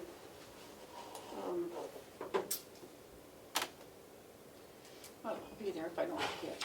Yeah. I'll remind you. Yes, remind me. Please I missed the last remind one. me. Please remind me, Okay. because, yeah, okay. Now, David, you had something to bring up about Hales? Yeah, we were all on a telephone call to Liz. Did she send you you asked her to send you her decision. Did she send it to you? I didn't not get it. it. I didn't get it. No, maybe she hasn't sent it yet.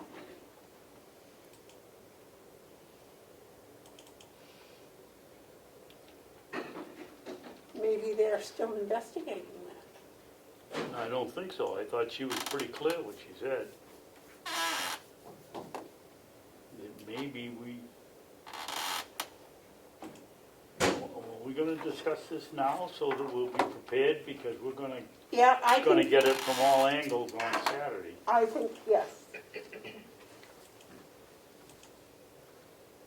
And she didn't send it to you? No, No, I'm looking on my, no, nothing yet. Well, David had asked you to investigate what to do with the $600 that was sent. plus. But it was to go to the school that the Hales location student was attending in Carroll County. No, it was to go, well, you won't. It was Okay, to you go ahead, you got it. It was to go to the, if there wasn't any student, it was to go to the county, it would go to the county where the school, where he would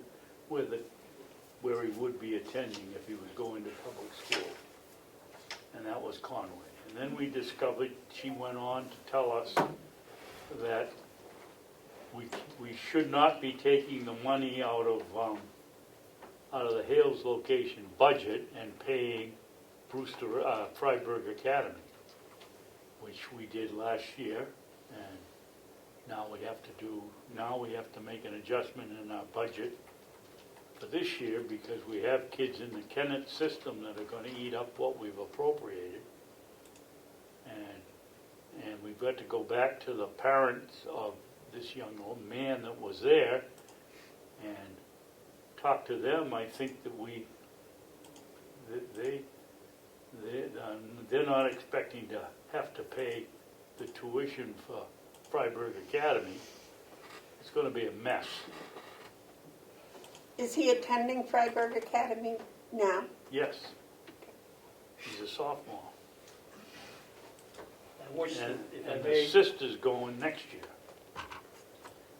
that was one of the questions I was gonna ask about. I wished I'd been involved with that phone call, but in any event, the selectmen will have to explain what's going on with that. That $600 was forwarded to the school, What school? whichever one you said. It can't go, that's what she said, it can't go, and we can't take the money out of our budget, the Hales budget. We didn't, we just and forwarded pay- it, I think we just forwarded the check to the school. Joe, you're not letting me finish. I'm sorry. Your own understanding. She told us we can't even take the money, the $17,000 that we pay Freiburg. Oh. We can't take that out of the budget. They have to pay for it. The parents have to pay for it. Apparently, there is a state law that says that if you are an unincorporated place, That was the key word. unincorporated place, your children have to go to a school within the county. Well, There- isn't there a contract with Freiburg Academy? Right, we need to That's find the that. problem. that apparently, which is less money than the Conway schools. Half. but apparently that is not legal under this law. So I guess we need to get a copy of that law to present on Saturday. Well, that's why we were asking, because Liz was gonna send us the whole report, and that was going to be in it. We didn't get it. And her suggestion was, Oh, I know what, her suggestion was, as soon as we decide that we're gonna do separate, and once it's separate, then she'll send it and bill it to Hale's location. Okay, that, remember, she said that we have to do this first? right, but before that, she's dealing with the county, so it's a county bill. That was my question.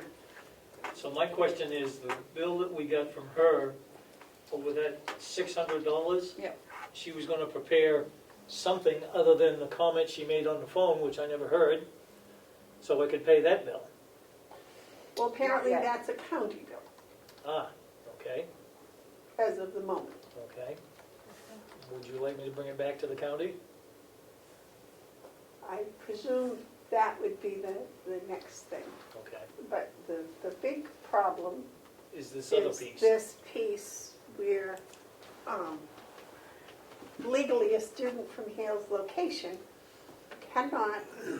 must attend a school in the county in order to be paid for with Hale's location funds. That's what I get out of it. Yep, so, if I may, you may want to make a presentation with that documentation from Liz on Saturday. Saturday.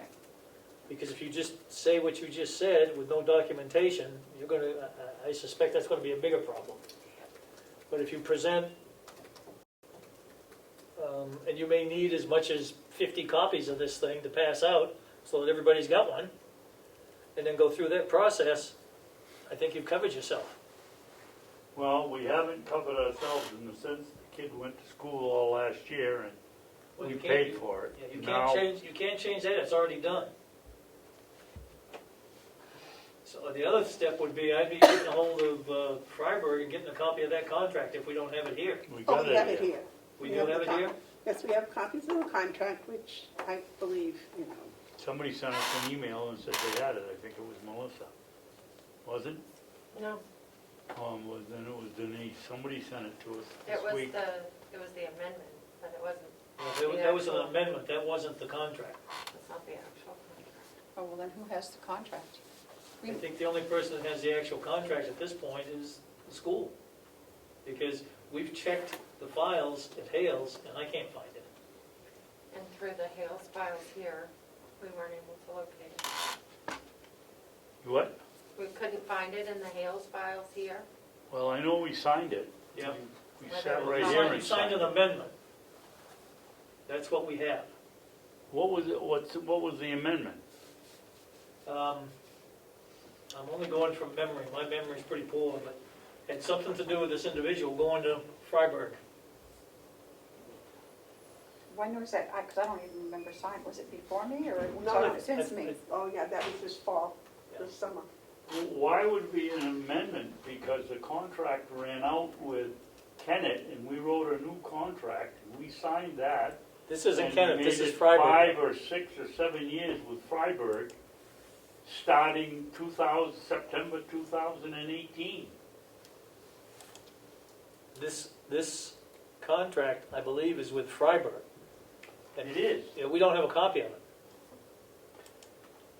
Well, in either case, we have 3 days to prepare, to present to Hales. I didn't realize it was I just so fast. made my resignation as superintendent of schools. So go ahead and handle it. You are so cute. Madam Chair, Yes. if Commissioner Babson, who seems to have the contact with whoever it is in Freiberg, if you would like to contact them and then let me know, I'll be glad to drive over and pick it up. Oh, they can fax it, Or email it right here. Okay, Yeah. as long as you've got it. I'll do that when we get done. Remind me when we get downstairs, I'll call them out. Okay. And we better call Liz and tell her we need that stuff by Saturday. Before Right. Saturday, so you can copy it. Like 2 days from now, yes. Okay. And then we have the problem of, I do believe, somebody ought to notify the parents of this child that there may be a question about who's paying for his tuition.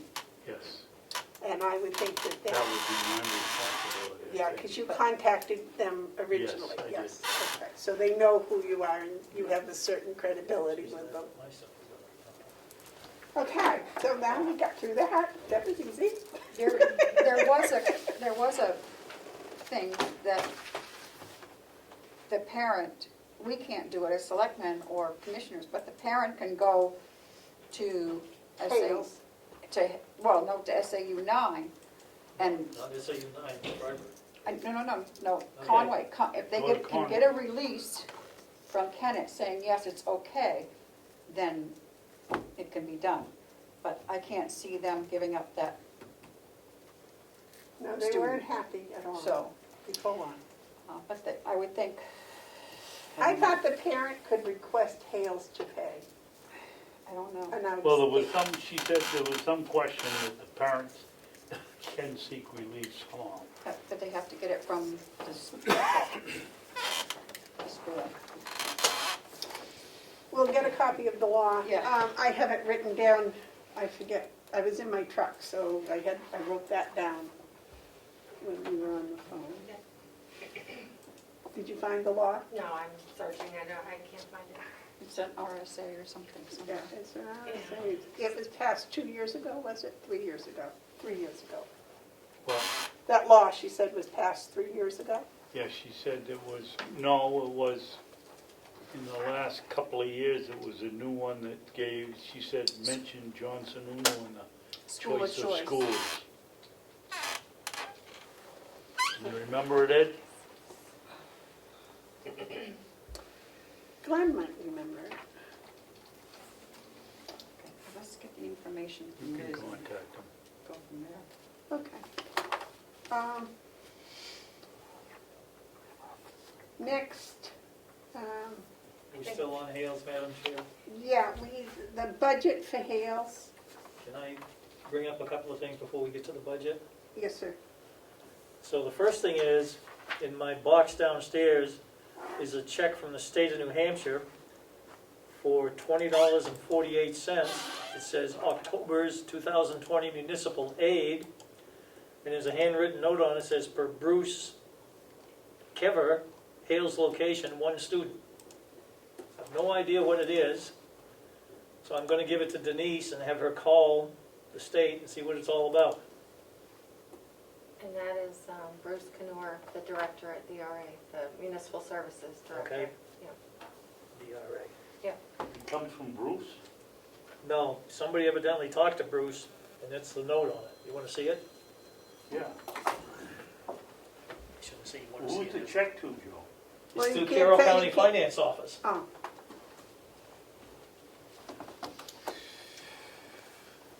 No wonder the state stays afloat. If it was 200,000, I wouldn't ask. I just, Cash it. no, we've gotten in too much trouble just depositing checks with no knowledge. speaking of checks.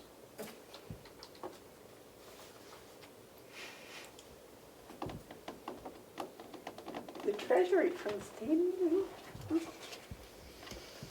I would ask that Denise give him a call and find out what it's all about and why, and, if it's what we ought to do with it, what category it goes under. Fergus can search that one out. I don't like when we get checks that we think are meant for somebody else and we still get them. Yeah, well, we're trying to straighten those issues out too. Yeah. Okay. Oh, is that anything else? Oh, yeah, Yeah? I What, got more. what you got?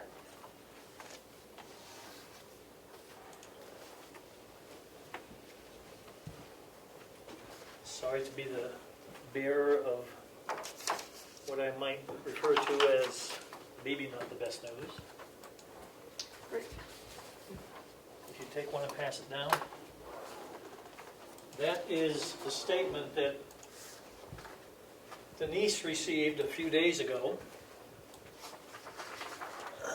Perhaps a little bit more than a few days ago, but where the commissioners had said this had been sent and we hadn't received it yet.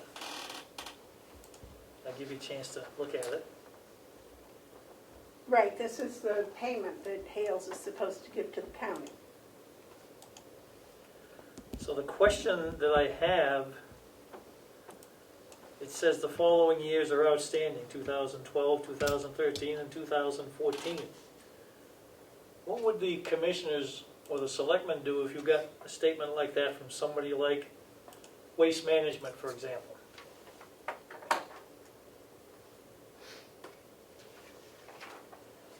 We would pay it. I don't think so. I Yeah. would envision Commissioner Babson would be on the phone to him. 6 years old. What's the statute of limitations? Well, it gets even deeper than that, because those funds may have been in the budget for Hales, but they were never billed to Hales, or Hales never received a bill for them, so they're no longer there.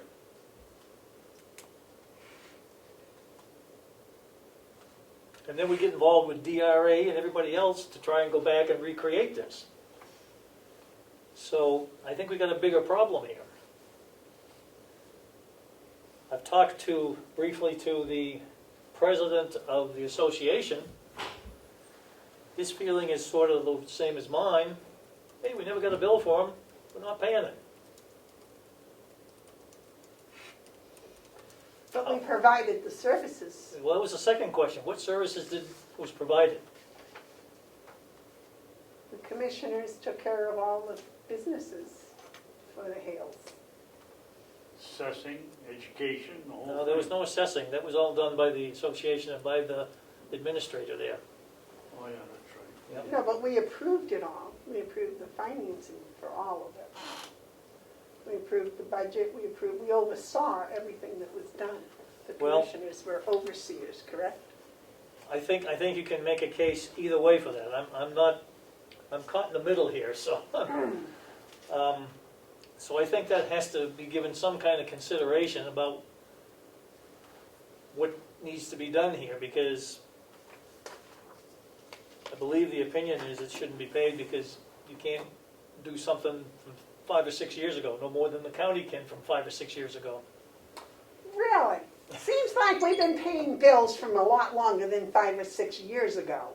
For example, This pilot money, no, that's a completely different issue. That's the problem. People are considering the pilot money and looking to get a reimbursement on this. Two completely separate issues. both over 2 years old.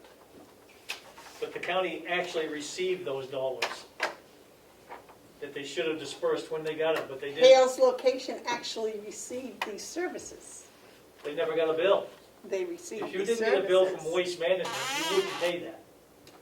Well, we I mean, I'm And not going to sit we here and didn't argue get the a- point. we didn't I'm not get going a to argue, bill. Madam Chair. We didn't get a bill from Conway, but we paid Madam it. Chair, I've got the floor here, I believe. I'm not going to argue this point. I think it's something that needs to be decided, and it's going to be a topic of discussion on Saturday. Okay. Gee, I wish I was in Africa again this year. So, moving along. Oh, he's got more. Well, wait a minute, before you do that, I might as well be, hung for $1 million as a dollar. I'll make a motion that we, as selectmen for Hales, pay this bill from the county.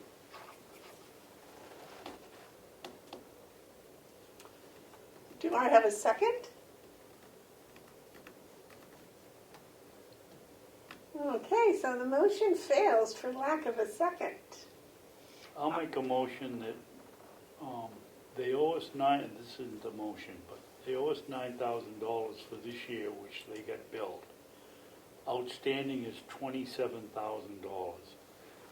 I would, make a motion that we tell, Hales location that we will settle with them for,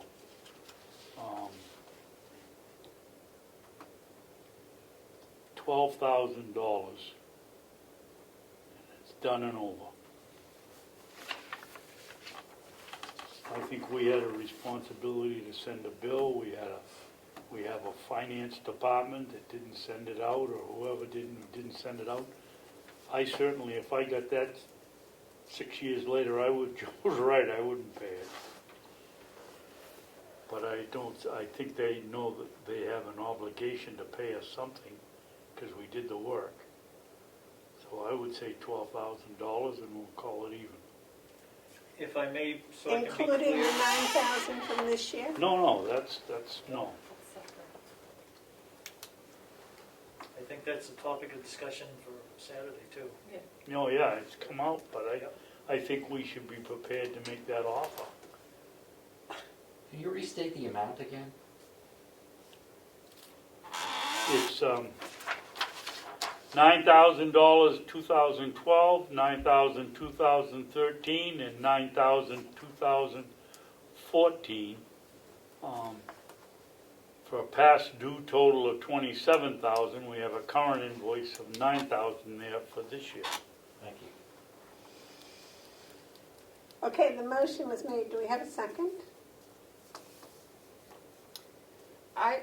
I'll second for discussion only. I don't think that, we have the meeting on, I think we should discuss this calmly and all together with the Hales location people and maybe come up with them with a compromise. I don't want to go there and try to pressure them into anything. I think they'll just plant their feet. I think we should, that's my thoughts anyway. I mean, May I point out that the Hales Association is not the taxpayers of Hales location. Am I correct in saying that? Did Yeah, say I that think right? there's one family that lives, Yeah. two families that live outside, that are in Hales location, but not in the association. but I'm assuming with all these things that are going to be coming up, that one family might show up. Well, I just don't the only want reason I point that out Yeah. is because, as Dave Sorensen overly said many, many times, that the commissioners have no obligation to deal with the association. We have an obligation to deal with the taxpayers. Did I state that correctly? That's right, so if they come as taxpayers and not the association, But this is an annual meeting for the association. So therefore, I just want everyone to be aware of I what understand. historically was well, I don't stated. feel like going back in another week and having it the town meeting or what, however take to notify, just, it's gonna be the same people. I just wanted to make that historical statement, that's all. Okay.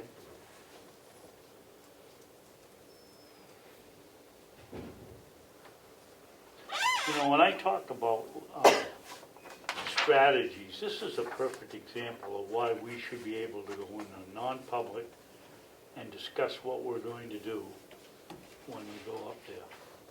But that's another issue. Well, I wanted to go non-public, and you said no, so that's okay. So the motion's been made and seconded to settle the $27,000 debt with a $12,000 settlement. Is that correct? Yes, but I would like to withdraw my motion if Commissioner McCarthy will withdraw her second. I will. And I'll withdraw my motion. Okay. And then we'll go up there and sit down and talk to them. And she thinks she makes a good point when we get going on education. Everybody here on the back of their neck is going to come up and we're going to get in trouble.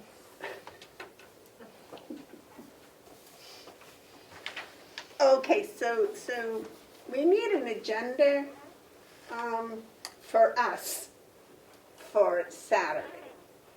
And on the agenda is going to be the school law. And then next is going to be the, what is this, past due note, past due.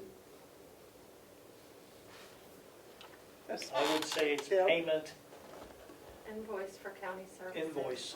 Okay, invoice.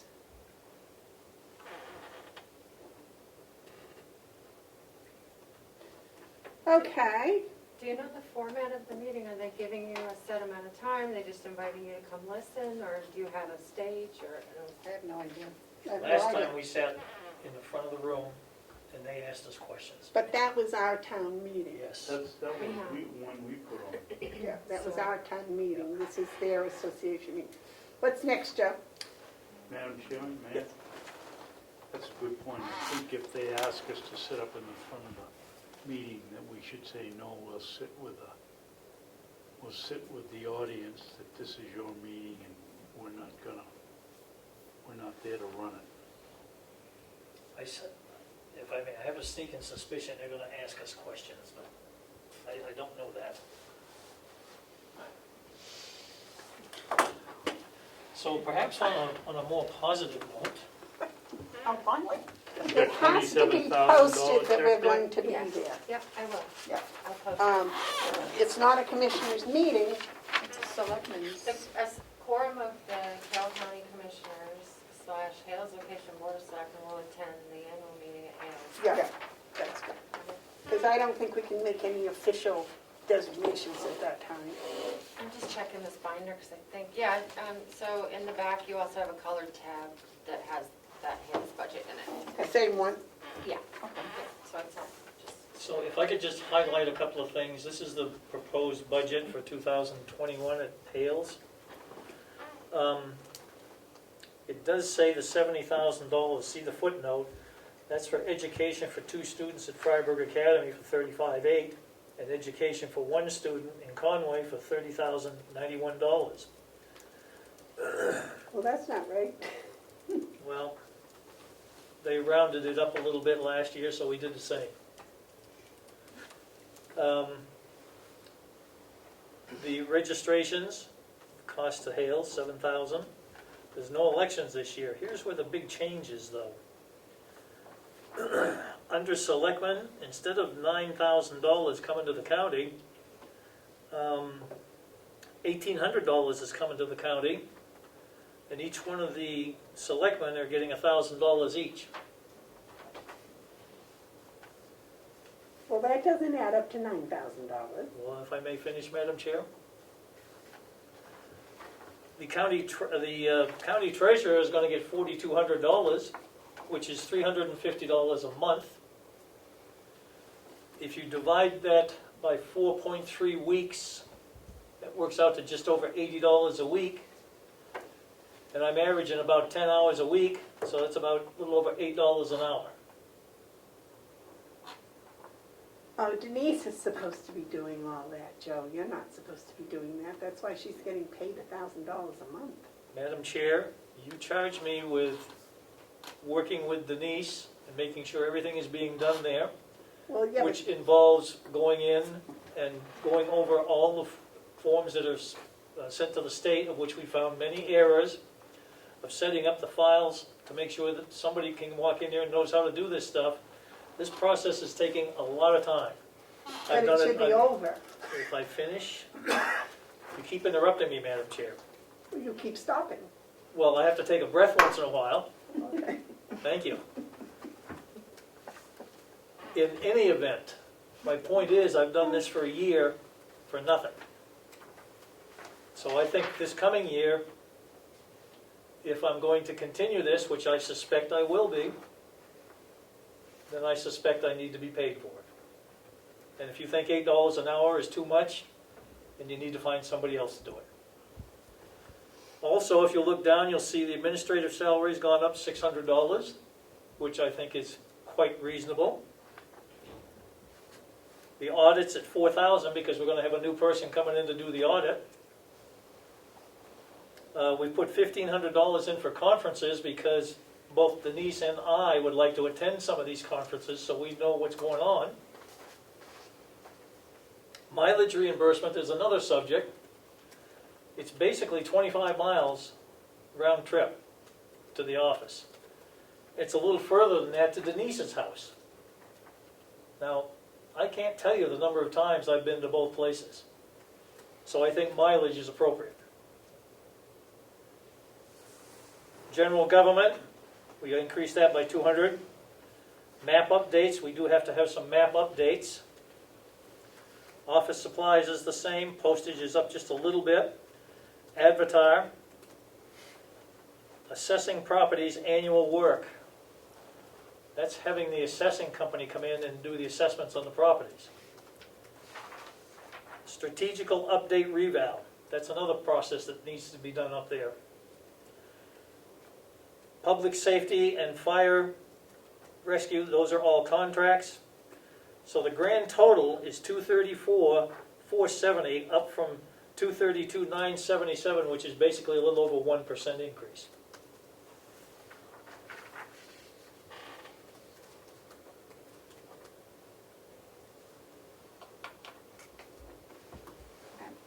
And I'm assuming this is going to be part of Saturday, right? Right. The Hales gets to see their budget and Yep. we get their thoughts before we make our decisions, is that? That's why I wanted the commissioners to be aware of it ahead of time. I'm afraid they're going to want us to replace Denise. Why? Well, because apparently she's not doing all of the things that we thought she was doing. Madam Chair, I'm not sure where you're coming from with that statement. Non-public. That's a non-public statement.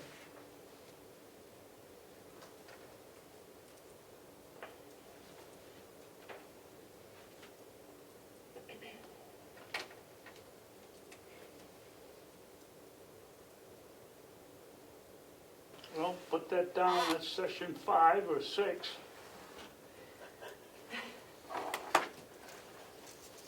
I didn't bring an overnight bag.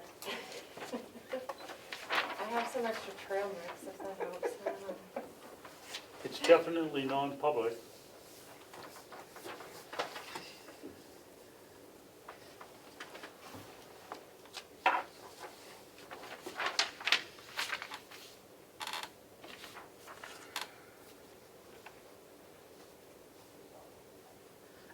Jill, one question, the mileage reimbursement, is that for both you and Denise? That's correct.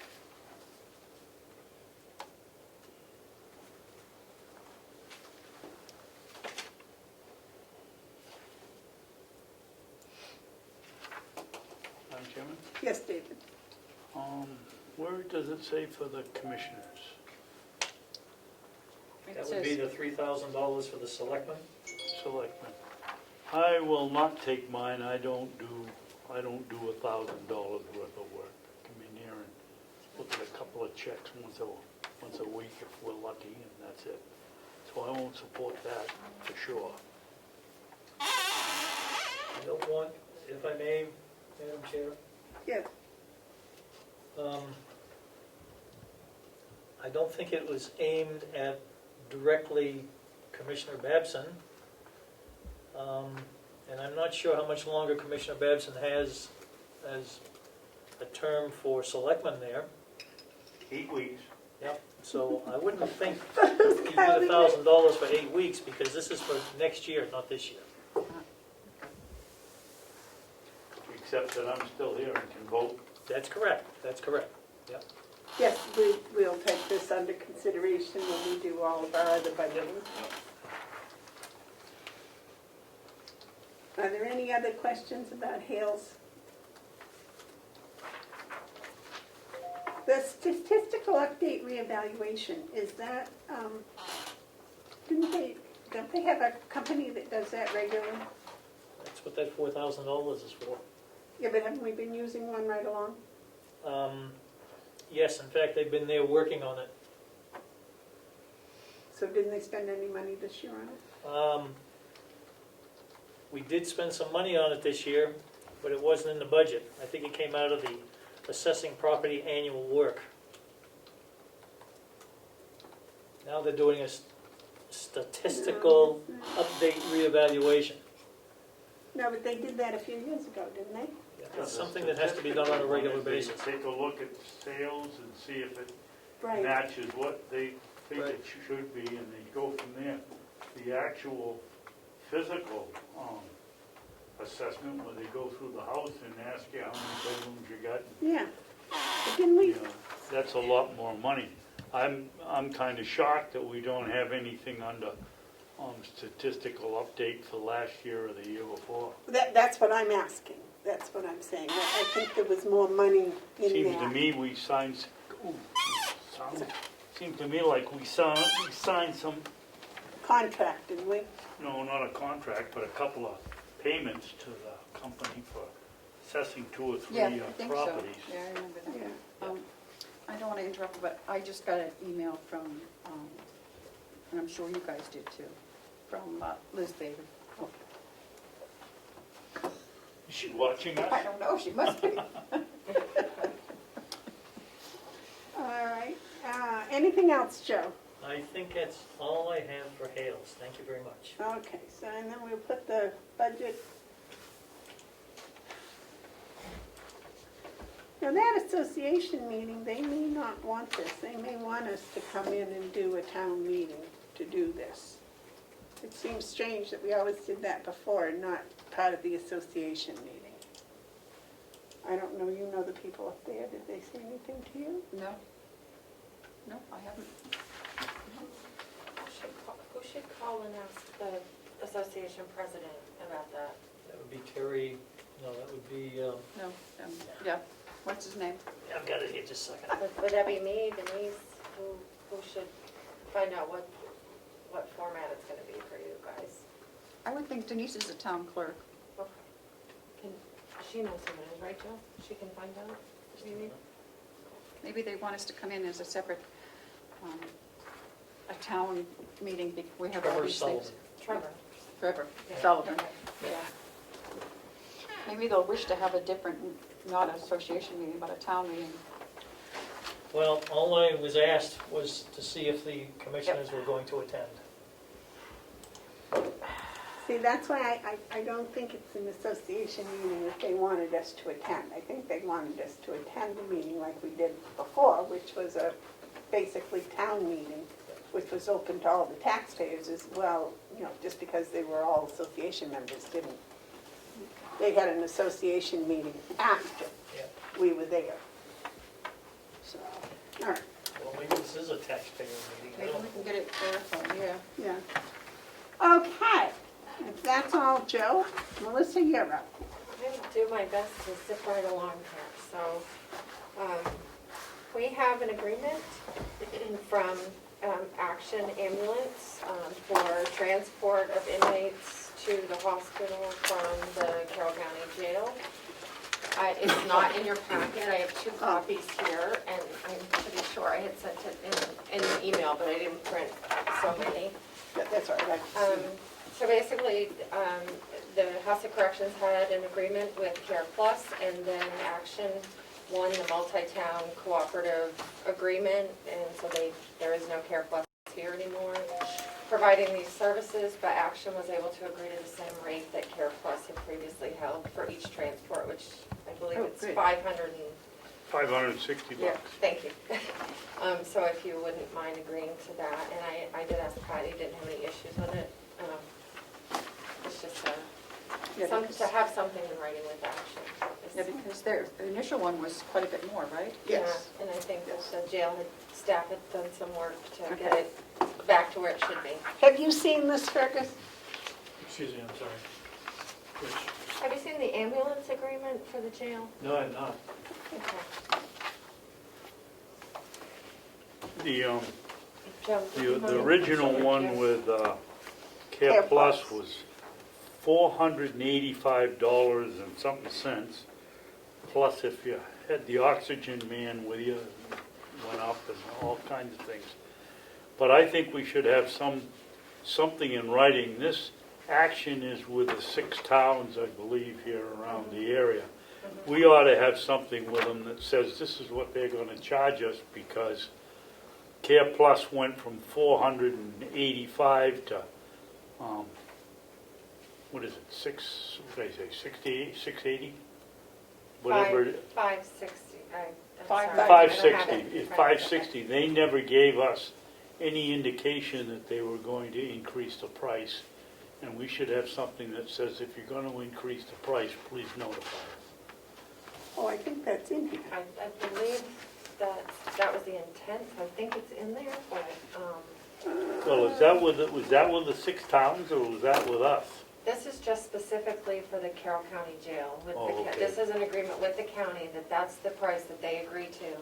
And that price was arrived at by looking at basic transports, advanced life support, like you say with the paramedic, and coming to a number that they were comfortable with based on the Medicare rates. So, this is separate from the cooperative contract. I think it was somewhere, I saw it 60 days, okay. That shall pay within 60 days. 1 year, okay. And renew it annually. Okay. Yeah, Either it's, party may terminate though. and I didn't mention that, it's just a one-year agreement, sorry. Where was the amount? I saw the amount somewhere, 590, That's on its own piece of paper, Right I here. think. It's 560. 560, yep. Because I thought we saw a bill, that was why we knew it was changed, it was like Yes, we did. 700 or something. Yep. Okay, So perfect. that's Okay. in a motion with mine and a signature, and we'll get that back to them. I'll make the motion that we sign the agreement with ambulance service agreement. Thank you. With Action EMS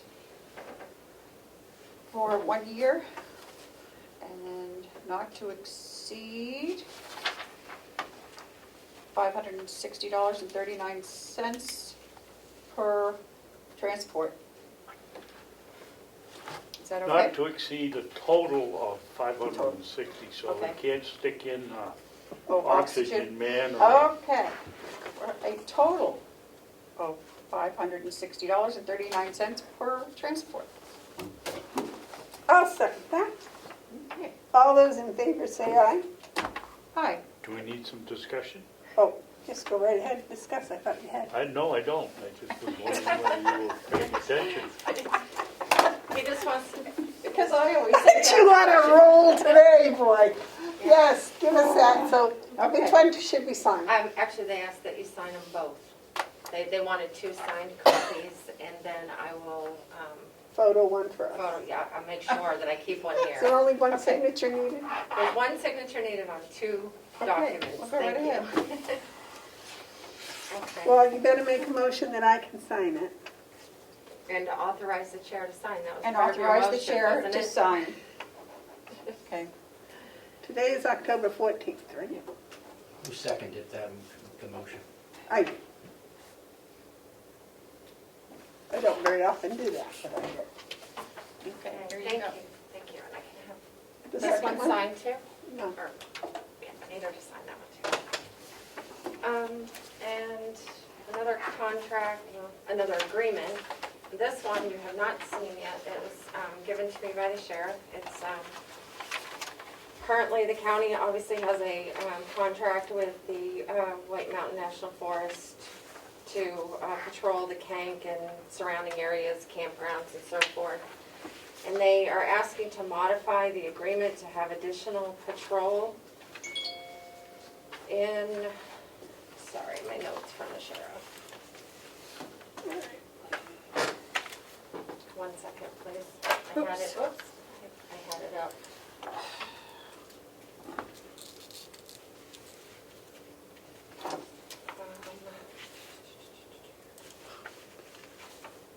Okay, it is to add $2,500 to the current 2020 agreement to provide increased patrols on the Kank totaling 35.75 hours of patrol at the detail rate. So they had agreed initially to a specific number of hours and money, and they want to increase the patrol.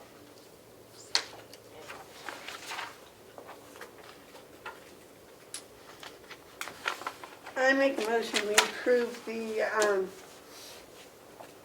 grant. Is that a grant? It's an agreement. It's Agreement. agreement with the U.S. Forest Service, I think is how it's listed in your budget. I will second. Is there any discussion? David? No. Okay. All those in favor say aye. If I might, it requires one signature, so I think you need authority to sign it. Yep, And then we give the chair permission to sign. and date. And date. Thank you. Okay. Okay, 14th, still.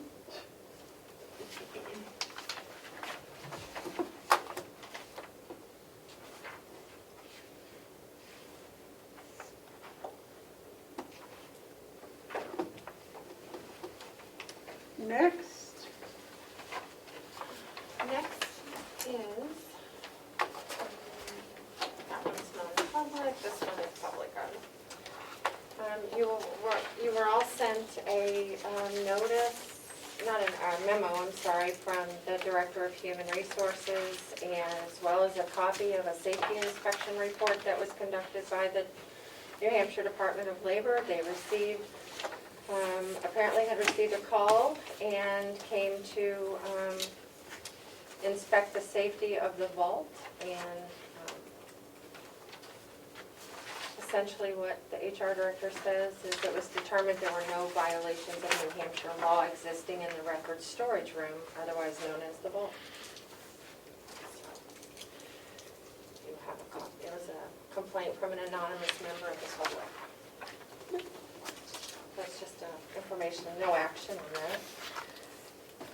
that. So there was found that there were no safety violations. Correct. it's not right on the report. Yep. In your packet is the regular report from Whitehorse, giving you their statistics and an update there. And last week, the board approved an audit resolution to go to the delegation asking permission to contract with Batchelder and Associates. That was intended to be on the Monday agenda. However, it was brought to my attention after your meeting by the finance director downstairs that the bank attorneys require it to be posted in the House Journal, not for 2 consecutive days, but for 2 consecutive weeks. So given that time frame, we weren't able to do that, so the resolution will have to come to the first delegation meeting in December.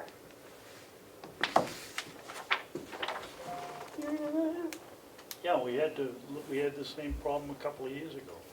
So, It's gotta go, it doesn't have to go every day for two weeks, but it's gotta go in 2 consecutive journals. 2 times, yeah. So, So you did that? so no, it's just gonna become part of the December posting and notices, which I talked to the delegation clerk how he wanted to do that, and he said we'll just combine the organization day, the public budget hearing, the audit resolution, one posting timely, well in advance. So hopefully Monday, the delegation will decide when the first meeting in December will be. We can get going and get that posted by mid-November, well ahead of when we have to. It was just that one quirky thing. We could have met all the other posting and advertising requirements, but the House Journal notices are due on Wednesdays. So by the time we adjourn, we wouldn't have had time to do it anyway. So I apologize for that, not knowing that part. May I ask Representative Comeau a question? Well, I don't know if he's taking questions at this time. He looks like he's taking questions, he looks like he's bored. Would you like to have a discussion with us? Ed, can you think of a reason why we'd have to post a request like that in the journal? Because the amount of money. Huh? Most likely the amount. Yeah, but it I don't it know only why. affects 15 people. It doesn't affect the other 385. I agree with you. I don't know what anybody is gaining by having to do that. Well, And I just, I'm sorry, it's 2 o'clock in the afternoon and I just misspoke. because I've been up almost 12 hours.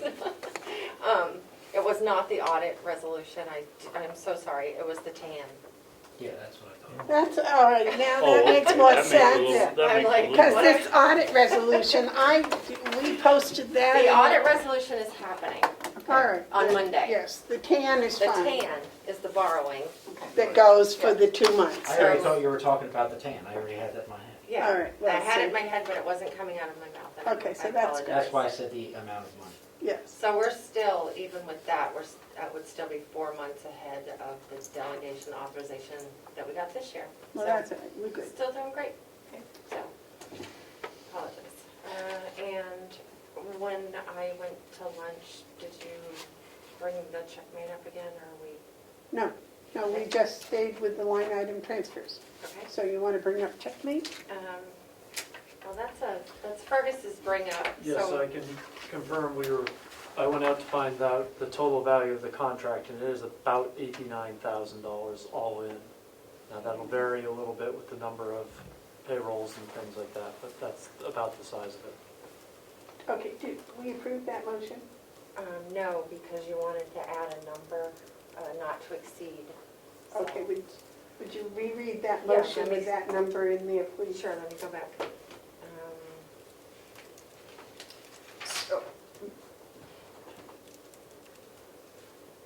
Yeah.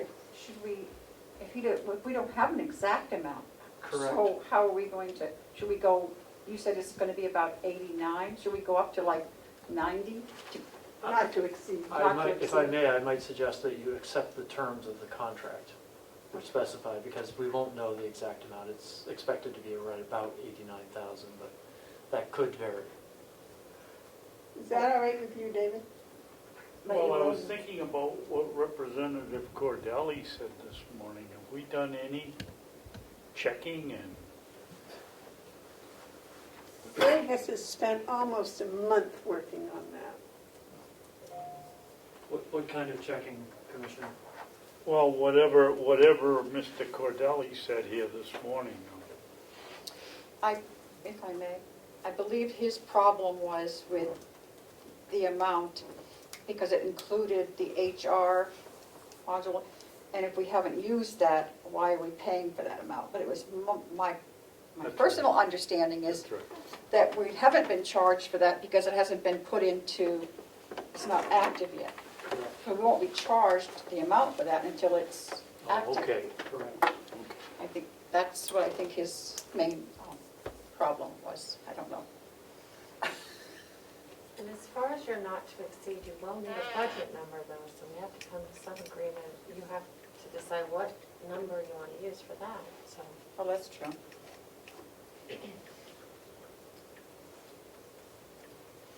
I will calculate it more precisely, but it's right about 89,000. And we confirmed that in our discussion with them, Right. and And that does fluctuate with employees because it's per slightly, employee. that's Yeah. correct. So slightly, it'll vary a little, but Well, that's why if we accept the terms of the contract with a value not to exceed 90,000, we should be golden, right?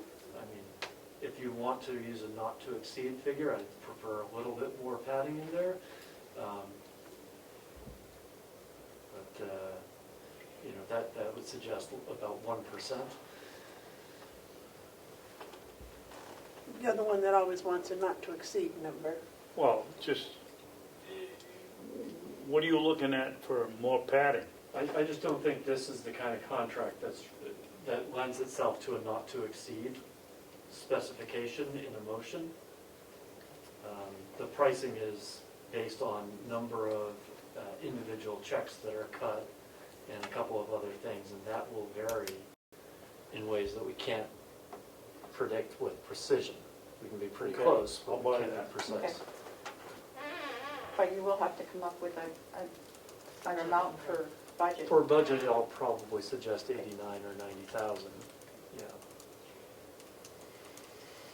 So the motion currently then is to just contract with Checkmate payroll services for a period of 1 year. Is that all right with you, David? You second that? Yes, I'll say. Okay, motion made and seconded. Is there any more discussion? If not, all those in favor say aye. Aye. So do we have that one? That's a 3-term, 5-term, I have a clean copy. and that's 5 years. So we can get rid of these, right? 'Cause none of these are 3 and Those are 5. Cybertron. Oh, That's okay, see? It's okay. They both start with the letter C. okay. Could you, I'm sorry, could you also make a motion to authorize one signature Okay, just for the chair to sign it? put it in the motion.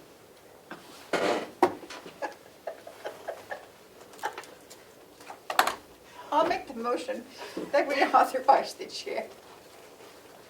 I'm getting silly. That we authorize the chair to Do sign. what? Sign the checkmate for it. Checkmate thing. Oh, yes. Okay. All right, you're all gonna come visit me when I'm over with Pat. There's several places that you need to sign an initial, so would you like to do this after the meeting to Sure, make sure we that's don't miss fine. anything? Okay, great. All those in favor of the motion say aye. Aye. Aye. Those opposed? Okay. And very last thing is you have several, next week on your budget work is the Register of Deeds, and it's also all the regional appropriations. So just to let you know that I've been getting several of those in, and if you could, I've added some to your binder, but I have a couple more today. You can pass this to Chairman Hubbard. And these are Commissioner Babson's and Commissioner McCarthy's. If you wouldn't mind just adding those into your binder under 9180. Okay. Okay. 9180? Yep. These binders are excellent. That's Next. That's all I have, Madam Chair. What about the AFSMI? That's non-public. And Cybertron? Do you want to do that in non-public? I think so. I had that on the list. Okay. Okay. Are we done? Yeah, unless you have anything, questions for me.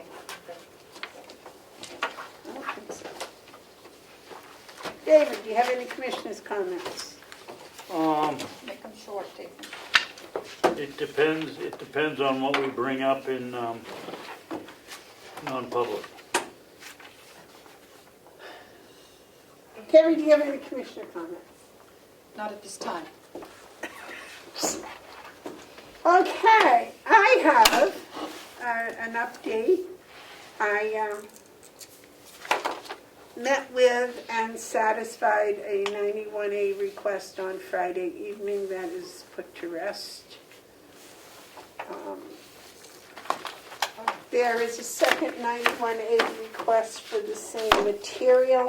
I would suggest that we handled in the same way. Commissioner, that has been withdrawn That by was email canceled. as of this morning. Canceled. It was withdrawn. Oh, So there. well, there, you don't have to worry about that. Now, I have a suggestion. As everybody knows, the people at the nursing home and at the jail and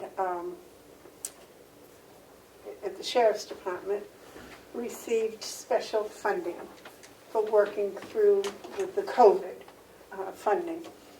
We have a lot of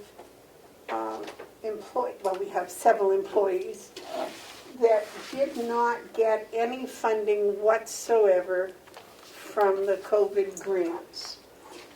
I would like to suggest that we allow them to have a 3-day holiday at Thanksgiving and a 3-day holiday at Christmas.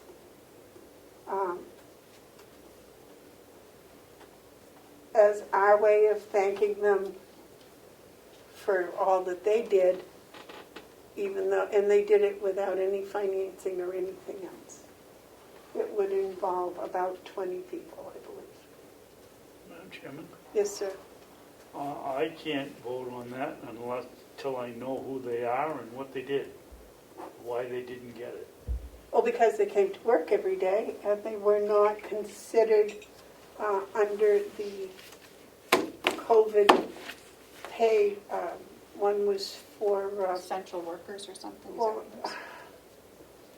medical workers, and one was the sheriff was what? The first responders. First responders. First responders was the jail and the sheriff's department, So they all were the deputies. either first responders or they were medical at the nursing home, or maintenance medical, those people at the nursing home. I believe everybody at the nursing home received it. Thought everybody at the nursing home got it.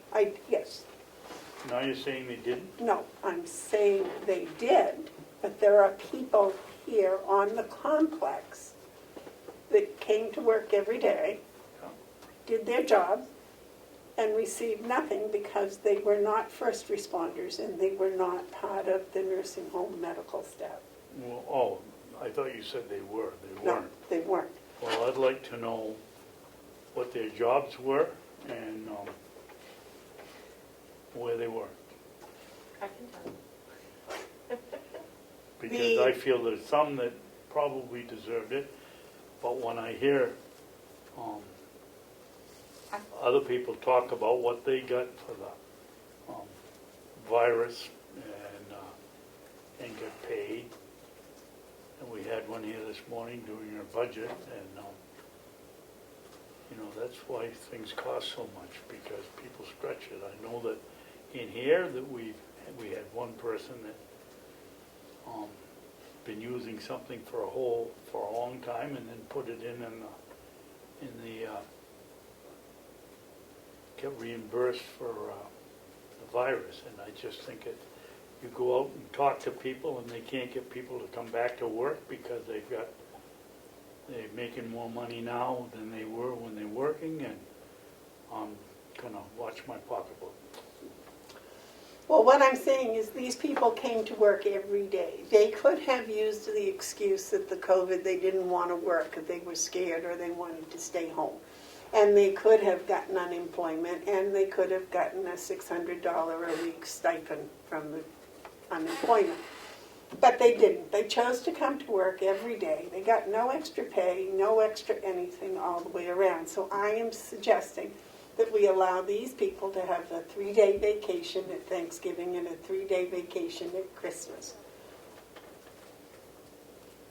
If they were exposed or had a risk, I agree with you, but I want to see who these people were. I mean, I don't want their names, but what their jobs were. If it's the young boy that came in here and summer mowing the lawn, and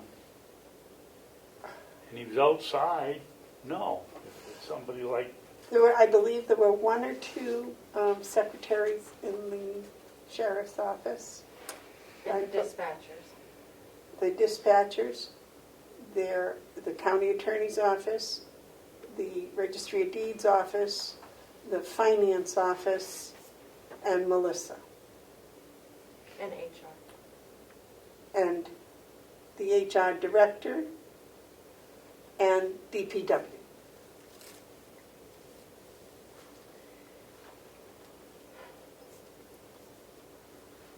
And how many of them went into the nursing home? None of them. None of them were allowed in the nursing home. Okay. So the risk was here. No, there was no risk. That's what I'm saying. Now, we're not talking about risk. We're talking about people that despite everything that was going on around them, despite having all kinds of opportunities to abuse the system, they chose not to. Okay. So I would like to reward those people. Now, the only problem, I'd like to give them a 3-day week at Christmas and at Thanksgiving. They already have a paid vacation day or 2. I'd just like to let them have the 3 days, which would actually make a 5-day period off. Why don't you just make the motion for 5 days off at their choice of Thanksgiving or Christmas? Well, we could do that too. Yeah, I think, I kind of agree with David, because if we give them all for those days, How is that going to impact their department if they're all gone for 3 days? If they're in the same department, is what I'm saying. So maybe, I agree with giving them that, but maybe at their choice, and when they want to take their extra days or something. Which would be important, if I might, for the dispatch. That's the only one. I was Yeah. thinking about just closing this building down For Oh, Wednesday, Thursday, Friday of those weeks. Oh. Christmas is on a Friday, so we could shoot Wednesday, Thursday, Friday. And the same way, the only, For and Thanksgiving. I believe that payroll is processed or can be set to process before Wednesday. And I believe the checks that go out to get paid can be done before Wednesday. Well, we've always, in my recollection, for instance, Thanksgiving, or Christmas, gone home on Wednesday at noontime and come back on Monday morning. No, Friday's a work day. Yeah, Friday. Well, that's this year, but in the past, It's been a Friday was a work day because remember some people have gotten in real big trouble for taking Friday off. yes, you're right, you're right. And I could move your commissioners' meetings to Tuesdays that week also, like those weeks. If that help, I know. That would be fine, or we could just cancel. But whatever I can do to help make it, whatever. But I think letting them have, the dispatch would probably, they would have to work out something where some got the Wednesday, Thursday, Friday, and maybe some others got Friday, but they work on weekends too, so they would have to adjust that. But I just thought that it might be a nice gesture for us to say thank you for not taking advantage of the system.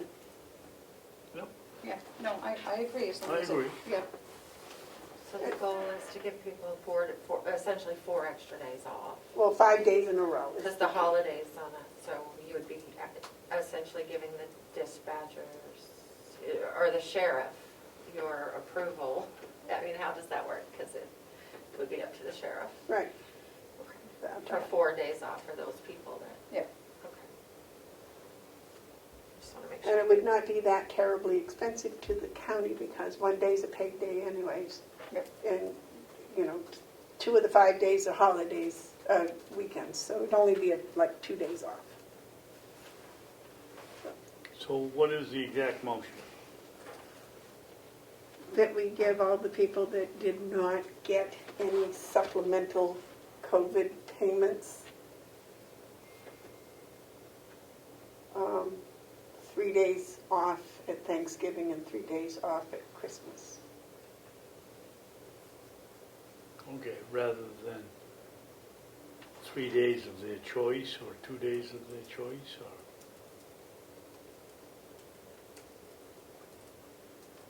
If you do what you said and it conflicts with what the department head says they need for support, that's gonna be a problem. I would think we'd leave it with the department head, Discretion of the department head? something like that, At the yeah. discretion of the department head. Yeah, Okay. no, it's fine, as long as they get 3 days, right? Yeah. So they're actually getting 2, because the holiday's already a day. Okay. Right, so they're getting 4 total. Well, not 6. 5. If they have the weekend, they can work it in. Dispatch will have a little more trouble with trying to get, my idea was to give people 5 days. So Sure. that's fine. Okay. All right, so they get 3 days at Christmas, 3 days at Thanksgiving, the discretion of their department head. Is that all right? Yeah, I think you said I thought you said 3 days at Christmas and 2 at Thanksgiving, but maybe No, I said 3 at Thanksgiving and 3 at Christmas. So Okay. they're Wednesday, Thursday, Friday. okay. Or that's what I was thinking, but as you're right, it's probably should be the discretion of the department head. Yep, I'm fine with Point of that. information, Yes, is this paid or unpaid? paid. Okay, thank you. They already are scheduled to pay. I have a motion. Is there? Yes, Yeah, I'll second. okay. All those in favor say aye. Aye. Aye. I just think we need to say thank you to these people because they came every day. How do you feel about that? It was fun. Okay. Let's see. It still is. What's next? Where are we? I think that's all I had. So, is there any public input? Is there any media questions? Yes. Yes. Let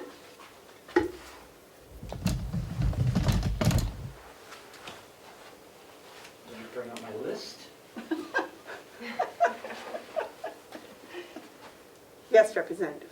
The audit timeline, it was mentioned by the CFO that there was communication, an email went back and forth, and I was unclear of what it meant by it was detailed but not detailed, so I I believe want I said clarification. it was both vague and specific.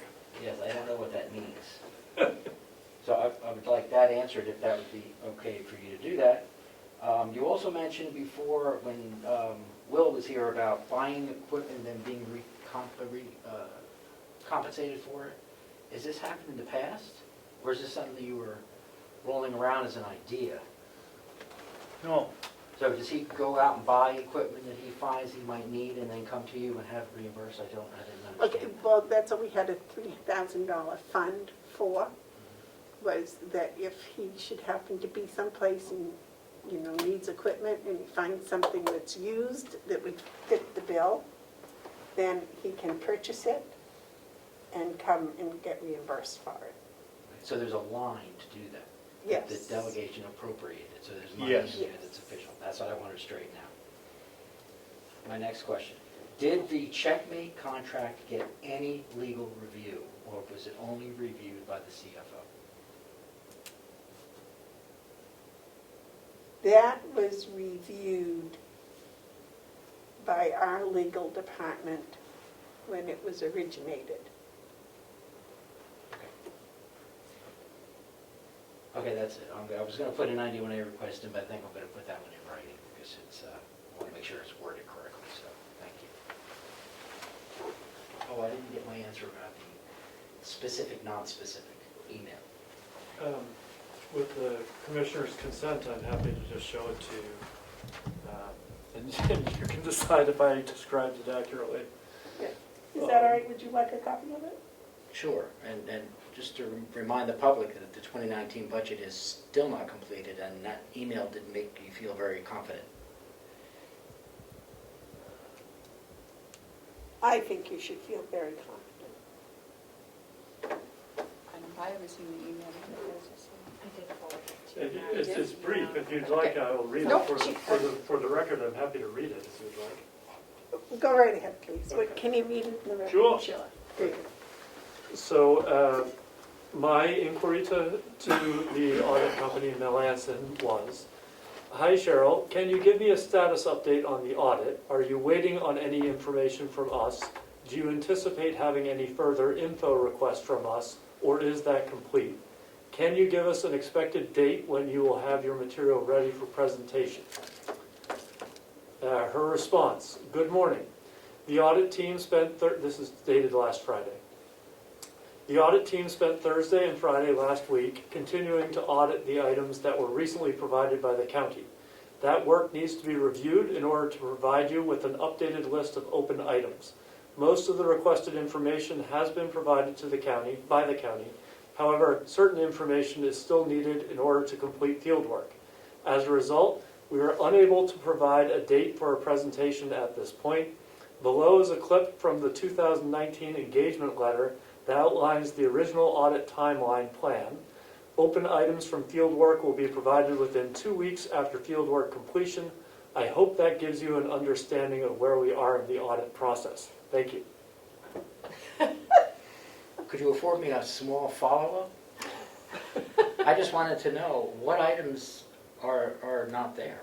Did they specify that? They did not. No, and they have not all along. And every time I've asked what's missing, they are not very forthcoming.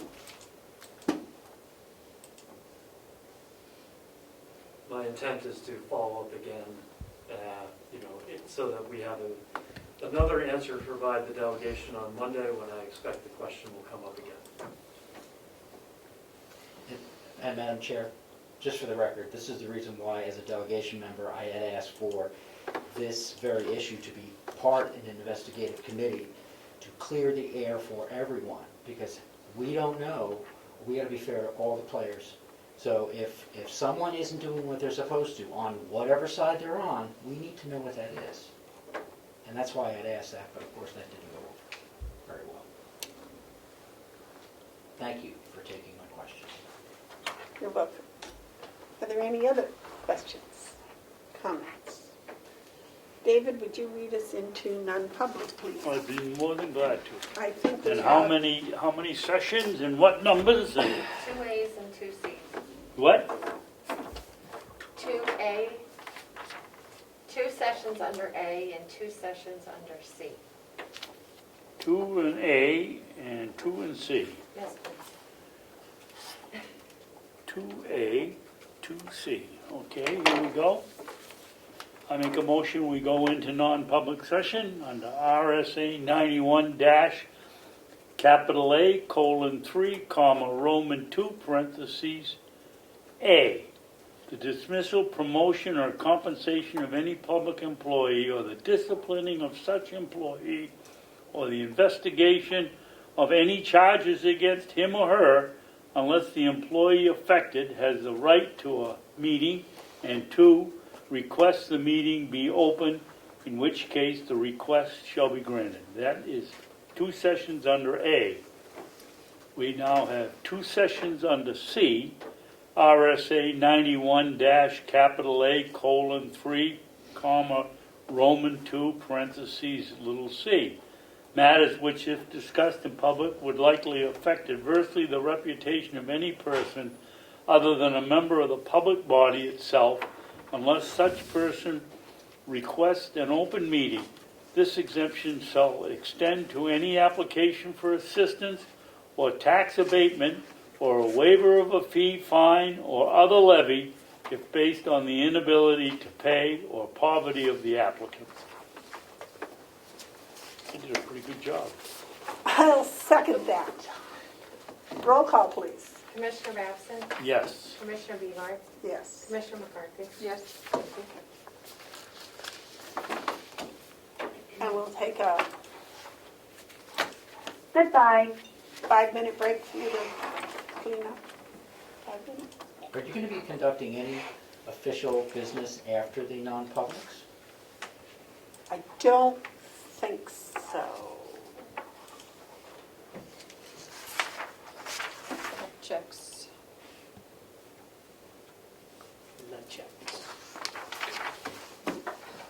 I believe not. I did them last time. Reset. So we can get rid of these, right? 'Cause none of these are 3 and Those are 5. Cybertrons. Oh, That's okay, see? It's okay. They both start with the letter C. okay. Could you also make a motion to authorize one signature Okay, just, for the chair to sign it? yeah, just put it in the motion.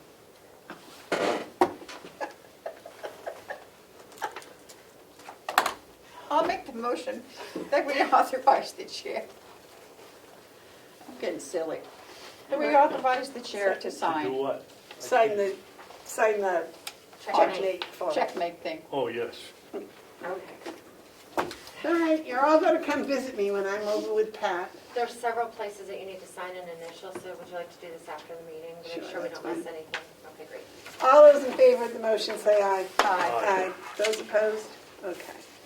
And very last thing is you have several, next week on your budget work is the Register of Deeds, and it's also all the regional appropriations. So just to let you know that I've been getting several of those in, and if you could, I've added some to your binder, but I have a couple more today. You can pass those to Chairman Bevard. And these are Commissioner Babson's and Commissioner McCarthy's. If you wouldn't mind just adding those into your binder under 9180. Okay. Okay. 9180? Yep. These binders are excellent. That's Next. That's all I have, Madam Chair. What about the AFSCME? That's non-public. And Cybertron? You wanna do that now, Melissa? I think so. I had that on this. Okay. Okay. Are we done? Yeah, unless you have anything, questions for me. I don't think so. David, do you have any commissioners' comments? Make them short, Dave. It depends on what we bring up in, non-public. Terry, do you have any commissioner comments? Not at this time. Okay, I have an update. I met with and satisfied a 91A request on Friday evening. That is put to rest.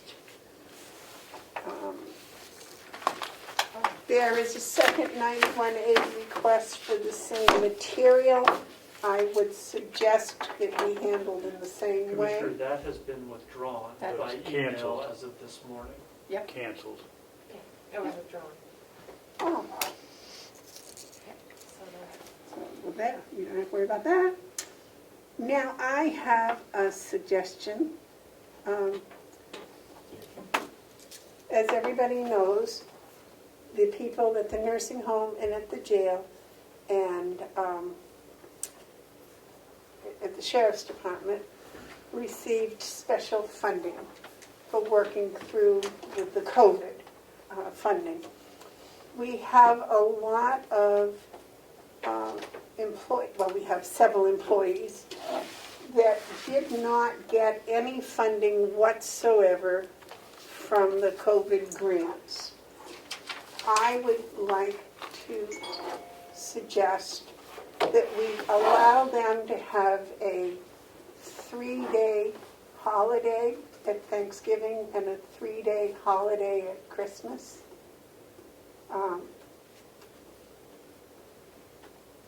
As our way of thanking them for all that they did, even though, and they did it without any financing or anything else.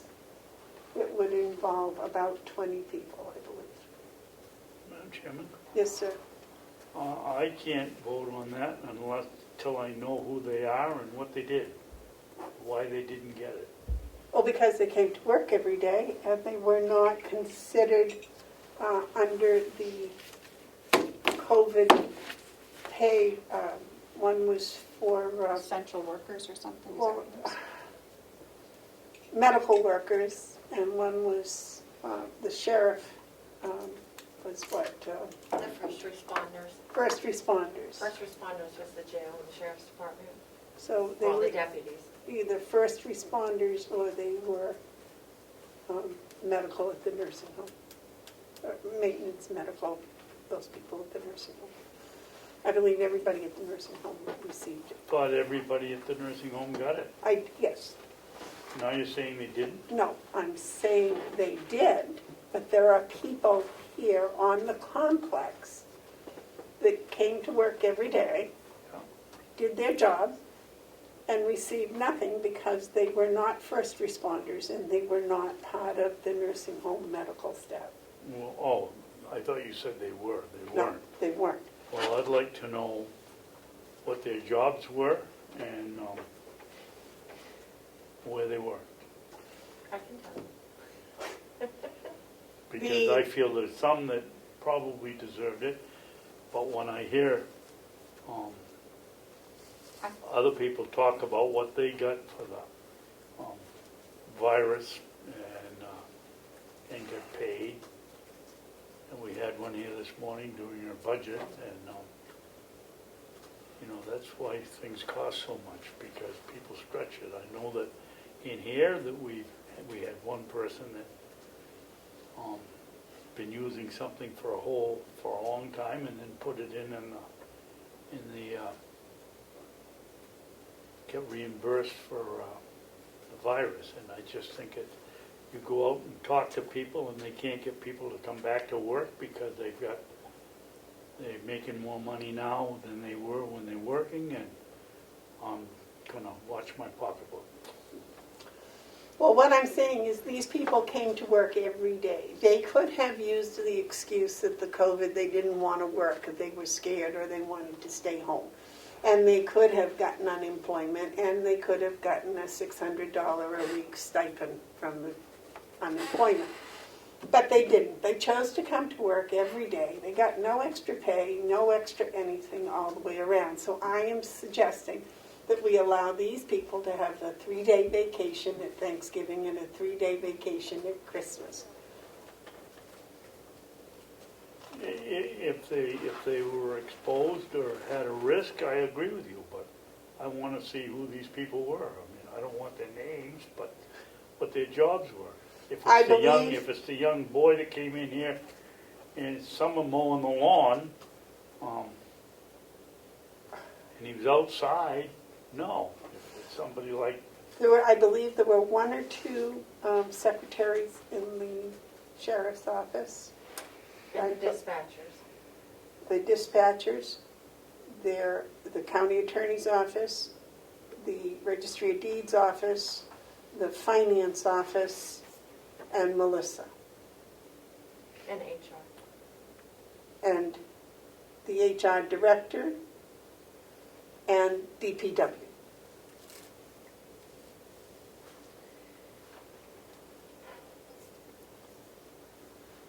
and how many of them went into the nursing home? None of them. None of them were allowed in the nursing home.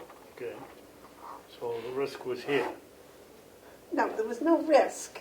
That's what I'm saying. Now, we're not talking about risk. We're talking about people that despite everything that was going on around them, despite having all kinds of opportunities to abuse the system, they chose not to. Okay, So I would like to reward those people. Now, the only problem, I'd like to give them a 3-day week at Christmas and at Thanksgiving. They already have a paid vacation day or 2. I'd just like to let them have the 3 days, which would actually make a 5-day period off. why don't you just make the motion for 5 days off at their choice of Thanksgiving or Christmas? Well, we could do that too. Yeah, I think, I kind of agree with David, because if we give them all for those days, how is that going to impact their department if they're all gone for 3 days? If they're in the same department, is what I'm saying. So maybe, I agree with giving them that, but maybe at their choice, and when they want to take their extra days or something. Which would be important, if I might, for the dispatch. That's the only one. I was thinking about just closing this building down For Wednesday, Thursday, Friday of those weeks. Oh, Christmas is on a Friday, so we could shoot Wednesday, Thursday, Friday. And the same way, and I believe that payroll is processed or can be set to process before Wednesday. And I believe the checks that go out to get paid can be done before Wednesday. Well, we've always, in my recollection, for instance, Thanksgiving, Christmas, gone home on Wednesday at noontime and come back on Monday morning. No, Friday's a work day. Yeah, Friday. Well, that's this year, but in the past, It's been Friday was a work day because remember some people have gotten in real big trouble for taking Friday off. yes, you're right, you're right. I could move your commissioners' meetings to Tuesdays that week also, like those weeks. If that help. I know. That would be fine, or we could just cancel. But whatever I can do to help make it, whatever. But I think letting them have the dispatch would probably, they would have to work out something where some got the Wednesday, Thursday, Friday, and maybe some others got Friday, but they work on weekends too, so they would have to adjust that. But I just thought that it might be a nice gesture for us to say thank you for not taking advantage of the system. yeah, no, I agree. As long I as it- agree. Yeah, So the goal is to give people essentially 4 extra days off. Well, 5 days in a row. Because the holidays on it, so you would be essentially giving the dispatchers, or the sheriff, your approval. I mean, how does that work? Because it would be up to the sheriff. Right. Okay. that. Or 4 days off for those people that, Yeah. okay. Just want to make And sure. it would not be that terribly expensive to the county because one day's a paid day anyways. Yep. And, you know, 2 of the 5 days are holidays, weekends, so it'd only be like 2 days off. So what is the exact motion? That we give all the people that did not get any supplemental COVID payments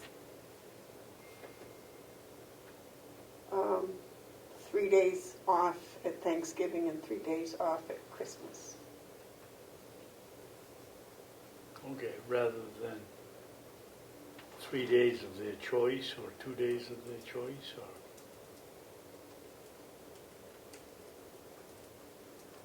If you do what you said and it conflicts with what their department head says they need for support, that's gonna be a problem. I would think we'd leave it with the department head, Discretion of the department head? something like that, At the yeah. discretion of the department head. Yeah, Okay.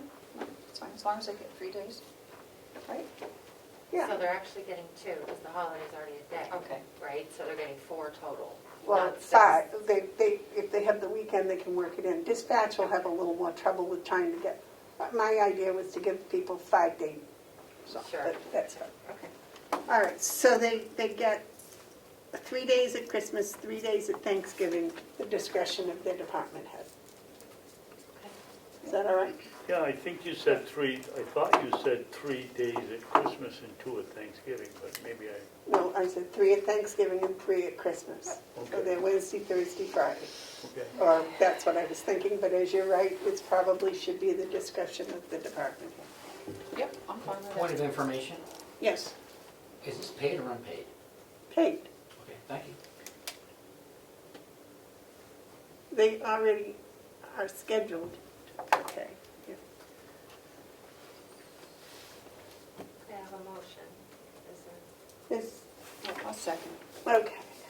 All those in favor say aye. Aye. Aye. I just think we need to say thank you to these people because they came every day. How do you feel about that? It was fun. Okay. Let's see. It still is. What's next? Where are we? I think that's all I had. So, is there any public input? Is there any media questions? Yes. Yes. Let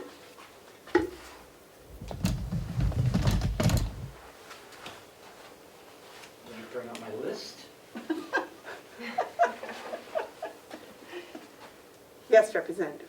The audit timeline, it was mentioned by the CFO that there was communication, an email went back and forth, and I was unclear of what it meant by it was detailed but not detailed. So I want clarification. It was both vague and specific. Yes, I don't know what that means. So I would like that answered, if that would be okay for you to do that. You also mentioned before, when Will was here, about buying equipment and being compensated for it. Has this happened in the past? Or is this something that you were rolling around as an idea? No, So does he go out and buy equipment that he finds he might need and then come to you and have it reimbursed? I didn't Okay, understand. well, that's what we had a $3,000 fund for, was that if he should happen to be someplace and, you know, needs equipment and he finds something that's used that would fit the bill, then he can purchase it and come and get reimbursed for it. So there's a line to do that? Yes. The delegation appropriated, so there's money Yes. in there that's official. That's what I wanted to straighten out. My next question. Did the Checkmate contract get any legal review, or was it only reviewed by the CFO? That was reviewed by our legal department when it was originated. Okay, that's it. I was going to put a 91A request in, but I think I'm going to put that one in writing, because it's, I want to make sure it's worded correctly, so thank you. Oh, I didn't get my answer about the specific, non-specific email.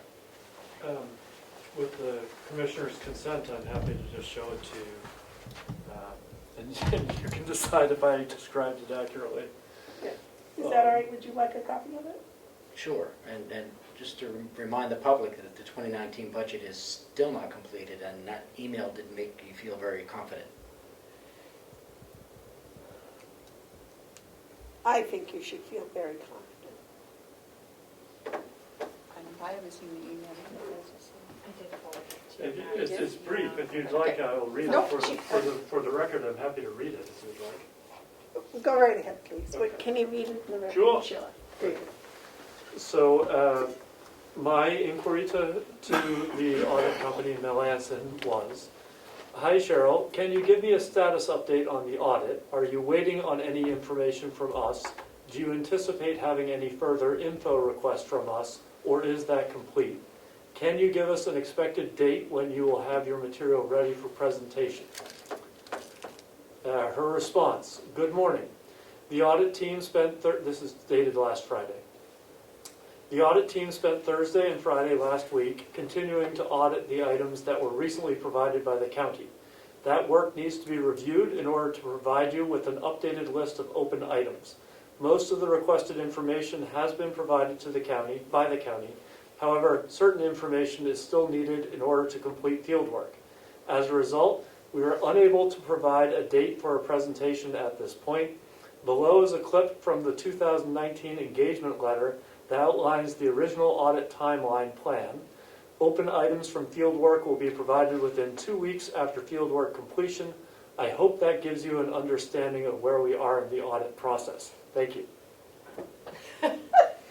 Could you afford me a small follow-up? I just wanted to know, what items are not there? Did they specify that? They did not. No. And they have not all along. And every time I've asked what's missing, they are not very forthcoming. My intent is to follow up again, so that we have another answer to provide the delegation on Monday when I expect the question will come up again. And Madam Chair, just for the record, this is the reason why, as a delegation member, I had asked for this very issue to be part in an investigative committee to clear the air for everyone, because we don't know, we gotta be fair to all the players. So if someone isn't doing what they're supposed to on whatever side they're on, we need to know what that is. And that's why I'd asked that, but of course that didn't go over very well. Thank you for taking my question. You're welcome. Are there any other questions, comments? David, would you read us into non-public, please? I'd be more than glad to. I think we And have... how many sessions and what numbers and 2 A's and 2 C's. what? 2A, 2 sessions under A and 2 sessions under C. 2 and A and 2 and C. Yes, please. 2A, 2C. Okay, here we go. I make a motion, we go into non-public session under RSA 91 capital A, colon 3, comma, Roman 2, parentheses, A. The dismissal, promotion, or compensation of any public employee, or the disciplining of such employee, or the investigation of any charges against him or her, unless the employee affected has the right to a meeting, and 2, request the meeting be open, in which case the request shall be granted. That is 2 sessions under A. We now have 2 sessions under C, RSA 91 capital A, colon 3, comma, Roman 2, parentheses, little c. Matters which, if discussed in public, would likely affect adversely the reputation of any person other than a member of the public body itself, unless such person requests an open meeting. This exemption shall extend to any application for assistance or tax abatement or a waiver of a fee, fine, or other levy if based on the inability to pay or poverty of the applicant. I did a pretty good job. I'll second that. Roll call, please. Commissioner Babson, Yes. Commissioner Bevard, Yes. Commissioner McCarthy. Yes. Thank you. And we'll take a Goodbye. 5-minute break for you to clean up. 5 minutes? Are you going to be conducting any official business after the non-publics? I don't think so. Checks.